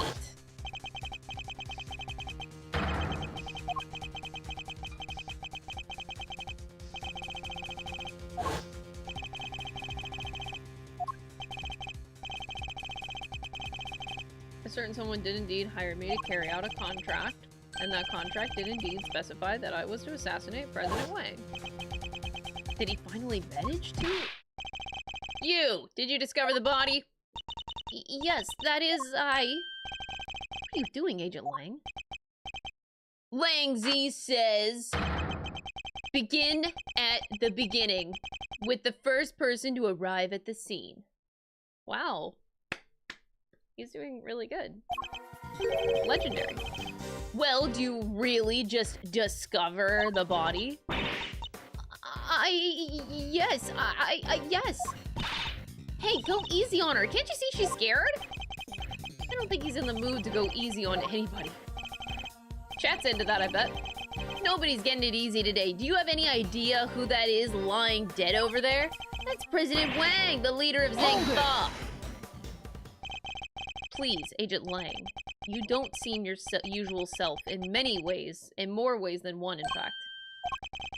When we first met, you had more underlings than I could count, and you are known for your unrivaled arrest rate and your cool head under pressure. Now the underlings are gone, and you've forgotten the fundamentals of police work. What happened? What did you just say? Shouldn't you be looking over the scene instead of accusing the first person you run into? Or is it just me who's forgotten the fundamentals? Dang. Of course I'm correct about chat on that one. I know chat, just like you guys know me and my taste. I don't need you to tell me how to do my job. I was just about to get started. Good, that seems to have calmed him down a little. We should take a look around too, Mr. Edgeworth. Yeah, I think we should. At least until the police arrive. I'm not strictly supposed to conduct investigations anymore. Don't nobody need to be looking around. I done told y'all who did this. It was Tarasaurus, or my name ain't Lotta Hart. Wait. No, not who did this. What did it? Yeah, that. Are you quite finished? We have an investigation to be getting on with. You step aside, please. You can't order me around no more, mister. You step out of my danged way, more like it. Y'all mess with this here scoop of mine, and there'll be heck to pay and then some. Excuse me. The woman who found the body. Where do I know her from? Come on. You're Mr. Edgeworth, right? Do you remember me? Yes, of course I do. We met on that case. No way, you two know each other? As a matter of fact, we do. From somewhere. Great to meet you. I'm Kay Faraday, Mr. Edgeworth's assistant. Wow, I never knew you had an adorable little assistant. I'm Penny Nichols. I work over at Global Studios. I'm in charge of props. It's nice to meet you. Oh, of course. One of my old cases involved a murder on the set of the Steel Samurai TV show. She was a member of the crew and thus a person of interest. Our paths must have crossed several times while it was all going on, and yet I'd completely forgotten her. Miles Edgeworth forgets people so easily. It's good to see you again. So if you're here, I guess that means... That's right. We're here on location filming for Global Studios. It's kind of a big feature, to tell you the truth. I was first in today, wanting to make an early start, but then I noticed something was wrong. The footprints and the body... We'll take a closer look at the body in just a moment. In the meantime, can I ask you to notify the police? Yes, of course, right away. I'll need to speak to her at length a little later. But first, let's go over the scene. There's plenty to look at besides the body. I'll need to examine everything in detail. Oh god. Investigation, go get him. I'll get this out of the way. What is it now? Can't y'all see I'm busy? Girl needs room to work, you know. Why are you so obsessed with the idea that it was a monster attack? Monsters don't exist. Surely even you know that. What did you don't know what the heck you're talking about. Torosaurus is real, dang it. I know that for a fact. How is that possible? Because I done seen him. You saw Torosaurus? Where? How? Heck yeah, I seen him, the big bad bull himself, right there in front of me. I was up on 51st floor, on 51 over at that big building just yesterday, right? Gathering materials for your story on the underground auction. Yes, we remember. Well, ain't you just Mr. Memory Man? That's right, I done seen him right when I took that photo. The person in the red raincoat, Miss Ringer, right? Yup. Y'all see that blind right there next to Lil Miss Redcoat? Well, guess who was on the other side of it at that very moment? That's right, Torosaurus. Okay. There's nothing there. Well, I can't rightly capture every dang thing. I was just a little too far away, that's all. Well, I seen it already. Boy, did I. Torosaurus' big old eyes staring right at me, peeking right into the window. A window-peeking monster. That sounds like Shelly the Killer, if you ask me. Anyway, I don't got time to be shooting the breeze with y'all. I got snaps to snap, reportage to report. Quit bugging me, will ya? Go on, get. That entire story was ridiculous. You didn't believe a word she said, did you, Mr. Edgeworth? Is it that obvious? Oh no, is this the ladder discussion? This looks like equipment used by the lighting department. Oh wait, I just remembered there was something I wanted to ask you. Could you maybe light me up whenever I'm doing my next robbery? Help me look super cool? You want me to shine a light on you while you're committing a crime? You bet I do. What's so weird about that? What's the point in me doing my great thieving in the dark? The folks in the cheap seats won't be able to see a thing. You're imagining you'd be committing this robbery in front of an audience. No ladder discussion, y'all. No ladder discussion. This thing in front of the trailer here, it looks like a monster costume. That's a costume? You're sure the creature that made these huge footprints didn't just shrink or something? Perhaps I didn't make myself clear. This thing in front of the trailer here, it looks like a monster costume. A costume! That's all it is. Should I talk to Lang? Probably. You guys would love me talking to Lang, right? Miss Nichols, where does this exit lead? That? Oh, onto the grounds of the big building. Yet another case which directly ties to that same building. The building with the hidden 51st floor used to store the lot of illicit auctions. Guess it wouldn't be much of a surprise if it turned out to be hiding yet more secrets.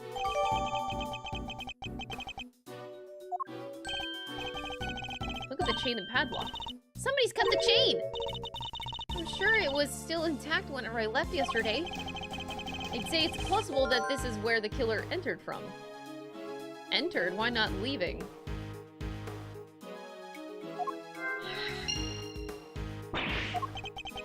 What's the matter now? Look at that huge dent. How did that get there? You're right, that is a big dent. It would have taken a sizable object to make it, and a heavy one, too. That wasn't like that yesterday either. I guess that means the dent must have been made last night at some point. No, because they already agreed that it is a stepladder. Wow. Okay, chat. You know what? I find that pretty toxic. Really is him, huh? Certainly appears to be the same man we met only a few days ago. This time, the president really did get assassinated. If that is what happened, the assassination certainly chose an attention-grabbing method. I must scour the scene and inspect anything that catches my attention. Guys, I love that line. That line is just so good. What's this white thing here? It's a bone! Does that mean 2 murders? Looks more like a horn than a bone to me.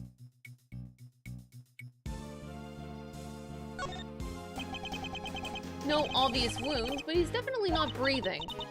So it really was a monster. Trampled by a giant creature. Impossible.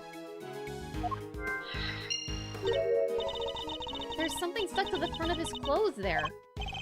Speckles of a yellow substance. I bet it's monster drool. Yeah, that must be it. Please, Kay, can you at least try to be sensible? We'll need forensics to tell us what it might be. Alright, that looks to be pretty much everything the body can tell us for now. I better note it all down. Wait, that's everything? Okay. Doesn't seem like a lot.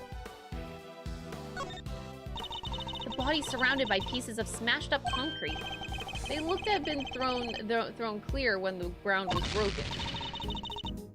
Sent flying by the mighty impact of the giant creature's foot! Sure, assuming that this was the work of a giant creature. Just look at the shape. I know a hoop when I see one. There's only one thing that can possibly be the footprint of an enormous, terrifying beast. Sure. It's not just the one. There are 3. Yeah, but... You know that's impossible, don't you? You know that monsters aren't real.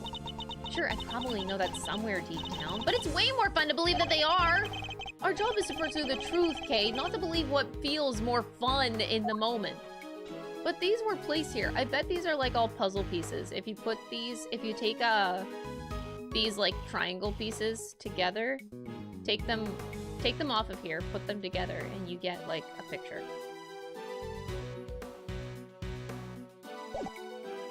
Because they're clearly different. You just like take all these pieces up. There should be more pieces though. Where they are.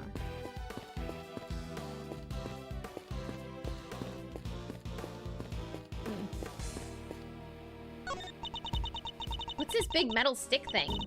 Is it for climbing trees or something? No, it's a camera crane. It's used for filming from an elevated viewpoint. There's no camera currently attached, but it would usually be positioned at the top there. Gotcha. Sounds perfect for casing a place before burglary. Mind if I go ask somebody about borrowing it? How do you propose to transport it if the answer is yes? Easy. You take the bottom part, I'll take the top.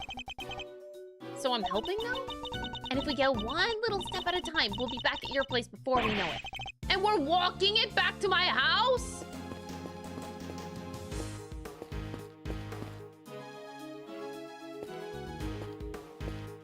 Who do we talk to, Lang or Penny?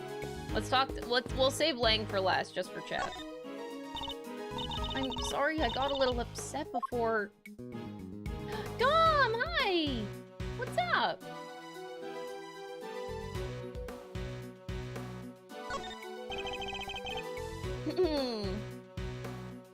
You were working here alone?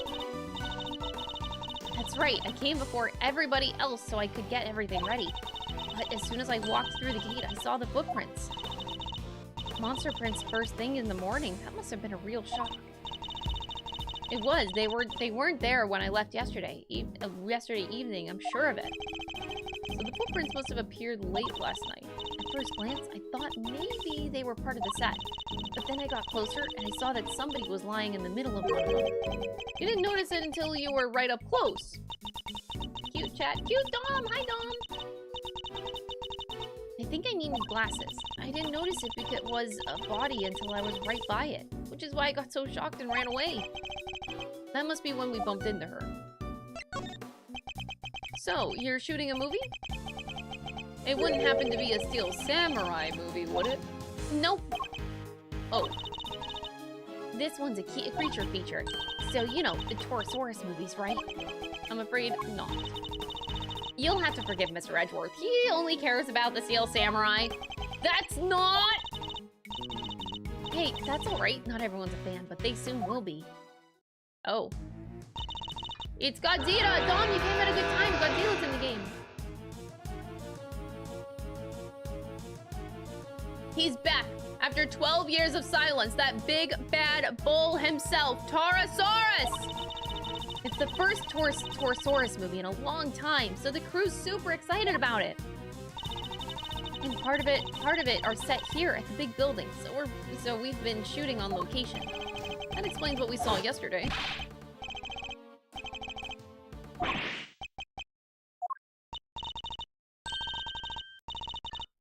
Moozilla? You're calling it Moozilla? Why?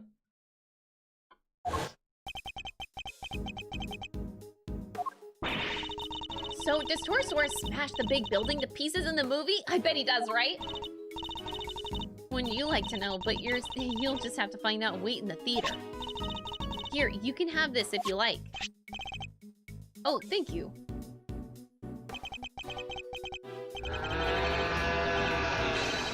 An epic rivalry is born. Torosaurus versus Gordy. Really? Gordy? Oh, God. Gordy.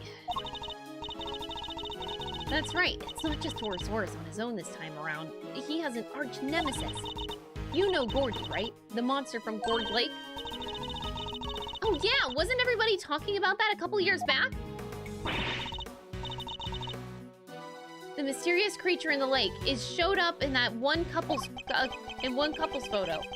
Not only were people talking about it, it played a major part in one of the cases. Not a name I'm too wild about hearing again. The director's fascinated by the stories, which is how Gordy wound up in the movie. I hate this. A little behind the times, but better late than never. Just wait till you see those two legends tearing into each other on the big screen. Gordy versus Torosaurus.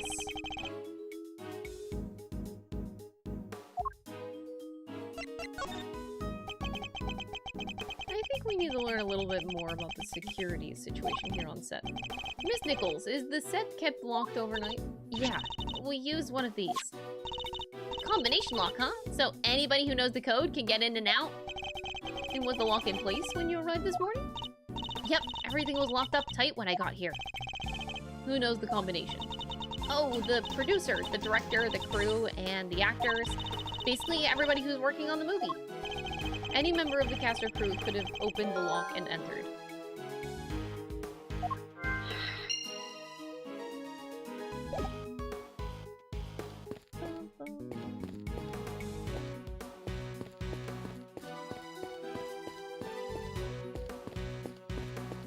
Oh, there's this.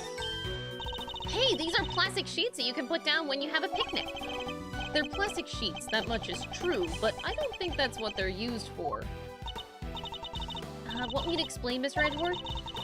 Those are waterproof sheets. We use them to protect the camera when it's up on the crane. If it starts raining while we're shooting, we can just cover up and keep going. I see. So they mustn't be pretty big, right? Oh, yeah, they have to be able to cover the whole rig. Wouldn't be much point using them otherwise. The weather was pretty patchy yesterday, so we wound up using them quite a bit. So it was raining.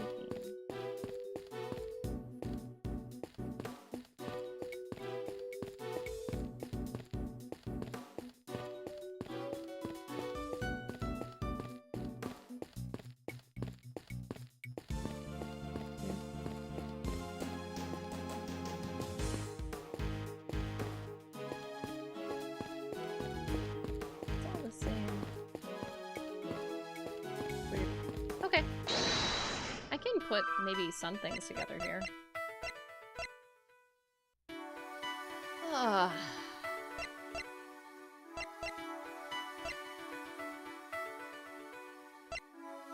So this is on the front gate, and then this kind of lock is on the side gate. Okay.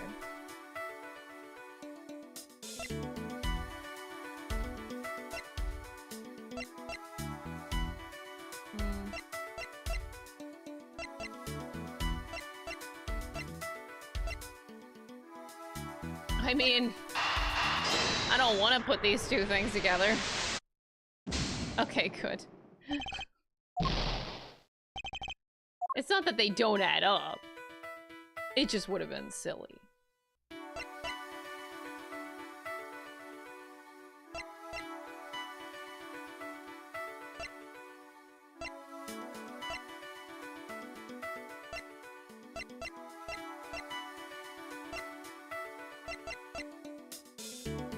One of these, like, one of these has to go together, but, like, I'm not seeing anything.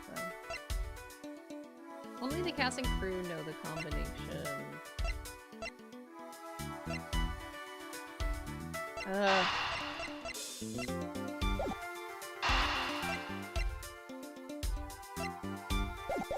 Actually, I had no idea. Alright, Lang.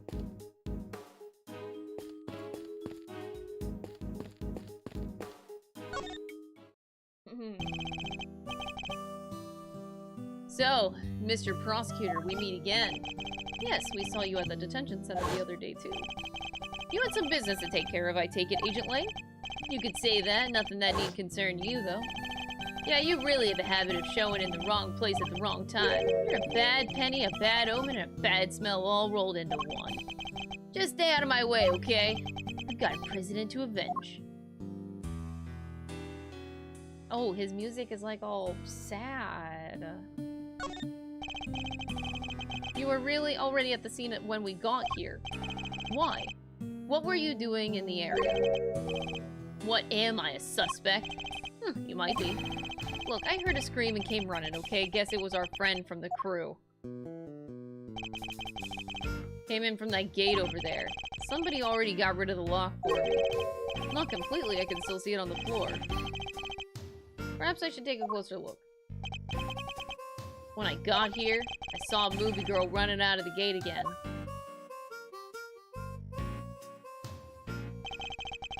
I like this theme, even though it's, like, kind of sad. In other words, he arrived right around the same time that we did. So, you had business here in the big building? Something like that, a date with destiny, let's call it. He was similarly enigmatic when we saw him at the detention center. Let me guess, you're a huge Creature Feature fan, so you came to see them filming the Torosaurus movie. Creature Features? Who do you think I am? Not the type of person who thinks a creature might have done this, I hope. Have you seen this pin? That's the pin your assistant always wears, right? Yep, it represents nature's toughest and fiercest creature, the Yatagarasu. Pretty cool, right? Toughest and fiercest isn't it just a bird? Sorry, but I'm not about to let that pass. Langzy says, the wolf outstrips the raven in every respect. That little black bird of yours wouldn't survive even a single swipe of his wolf's claws.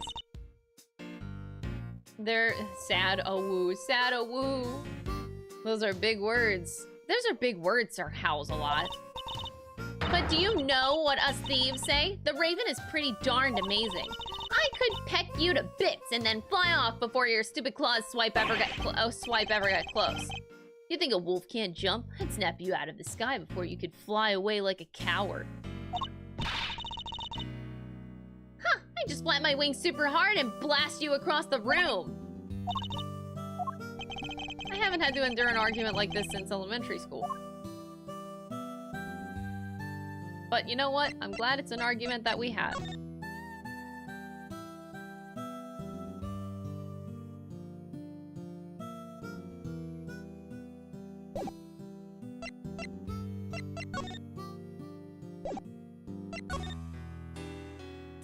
Why? I just have a picture. The only thing relevant here has got to be the time. Like, why else would you fucking show me this?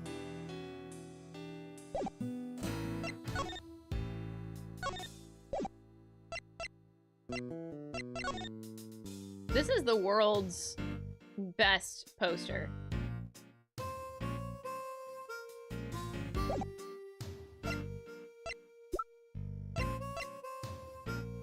Oh no.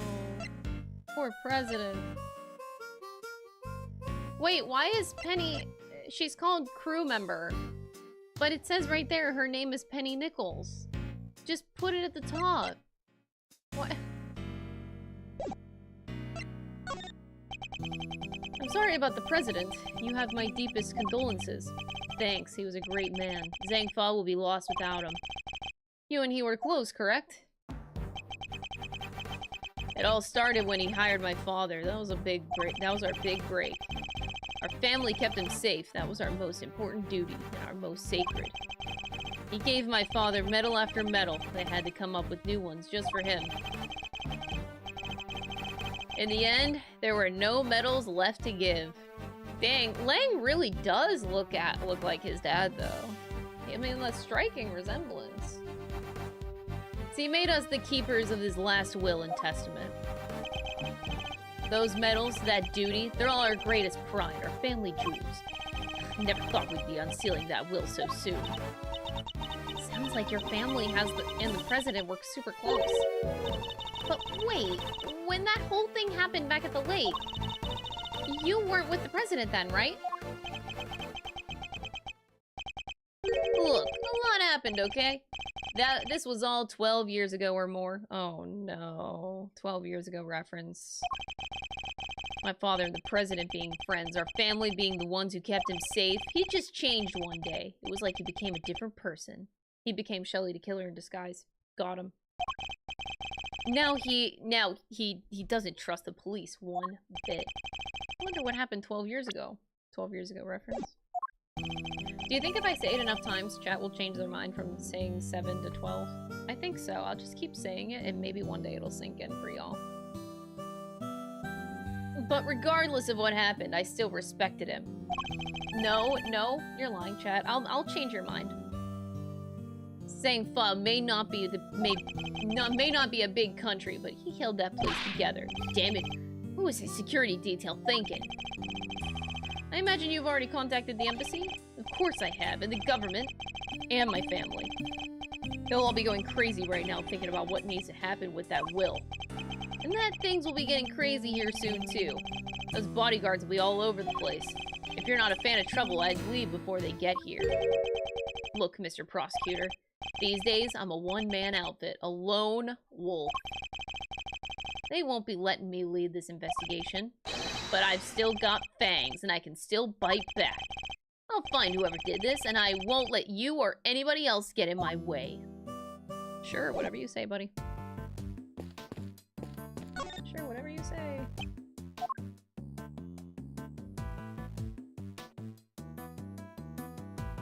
What do they want me to deduce here?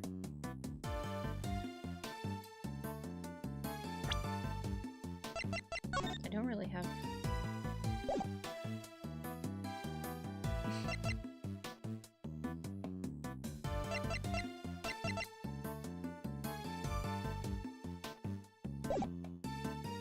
No, that can't be right. Oh, probably the horn. Eureka! This could be one of Taurosaurus's horns, couldn't it? You're right! It totally could! Maybe it's part of a prop from a movie? If it is, it must be from something pretty big, judging by the size. What's it doing on the ground here? We should ask one of the crew, maybe they'll know.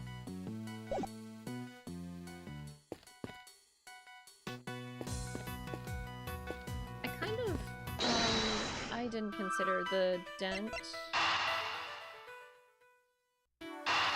A monster dented the fence. God, fuck you, game.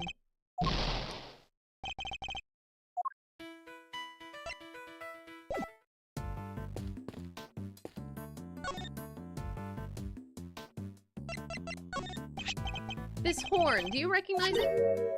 Huh? That's part of one of Taurosaurus's horns. From a model we use for promotional stuff. Where did you find it? On the ground near the side entrance? That's weird. We kept a replica of Taurosaurus's head up on the roof of the trailer over there. And it's quite large, I assume? Oh, yeah. Well, not as big as the real thing, obviously, but it's still pretty big. It's just up there, see it? Wait, that's Maya! You guys see that?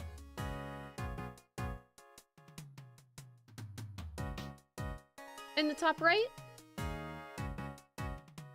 She's like half a person, but she's there. There's Maya.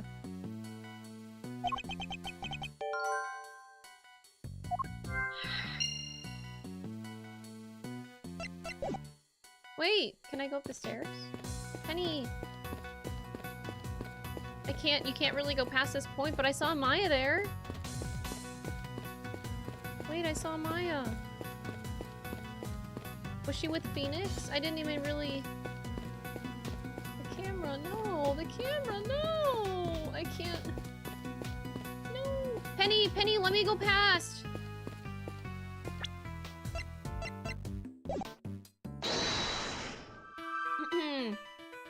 Okay. So, we have Mr. Brokenhorn. The head's usually kept on the roof of the trailer, and that's where it was supposed to be yesterday. Maybe that's what dented the fence? I don't know what we're supposed to put together. Glad that worked. Both the dent in the fence and the broken horn weren't there yesterday, according to our witness. Which leads me to wonder... Wait, you think that giant Taurosaurus head could have... I do. I think it could well have rolled off of the trailer roof and landed into the lot below. Seems more than possible, and it also means...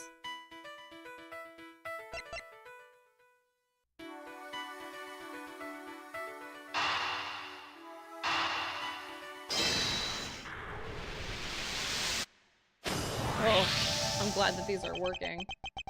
There's no sign of a murder weapon anywhere. Oh yeah, there isn't! Now, this is only a possibility, but if the Taurosaurus head somehow fell from the roof up there... Yeah, and that could kill somebody for sure! Miss Nichols, would you mind if we took a look up on the roof of the trailer? Yeah. I gotta see if, gotta see Maya. Knock yourselves out. Oh, but don't do that literally. The steps can be kind of slippery. Alright, I'm done here. I found out what I need to know for now. And what might that be? Oh god. Kids, am I right? Fucking children.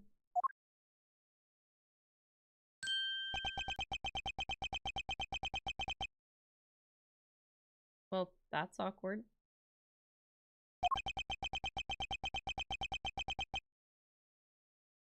Okay.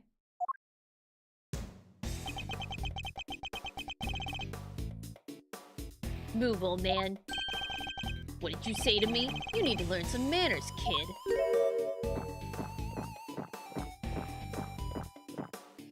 Okay. No, you need to learn when you're in the way. Quit whining and get out of here. What the?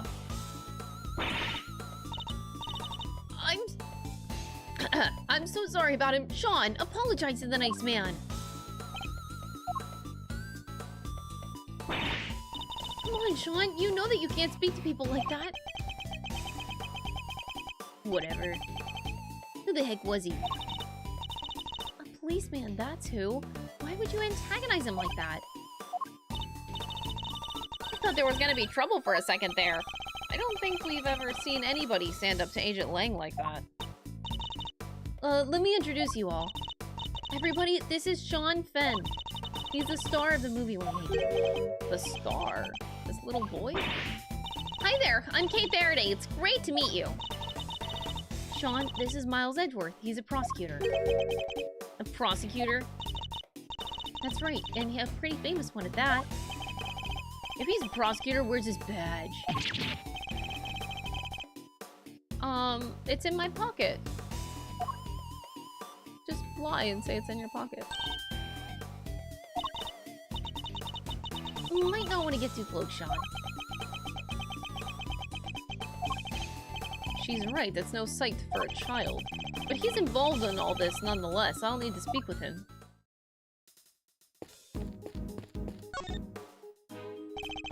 Would you mind coming up there with us? Oh, sure, after you. Oh, what are those eyes? Those are definitely some eyes. This is the mighty Torosaurus. Huh? He looks different from before. Here, he's way cooler on the flyer. What's with the weird nose ring on this model? Oh, I forgot. You two aren't Torosaurus fans.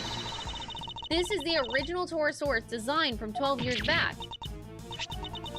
What's the one on the flyer? That's the all-new Torosaurus. They gave him a makeover specifically for the movie. He looks so much more contemporary now, don't you think? A makeover? He's totally different! This one, it's just a cow. Well, he is just a cow. Or at least he was originally based on a cow. He's a monstrosity. Monstrosity?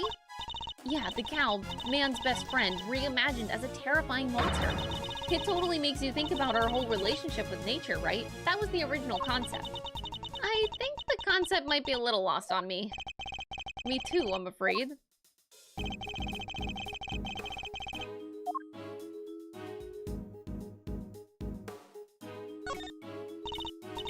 I think I could probably throw a little baby over my shoulder and carry it out of here. Carry a baby, that little baby, rather. You're not thinking of stealing it, are you, Kay? No, I was thinking I could just carry it around with me. Then, every time you shout, "Objection!" I can light you up with it and make you look super cool. Yeah, I can picture it now. You look amazing! Well, do I get the job? When do I start? Hopefully, never.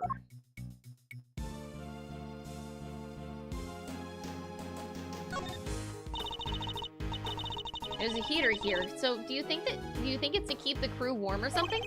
I would imagine so. It's spring now, but the evenings can still be pretty chilly. It really gets you in your bones. Oh, come on, Mr. Edgeworth. You can't start talking like an old bogey. You already look like one. You have to talk young and bright and happy. You may not have noticed, Kate, but that's not exactly my style. Edgeworth has his moments, though. These look like cans of paint thinner. I guess they were being used by the prop department. Look at the ground around them, Mr. Edgeworth. It's all burned. Indeed, as is the blue sheet underneath, and the nearby newspaper, and the outside of the cans. Wait, do you think the Torosaurus head can breathe fire? Nah, this old guy doesn't look like the fire-breathing type. That's not even possible, let alone likely. Still, the fire was started somehow. It's a wooden table, sadly collapsed. That's weird. The head should be on that table. But the legs are broken. Guess Torosaurus isn't going back on there now. Scorch marks look particularly bad where the leg snapped off. I think there might have been a fire up here. Do you think that's what happened to the legs? Yes, and when the fire had burned through the legs, the table would have collapsed and the head would have fallen down onto the ground below. You're right, the fire caused the head to fall. And I also happen to have an idea about how the fire may have started. Those cans of paint thinner by the heater are pretty flammable. Not a great place to keep them. You're right, I'm sorry. I'll make sure somebody moves them. But the stove didn't get used yesterday, not while I was here anyway. Which makes the question of what could have started the fire. Who didn't start the fire?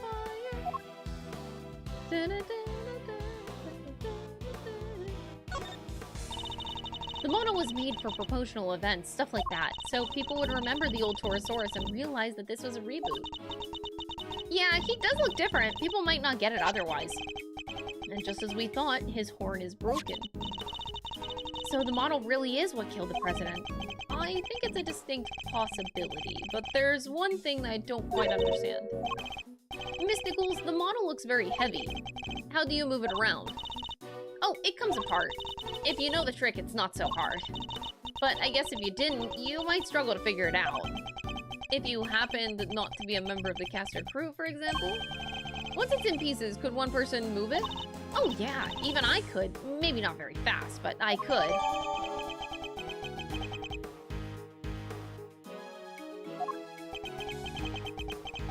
I'm sure I remember that face from somewhere. Hey, Mr. Edgeworth. I know this cow. Funny, I was just thinking the same exact thing. We know it from the president's plane, of course. And from the auction.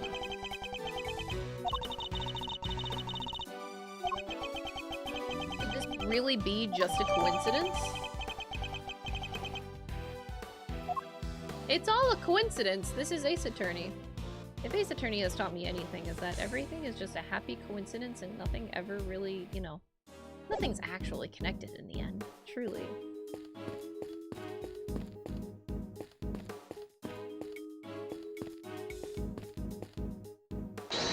I guess I probably should talk to the kid before I... Oh, wait, I don't have that. Okay. Oh, do I have to talk to the kid?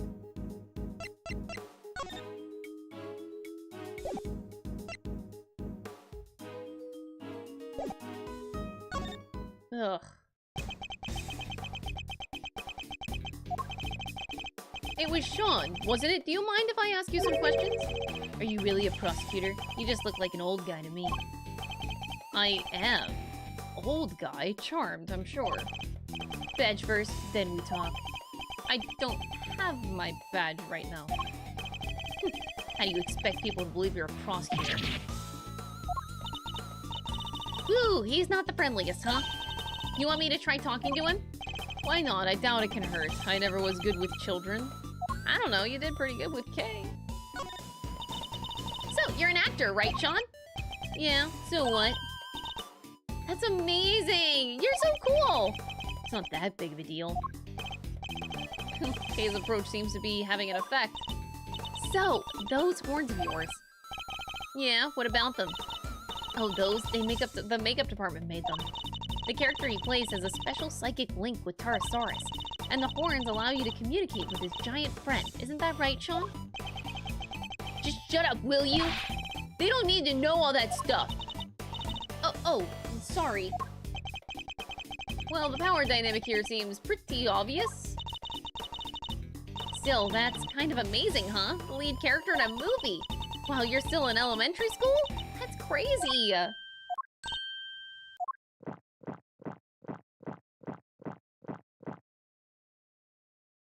Oh no.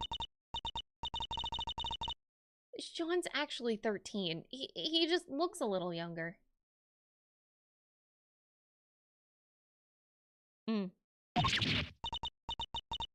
at him.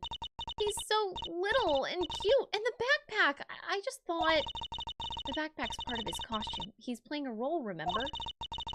Yeah, I guess he is, huh? But he is kind of small, you have to admit. We try not to talk about that too much in front of him.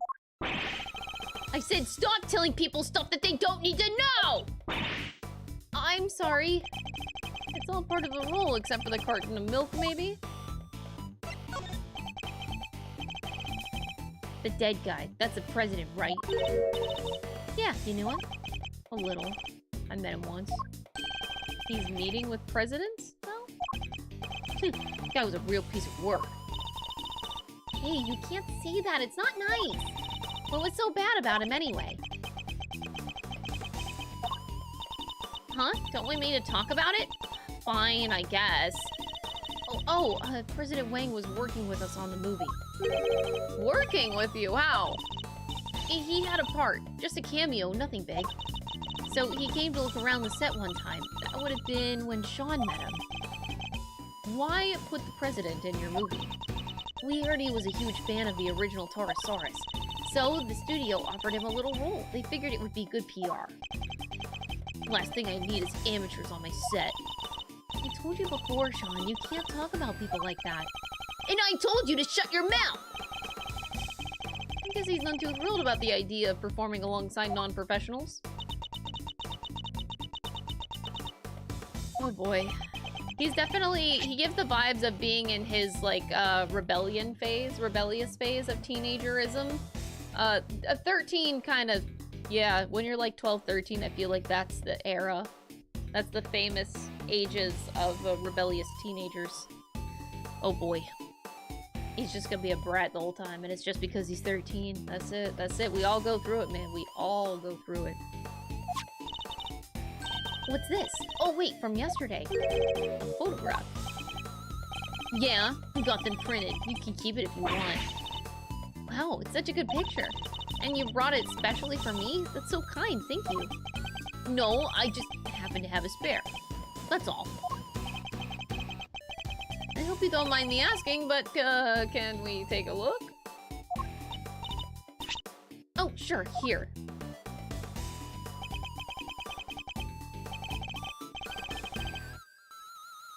So it was taken yesterday, no footprints, and certainly no body. What if Shelly the Killer's in that mascot costume? We've gathered some useful information. Now let's use my powers of logic. Oh god. Logic? You want me to...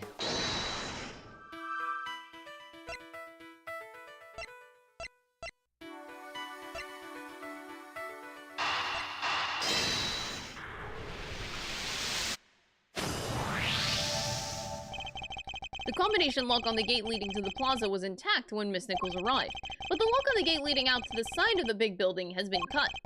What does this tell us? Shelly Dazilla. You know what? I kind of love that. Easy! That the killer used the side gate. Precisely, and it tells us something else important too. Namely, that our culprit didn't know the number for the combination lock. You're right! It would have been way easier to come in... Wait, why am I only now just seeing the pin? Quite literally horny.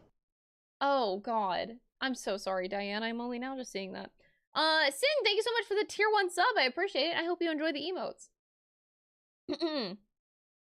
It would have been way easier to come in that way if they did. But instead, they chose the classic thief's route, the lesser-known side entrance. This is no run-of-the-mill criminal, Mr. Edgeworth. We need to keep our wits about us. I'm not sure we should be excited by that fact, Kay. Anyway, we know that everybody working on the movie knew the combination, which makes it likely that our culprit wasn't a member of the cast or crew. It was Shelly the Killer.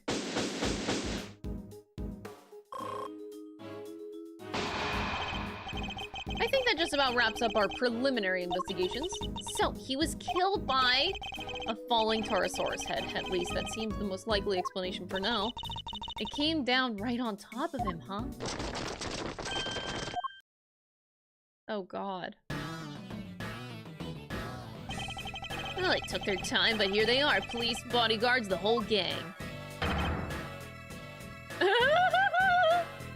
Mr. President! It's a little late for that, don't you think? Curses, who did this? Whoever it was made a big mistake. I promise you this. They'll pay. I'm on their trail already. What do you mean?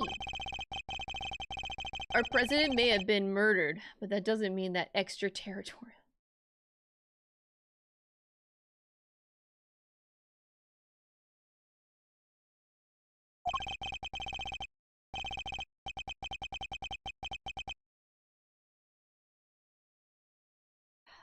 It's amazing what one word can do to scar a person, truly. The local police have jurisdiction. Luckily, I know the right people to talk to. And I just got myself second into the case. Lowly one-man outfit or not, I'll be working this one. Sounds like you already have an idea of where you'd like to focus your inquiries. More than that, I've already caught scent of my prey. Take a look at this. It's a printout from a security camera on the viewing platform at the top of the big building. Oh, Jesus Christ.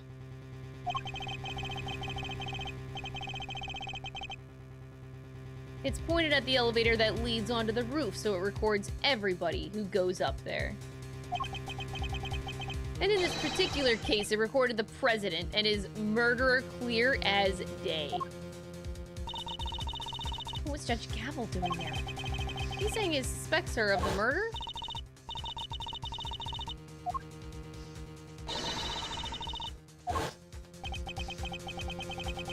Murder goes against everything she believed in. How do you know her? Agent Lang, perhaps you could explain your thinking on the matter a little further?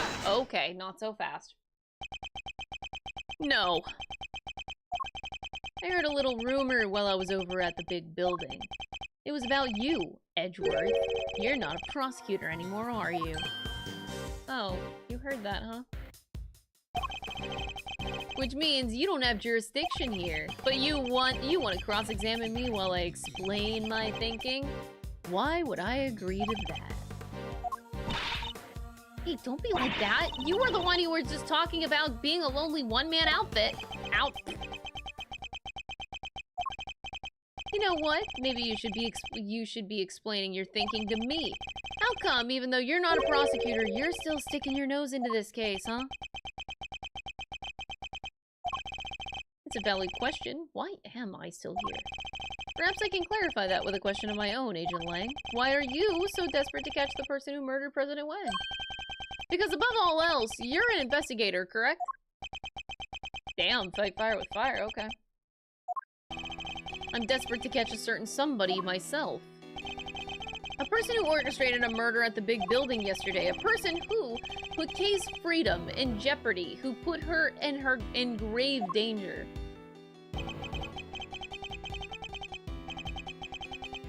That person is out there somewhere right now, lurking in the shadows and laughing.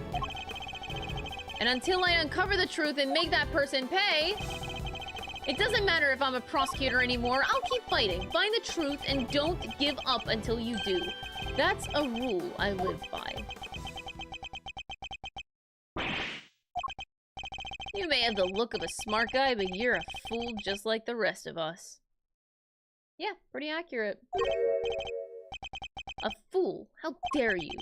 That was just what I needed to hear. Fine, you're in. I've lost my minions and you've lost your fancy title, but it seems neither of us is prepared to give up on this investigation. Now, seeing as we're both so stubborn, how about we go head-to-head and thrash out the details? I'd be honored. But be warned, I won't be going easy on you. I have an assassin to catch, and not even you're gonna get in my way. Of course, I would expect no less. Let me show you the truth I tore from this case with my bare fangs. That's hot.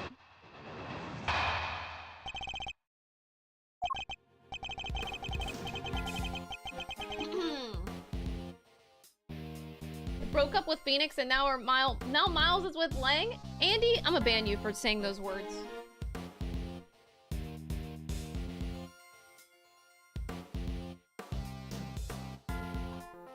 That is completely unacceptable.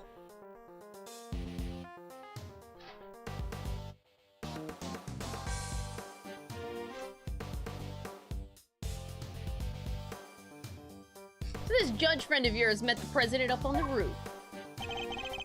And then she pushed him and he landed right here. This all happened the night before last.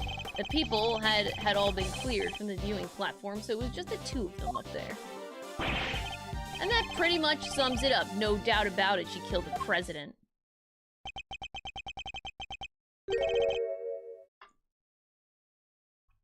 No bodyguards. None. I checked. His security detail had no idea he even went up there. He must have gone in secret. Maybe it was a conversation they didn't want anybody to hear. Kind of conversation? How were the two of them even connected?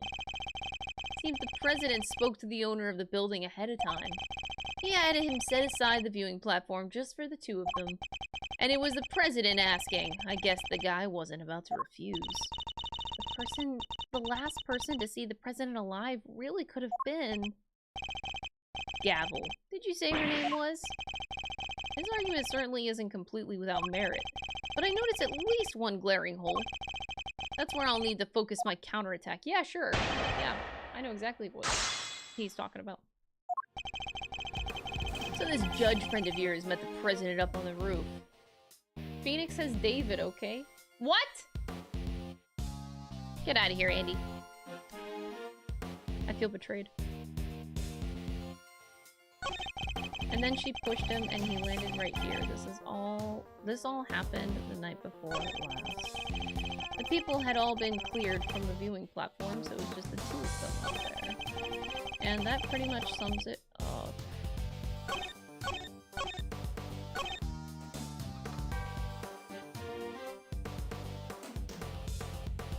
Also, wait, am I seeing this right?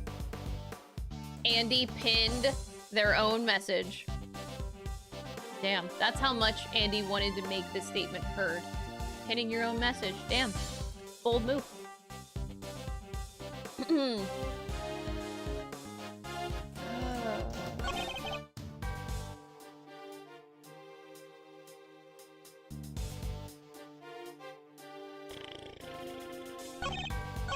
I think my brain's tired, man.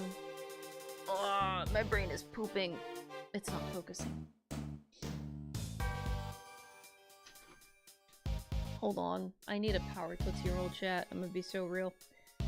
I just read a whole bunch of words and nothing stuck in my brain. I am clearly tired. Holy shit. I just read through this testimony 2 whole times and nothing stuck in my brain. Not a single goddamn thing.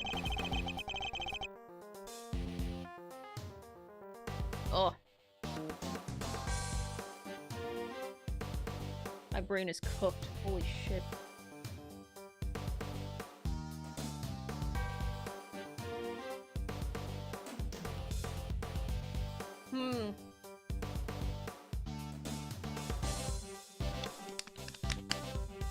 Oh, God. Me pinning Lang? Okay, what the hell? Wait, did you just pin yourself again?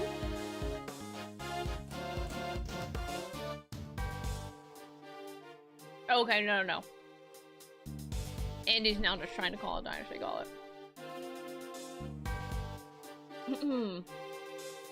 It's been 5 hours. It has been 5 hours, but I feel like we're...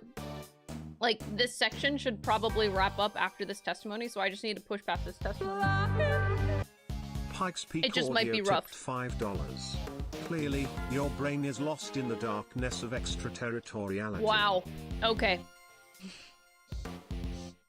I don't get paid enough for this bullshit. Your $5 super chat ain't gonna cover that bullshit. Oh, I'm so sorry. Really wish my brain would not give up like this. Alright, I can make it through this testimony. I just really need to... I don't even know what I need to do. I just need to focus, but I was trying to before. Oh, okay, let's just go through this again. She pushed him, and then he landed right here. I'm just gonna... do we have the evidence? Oh god, what's all this shit? Okay.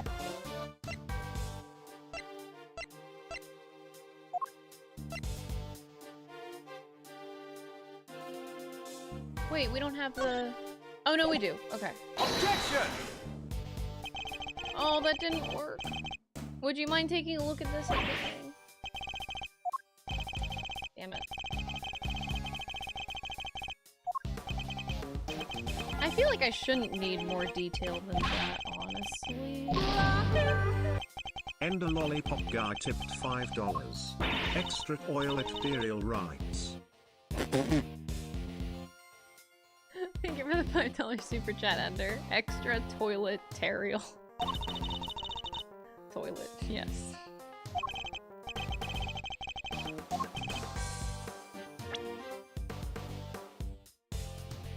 Yeah, I was sure that was the right piece of evidence. I was sure too, actually. The people had all been cleared from the viewing platform, so it was just the two of them up there.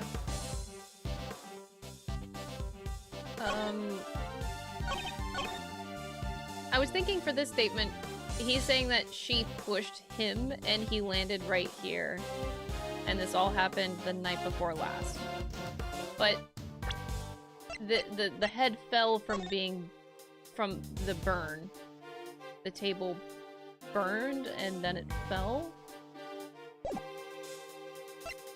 So she didn't push him. But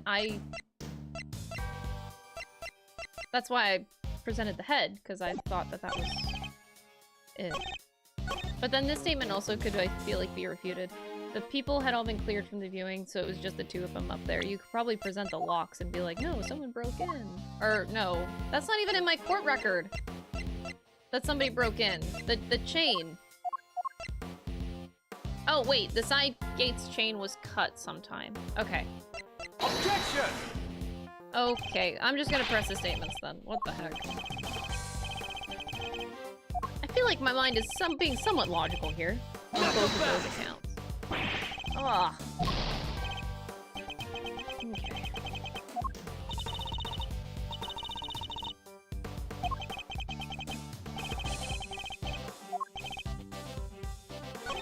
What to say at the end? There's at least one major point he's overlooking. That's where I'll need to focus my counterattack. Okay. Hold it! Let's dig deeper. The night before last? How can you be so sure of that? If you're not sure, take another look. Take as many as you need. This picture is from the camera up on the viewing platform, like I said. And the camera doesn't lie, that's from 2 nights ago. You have a picture of them both entering the rooftop area, but nothing from after that point, I assume? No, there's only one camera and it's pointed at the elevator. You can't see the viewing platform itself still. This is when the murder happened, I'm sure of it. If the president really was killed 2 nights ago, then his body would have been here in the lot this whole time. Taking a little moment there, Mr. Prosecutor? Well, save it, I'm not done explaining.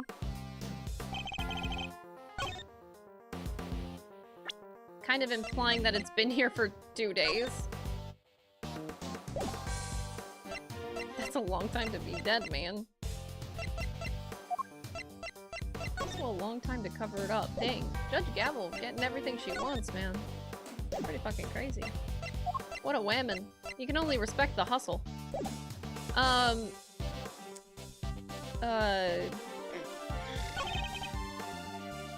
it! It's entirely possible somebody else was up there, surely. What about the cotton candy stand? The owner of the building received a request from the president himself to clear the area. He knew that there'd be serious trouble if he messed up, so he went to work as quickly as he could. They cleared everybody out and mean everybody, including your stupid cotton candy seller. Stupid? That's mean! It wasn't enough. If it had been, the president wouldn't be lying here now. Oh, I get it. Wait. Objection! I'm stupid. Shilong Lang? Oh, Miles Edgeworth given the full name treatment? Former star agent of Interpol. Oh, full name and full title. Okay. How the mighty have fallen. Take a look at this. It's a behind-the-scenes shot of some of the casting crew. Look at all those smiles. Well, maybe not Sean's, but you know what I mean. And it was taken yesterday. If Judge Gavel really did kill President Wang the night before last, the body would have been clearly visible in the background of this picture. Perhaps you should have taken a little bit more time to speak with those involved. After all, thorough witness interviews form the basis of any good investigation. You should know. I don't think I've ever seen you so happy, Mr. Edgeworth. You really do love barking your opponent into a corner, huh? Fine, you got me. I must say it's been a while. I almost missed it. Perhaps if you tried to stay a little calmer while conducting your investigations in the future? Don't push your luck, Edgeworth. Lang Z says, the righteous anger of a wolf lasts 100 years. I won't be calming down anytime soon, not until we've caught the president's killer. I want the same thing. We all do. Nonetheless, the body appeared last night. You have to accept that now. And there's one other thing that you'll need to accept. The president didn't die from a fall. He was crushed by the falling head of a giant monster. The incident occurred here on the movie set, not at the top of a big building. Says you, but that's just your theory. I'm not about to give up on my own because of it. It literally can't have happened last night before last. We just proved that with this picture. Did you? What if your friend Gavel pushed the president off of the big building the night before last, and then came down here to the movie set and hid the body somewhere? Here, but where? There's all kind of stuff down here, costumes, equipment, you can hide it anywhere. And then come back a day later, last night in other words, and take it out again. We just need to check the lot for trace evidence. We'll soon find where she put it. Objection! There won't be any need for that. This piece of evidence proves that Judge Gavel can't have hidden the body. Take that! My brain... This is actually so hard for my brain, it's so tired. Not so fast!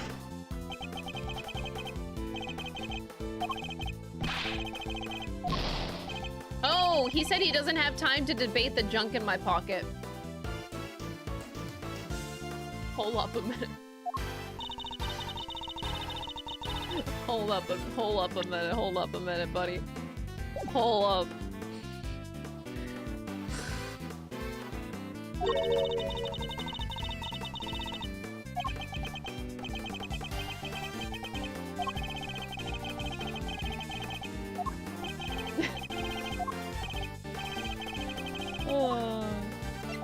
Take that!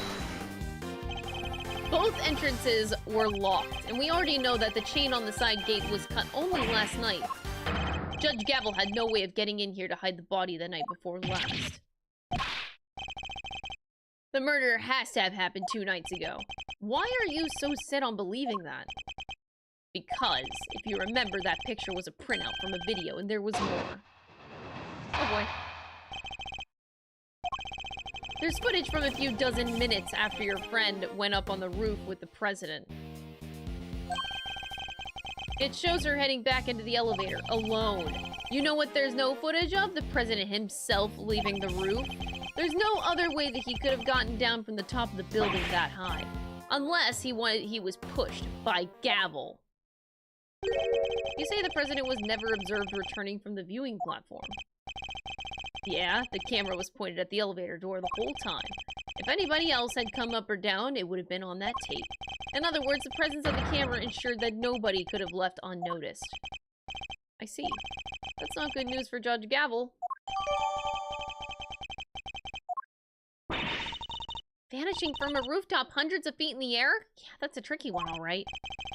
The Adagrasu can't actually fly. Not yet, anyhow. Just need a little bit more practice. Please don't tell me you think you can learn.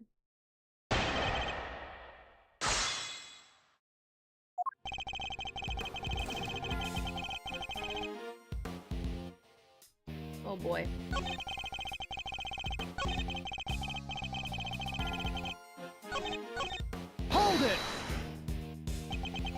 few dozen minutes? That's awfully vague. The exact length of time doesn't matter, not anymore anyway. What matters is what she did after that.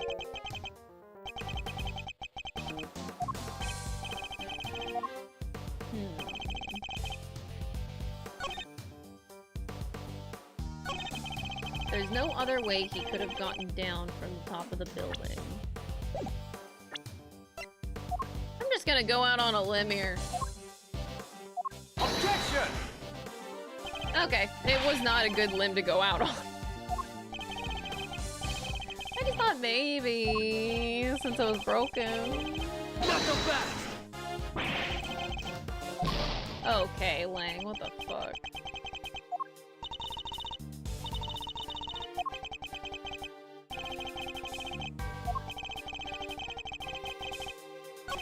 Unless he was pushed by Gavel. He wasn't pushed. So the camera means no one could have gone unnoticed.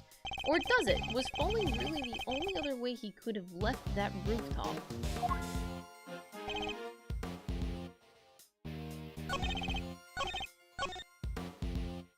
There's no other way he could have gotten down from the top of a building that high.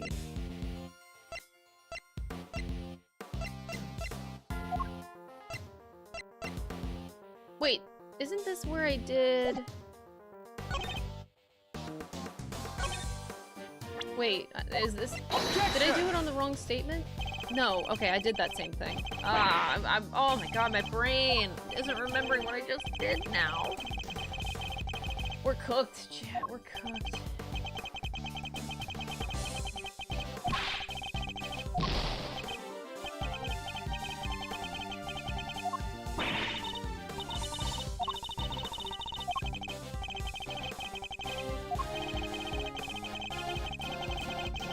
Hold it! And what if there was another way he could have gotten Not down? so fast! He was 50 stories up. Don't be ridiculous. The elevator was the only way down. It's that simple. If you want to take my theory apart, you'll need some sharper tools than this.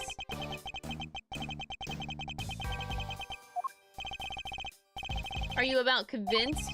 There's no other way the president came to be lying here.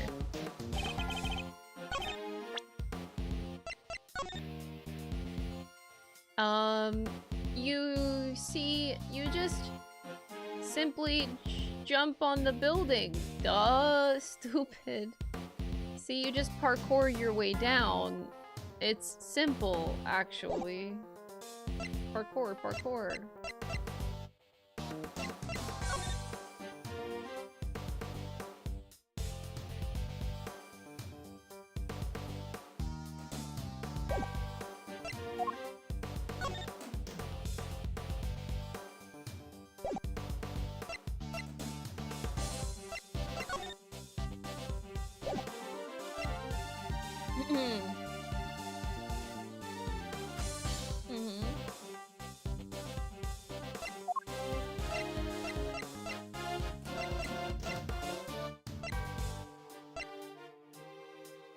There's an entrance to the hidden on the roof. Oh, it actually says in the big building. Objection! Oh, it says it in the court record. I didn't... There was another way. He didn't need to. It was much simpler than that, assuming that the president knew what we know now, of course, namely that the big building had a hidden 51st floor. That's right, a hidden floor with a hidden entrance on the rooftop. If he left that way, he wouldn't have needed to ride the elevator. You said it was hidden, right? That was a secret? How would the president even know about it? It's an interesting question, and one I don't have an answer to just yet. For now, this is just a theory. A Miles Edgeworth theory! So what are we talking about exactly? What is this hidden floor? It sounds like the kind of place your little ninja friend would happily spend time in. No, I hate it there! Don't make me go back! Kay's memories of it are far from happy. There's a secret storeroom up there where they kept the lots from the underground auction. This whole sordid scheme was uncovered just yesterday. What the heck are you trying to say? That President Wang was involved? I don't have any proof, but I certainly think that it's a possibility. Based on what we've seen of him, he totally seems the type. Not the president. He'd never do that. Illegal underground auctions? No, he'd have nothing to do with it. Nothing. What's going on into him? I hope you two are feeling lucky, because when people start saying stuff like that, I start biting. Oh shit, chat would be into that. She ran away? Kay ran away? You know nothing, neither of you. You have no idea how much the people love him, how well respected he is.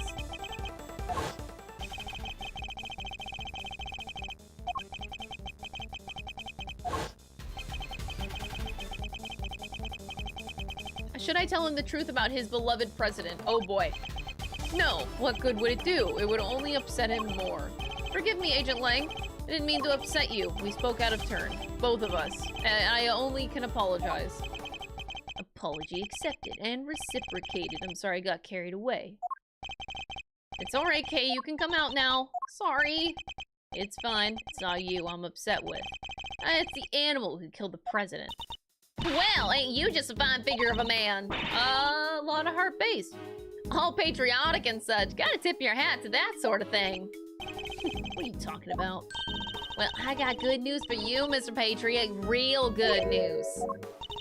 Ain't no way in heck your pal the president moseyed on downstairs by a 51. I was hunkered down in their storeroom the whole dang time. Eyes peeled like oranges. She would have already snuck in by that point.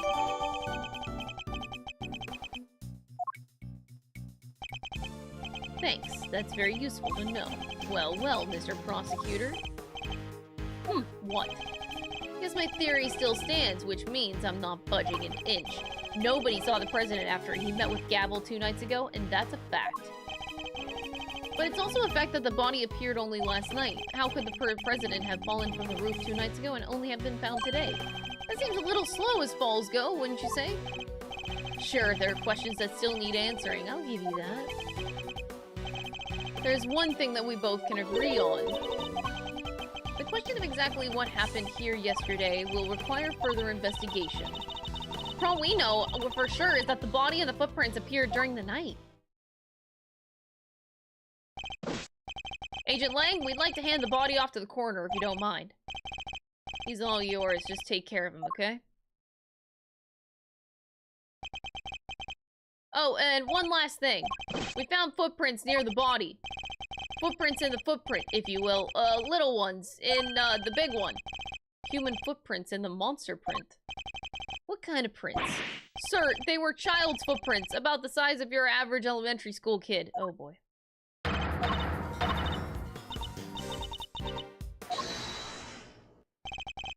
What now? Miss Nichols? I didn't mean to butt in, sorry. Was there something you wanted to say? What's she so scared of? There's something I have to tell you. You're probably thinking it was pretty awful of me, but I'm sure it's nothing you need to be quite so nervous about. What is it? Last night, I came here. You mean you came back to the set? Why? Well, I just wanted to. I was worried about him, so I came back to check. Check on Sean, I mean. The boy. Makes sense. Yes, you see, he stayed behind on his own last night to rehearse.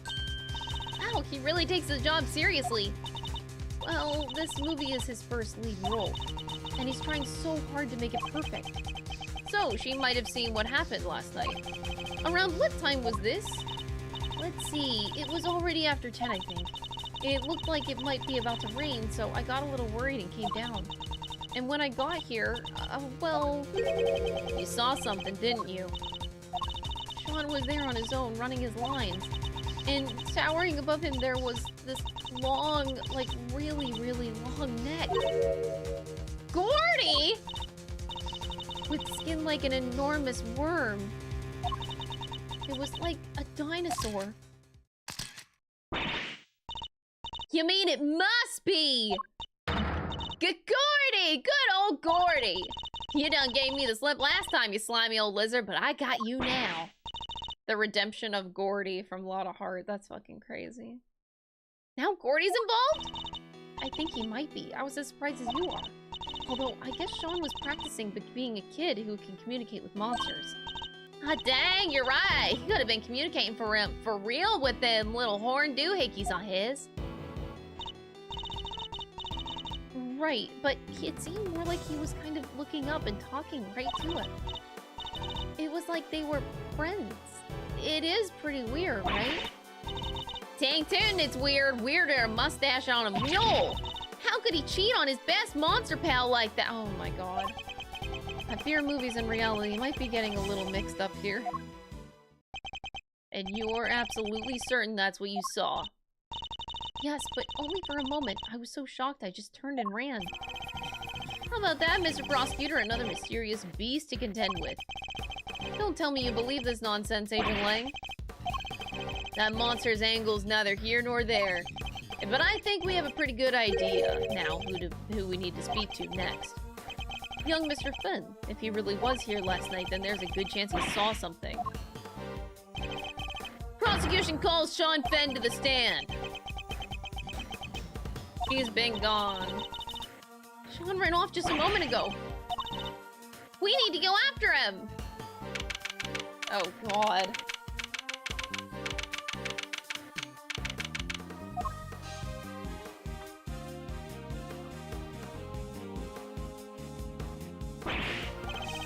Where the heck did he go? Maybe he just went home. They won't be doing any filming today after all. Or maybe he went on the lam. You're just overthinking things, surely. He's a child, Agent Lang. There's no way he killed the president, not on his own. And who said he was on his own, huh? Maybe a monster gave him a hand. Maybe he summoned one of the creature feature pals to help him. Yes, very funny. I'm not saying the kid did it, not for sure anyway, not yet. Like, he's our most important witness right now, and we need to find him. Gumshoe's back! Mr. Edgeworth! It's Gummy!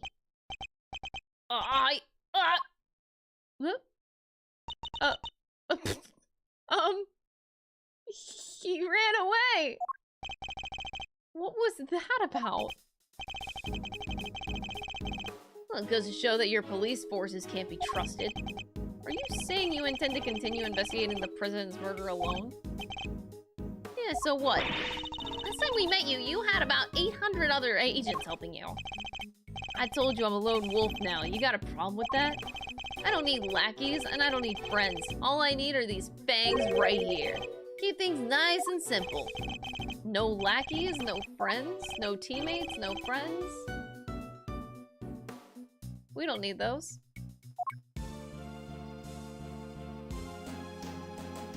To hell with that? Things just got done got interesting. It sounds like I got my work cut out for me. 2 big beasts on the prowl. Woo-wee! It's raining scoops. If I don't catch at least one, I ain't no shutterbug worthy of the name. This all got kind of complicated. It did. The Torosaurus footprints were bad enough. Now Gordy? This might as well be a motive. A motive? What the hell am I reading? A movie. I'm tired. We'd better get our monster hunting shoes on. I suppose we had. Who's that? Phoenix Wright. Shelley the Killer. Oh. That's one of Agent Lang's old team. We've come across a few of them on previous cases, but this one's on his own. Excuse me. Oh, Mr. Edgeworth, long time no see. How come you're not with Agent Lang? Shifu? He's not technically my boss anymore. You remember that case from a month or so back? The Adagarasu case. He made some kind of big mistake there. Came about as close to aiding and abetting a serious criminal as you can come and still keep your job. Woo! Oh no, not Sheena mention. He took full responsibility, so they disbanded our team. That's harsh. Explains why he's now a lone wolf, as he puts it. What are you doing here? Well, to tell you the truth, I was worried about him. I think he's been chasing ghosts. Ghosts from 12 years ago, to be precise. What does that mean? I already said too much. I'd better be on my way. 12 years mentioned. 12 years mentioned. These ghosts of Agent Langs, could they have something to do with the case that we're currently investigating? Looks like everybody left except us. What do we do now? Good question. This heart went off monster hunting, and I guess Lang is busy trying to track down young Sean. Perhaps we should try investigating another angle. Somebody needs to get Judge Gavel's side of the story. What did she say again?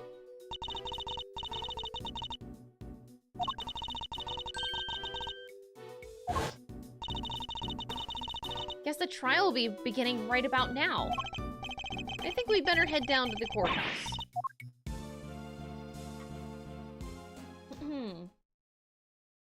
Oh, thank you for the to be continued. I'm free. My brain is so fucking tired. Holy shit.